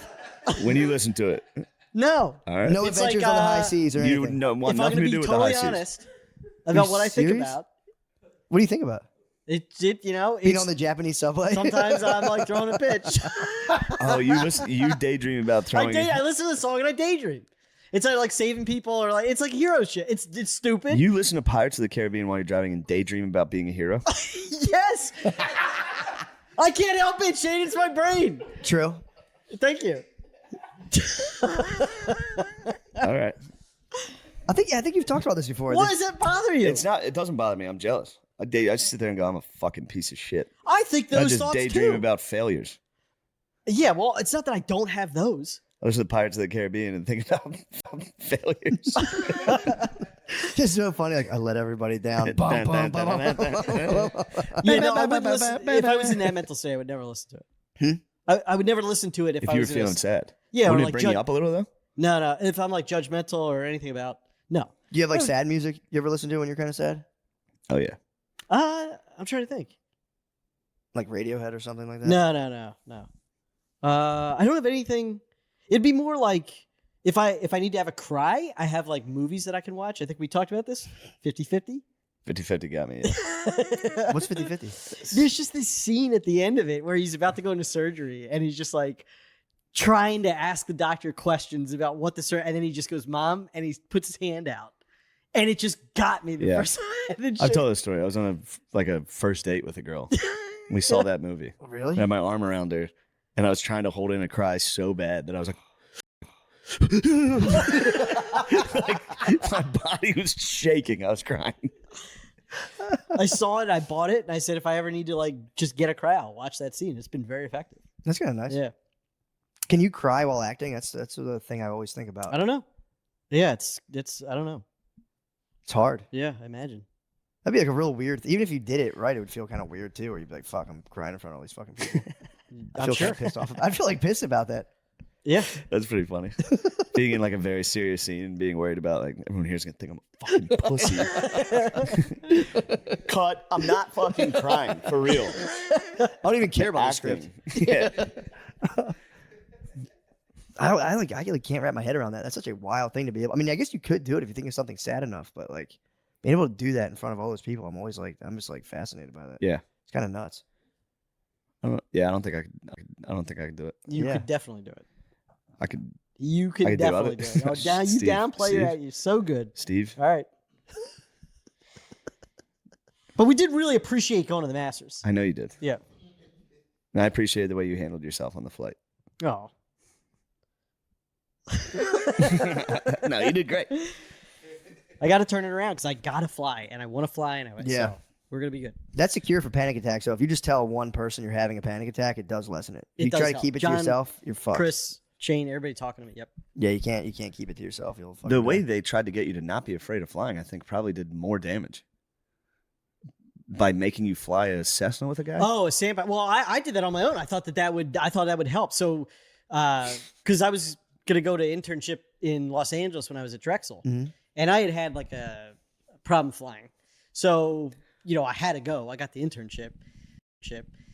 I had a family friend that had a like a 2-seater plane. Yeah. And so I asked him, I said, would you mind taking me up to sort of try and break me out of this? So scary. It was terrifying. Yeah. You say he pulled it out? Or how did he do it? He pulled it out with his hands. He was like a 55-year-old guy. Hey, yo. And the hanger, he just like puts a hook around the front wheel and is wheeling the thing out. And I'm like, And then I was telling him it's like one of the most embarrassing things I've ever said. But he gets it out. He's going through his whole flight plan or whatever, checking it. And then, you can only get in through one door. Sure. Hey, yo. What? With a guy, you can only get in through one door. Yeah. You set up a crazy innuendo. So the 55-year-old pulled it out. Yeah. You go get- Sweet man. Sweet man. Taste or No. And Yeah, so he just like literally like yanked it out of his shed and was like, "Let's hop in this thing and fly."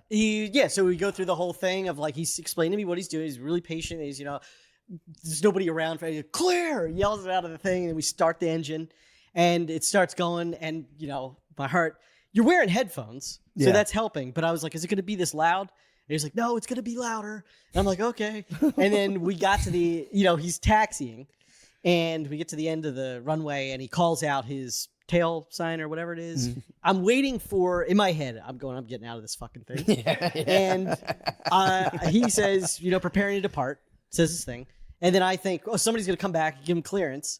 And then I'll say, Don, I'm not doing this. But the moment he said it, he was just putting that out to like any other pilot. Yeah, I'm going. And he just goes. And so then we're like, this. And then the moment we start taking off, I go, I'm doing it, Don. I'm doing it, Don. And he goes, shh. He shushed me. And then there was like some ordinance where, because, there's like, I'm really doing it, Don. And then there's some ordinance because we were like flying right over a neighborhood. So you had to bank at a certain degree. So I was like, I'm doing it, Don. This shit. And then all of a sudden it's like, and I had these two water bottles and they were crushed. And then I remember You were squeezing water bottles? yeah. Now I'm remembering another embarrassing thing I said on a flight once because so after that I went to Florida and I was coming back with my friend and we were sitting there and the pilot gets on and goes, just want to let everybody know we're gonna hit some turbulence coming in. We're gonna rock and roll. And so then I look over, I'm obviously petrified. And then we start hitting some turbulence, and my friend just starts laughing hysterically. And I was like, "You're gonna laugh at your friend at a time like this?" And that's really embarrassing. You lashed out against him the way you lashed out against Sweet Drake. It's my opinion. I don't like it. It's a totally fair opinion. I play it a lot. And loud. I like my music loud, dude. Yeah, you do. So we're all yelling now. Yeah. So Do you guys like the loud music on the plane? Oh, that seemed like a bunch of no's. Yeah, I wasn't really committal. We like the I music. thought you here. guys were B guys. I was just trying to play They loud just did a music. double take. Like, what the fuck did you say? You guys were I B's. just watched them go, huh? I thought you guys were B's. Yeah, I like the loud music on the plane. It actually calms me down. It gets me thinking about other shit. Yeah, I could see it kind of taking the edge off in a way. It's just blasting. It's just party time. Just sucks if you crash. I guess you might as well be blasting music while you crash. Yeah. It's a difference. See that? I listen to him howling. What's really happening, Don? It's really happening, Don. How was landing? How did Don treat you? Landing was cool. I mean, it just was. I mean, when you're watching from the cockpit. Yeah. And yeah, I mean, it was scary, but it was an interesting experience. Yeah, that's kind of nice. Yeah. Those little planes are terrifying, dude. Yeah. I would never do it again. Yeah. That's how I feel about skydiving. I'm like, my wife's always like, we had to go. I'm like, I'm never going skydiving. Of course not. Yeah, like, what the fuck? Why would I do that? She's like, it's fun. I'm like, no, I'm not. Never in my life. No desire. No, me neither. Of course not. It's not. I can't. I'd never. Yeah, I don't like mind heights that much, but I'm like, honest, I don't feel. It seems like a lot of I want work. to jump out of the fucking plane. That's what I'm saying. Like, obviously, I would get nervous like jumping out of a plane, but it's just like, why even risk it at all? She's like, it's indescribable. I'm like, it's fine. She's done it. Yeah, Okay. she loved it. I had a friend who used to skydive. He got like licensed to like do it by himself, and he would literally like smoke a blunt and jump out of a plane. Oh my goodness. And then he would complain. He's like, they're fucking saying I smell like weed. It's fucking bullshit. It's like, dude, it's a huge liability. Have you high at their place jumping out of a plane? So they're fucking really on my ass about this. And he would give the guy who packed his parachute, he would like pay him in weed. I'm like, not a good idea, dude. Oh my goodness. He's a maniac. But he got licensed. He was doing it by himself like all the time. Just he like loved it. But I don't know if I'd want. That's the one thing I would say. I definitely want a guy strapped to my back. Yeah. In that one. I want a scenario. dude on me.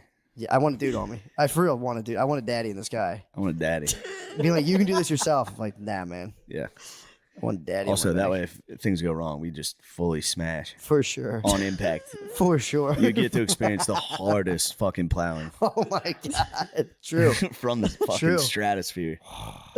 Just your skull starts to cave in. You're Yeah. like, hold on, just give me. Oh, fuck, I wish I knew I liked this while I was alive. Yeah, true.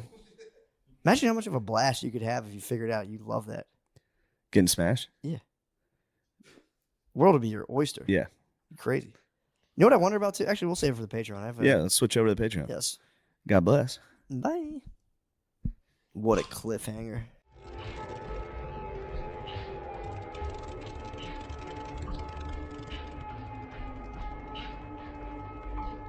See. Yeah. See what it comes off as.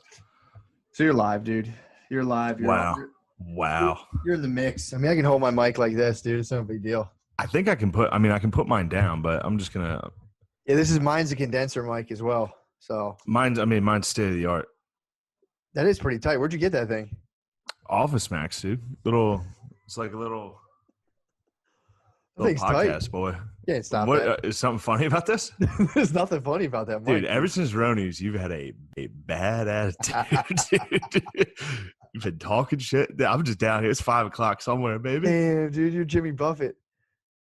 I'm Jimmy Buffet, dude. No, it's spring break 2020, dude. It's endless summer. True. You're just catching the. You're just Endless looking for the summer. right wave. I've been just searching for the perfect wave. God damn. There's dude. waves. How's There's the no BBGs? fucking waves, How's the BBGs down there? bro. These 2 rooms, like right here, are the hottest girls I've. They're all perfect, dude. What are they doing? Rumpusing. Really? They're frolicking. Are they locked in? No, they're out. They're out partying, dude. Oh, you should if you get locked down, you should Shawshank to their room. You should burrow through. Dude, I'm like fucking Kool-Aid man through that wall, dude. In the middle of the night, just explode through the wall. They're so hot. I went out to the elevator, and there was one that was in like a flesh-colored bikini, like, and with a thong, and she was just, dude, it's crazy. Barbie, it's like Barbie doll gear. They were literally all perfect. They have like I a just secret walked sex door in your room that leads to their room. Yeah, no, I don't think so. I could just scale the balcony. I could crawl around. I could die You gotta trying. get in their dude. room. Get to the baby girls or die trying. Yeah, you gotta spit some game, dude. It's crazy. And I don't think I can't talk to them, dude. I look like I like catch glimpses, full length mirror glimpses, and it's not great what I look like. What are you talking about? You're hot. No, I'm not. You gotta lean into it. Related to what? Being a retarded alone guy? Pretend Being you're room alone service. down here is weird. Pretend you're room service. Get into their room. Be like, Gross. actually, I'm not room service. Panty You guys- raid, dude. Spring break 20. Panty raid. Classic spring break. Yeah, how tight is this? Not bad in a pinch. No, this is great. Got some vid. Yeah, as long as the audio sounds all right.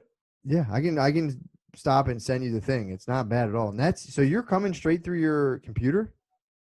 I have this sick ass blue ice plugged into the USB into my laptop. So yeah, you're coming in through the blue ice. The blue ice is streaming. Because yeah, if you click the microphone thing, it'll give you the option whether you want a computer sound but you sound like you're coming through a microphone. When you're coming through a computer, you hear it says select microphone, blue snowball. Ooh. That's what this thing's called, dude. The blue snowball. How do they spell snowball? SONO? No W. No, you'll be disappointed to know it's perfectly spelled. Snowball. However, my headphones are known as Riff Wireless, bro. Damn. Classic Riff. So your computer doesn't put out audio? No, it's you audio. You got the Bluetooth headphones. Dude, that's so fucking sick. Dude, when do you want to rip this thing? I don't know. Fucking put this out. We should. They should put this out as a teaser, dude. For the Just a thing little teaser. Dude. coming tomorrow. Hold on. Let me show you my sick ass life now. Let me see that. Look at my fucking life, dude. This is my ballin' kitchen. Yo, shout out to fucking politics. Shout out Biden, dude. Shout out Biden, dude. I need Biden to win. We need Biden. We need a in there. good Biden, dude. Business as usual. Look at that fucking. This is where I scope the girls. I stare at all the girls, dude. Let me see some girls. Dude, they're down in the pool. Oh no! I feel like it's one of those hotels where they film like pornos. Wow, there actually are some down there. I might go down there and drink a couple cold ones. Could you zoom your What's webcam? up, guys? Should I go down and zoom down there? Dude, but go pod by the pool. Just be like, yo, this is, just top 100 comedy podcast. Not a big deal. Go pod by the pool. Zoom outside. This is all I've been doing, bro. Huh? Oh, fuck. I dropped I've been reading the fuck out of Blood Meridian. Really? It's so good. You were right. I was wrong. It's a good book. First time I tried to read it, I was like, I don't like the way it's written. Yeah, it's pretty. The guy goes pretty. Up here. Huh? Just the way the light's reflecting me looking down on these kids, like they're gonna think you have some sort of advanced fucking skeptic, some sort of they're gonna know I'm retarded when they see this. Dude, they think that's binoculars, dude. They think you're zooming up. Yeah, we should just tease them up, dude. Be like, all right, you want to just put this out? Tease, dude. Well, here's the sitch for the boys. Yeah. I came down here for some shows, and then I was supposed to go to South by Southwest, and it got canceled. So I think I'm just gonna stay down here, and I think going back to New York would fucking suck, dude. Locked down. All the fucking foreigners, with all the foreigners in my neighborhood. Yeah. They're fucking coughing. Yeah, they got Ronies for sure. Every foreigner has to have it. You should go back to your neighborhood and kick them out. This might be my paradise. Key West suits you, dude. You're done. You should retire and just stay down. True. I got to go up north again to pick up the cruise and bring it down here. True. Although it's a fucking Jeep thing now, dude. I got a sick Jeep. Oh yeah. How long is the rental on that thing last? Matt, it's a Jeep thing and you would never understand, dude. Has anyone flipped? Has anyone flipped you over and read that? No. You read this. Flip me over, dude. No, this guy gave me a Jeep, so that's good. We got that going for us. But the beaches here suck. There are no beaches. It's just rocks. Did you drive your Jeep on the beach yet? No, there's no beaches. I drove my beach. Drove my Jeep. Take it on the rocks and park it all crooked. Matt, can I finish? Matt, pardon me? Excuse me? I drove my Jeep. We're going to do debate, dude. Joel, admit what you said. Damn, the baby girls are laughing, frolicking, dude. Are they splashing each other? They're splashing. You need to go drop a can opener. Can opener in the pool, dude. Should I run down there and go, jackknife? Call out the jackknife midair? Dude, if that was me, I'd be ripping a can opener right now, dude. Biggest splash. Show him that splash, dude. Huh? True. Just cover your face and fall in backwards. If I went down there and hit a cannonball, oh my God. The water would be like, it would really, it's not that big a pool. It would like actually disrupt the pool. And I ran down there and crushed. Go down there and do a whirlpool. Oh, it makes me laugh so hard, dude. Just whirlpool them, dude. Just start running and whirlpool them. Dude, these are classic fucking like it just reminded me of something like Iceman or not Iceman, like Ajax. Dude, Ajax, every time he goes to get in the pool, he runs, he covers his face, and it's called I think it's called a suicide where you land on it's like a backflop and you just land your whole back and it's the most immense splash. Cannonballs, are all hype. If you do a straight up jump backsplash, that's the biggest splash you can get. It would be like I can't even tell you how funny that would be if I went down there by myself and cannonballed out, and then just like brought like a 6-pack down and just got out and sat. Oh my dude! If you made an entrance of cannonball, that's it, dude. It's gonna be. I'd be the king of spring break, dude. They're gonna be all over you. I'd be the king of spring break. It'd be over. The cannonball feels like your head's gonna pop off your shoulders. All right. Yo, chill. You gotta release it. Hopefully, what? You should go parkour poolside. Just roll an ankle on a fucking chair. Hold on, this is Bay. Hello? Fuck, dude. I'm down here Grab a testing out cold some one. audio. All right, I'm gonna come back up. I got those sniffles. You taking it upstairs? Huh? Yeah, I can.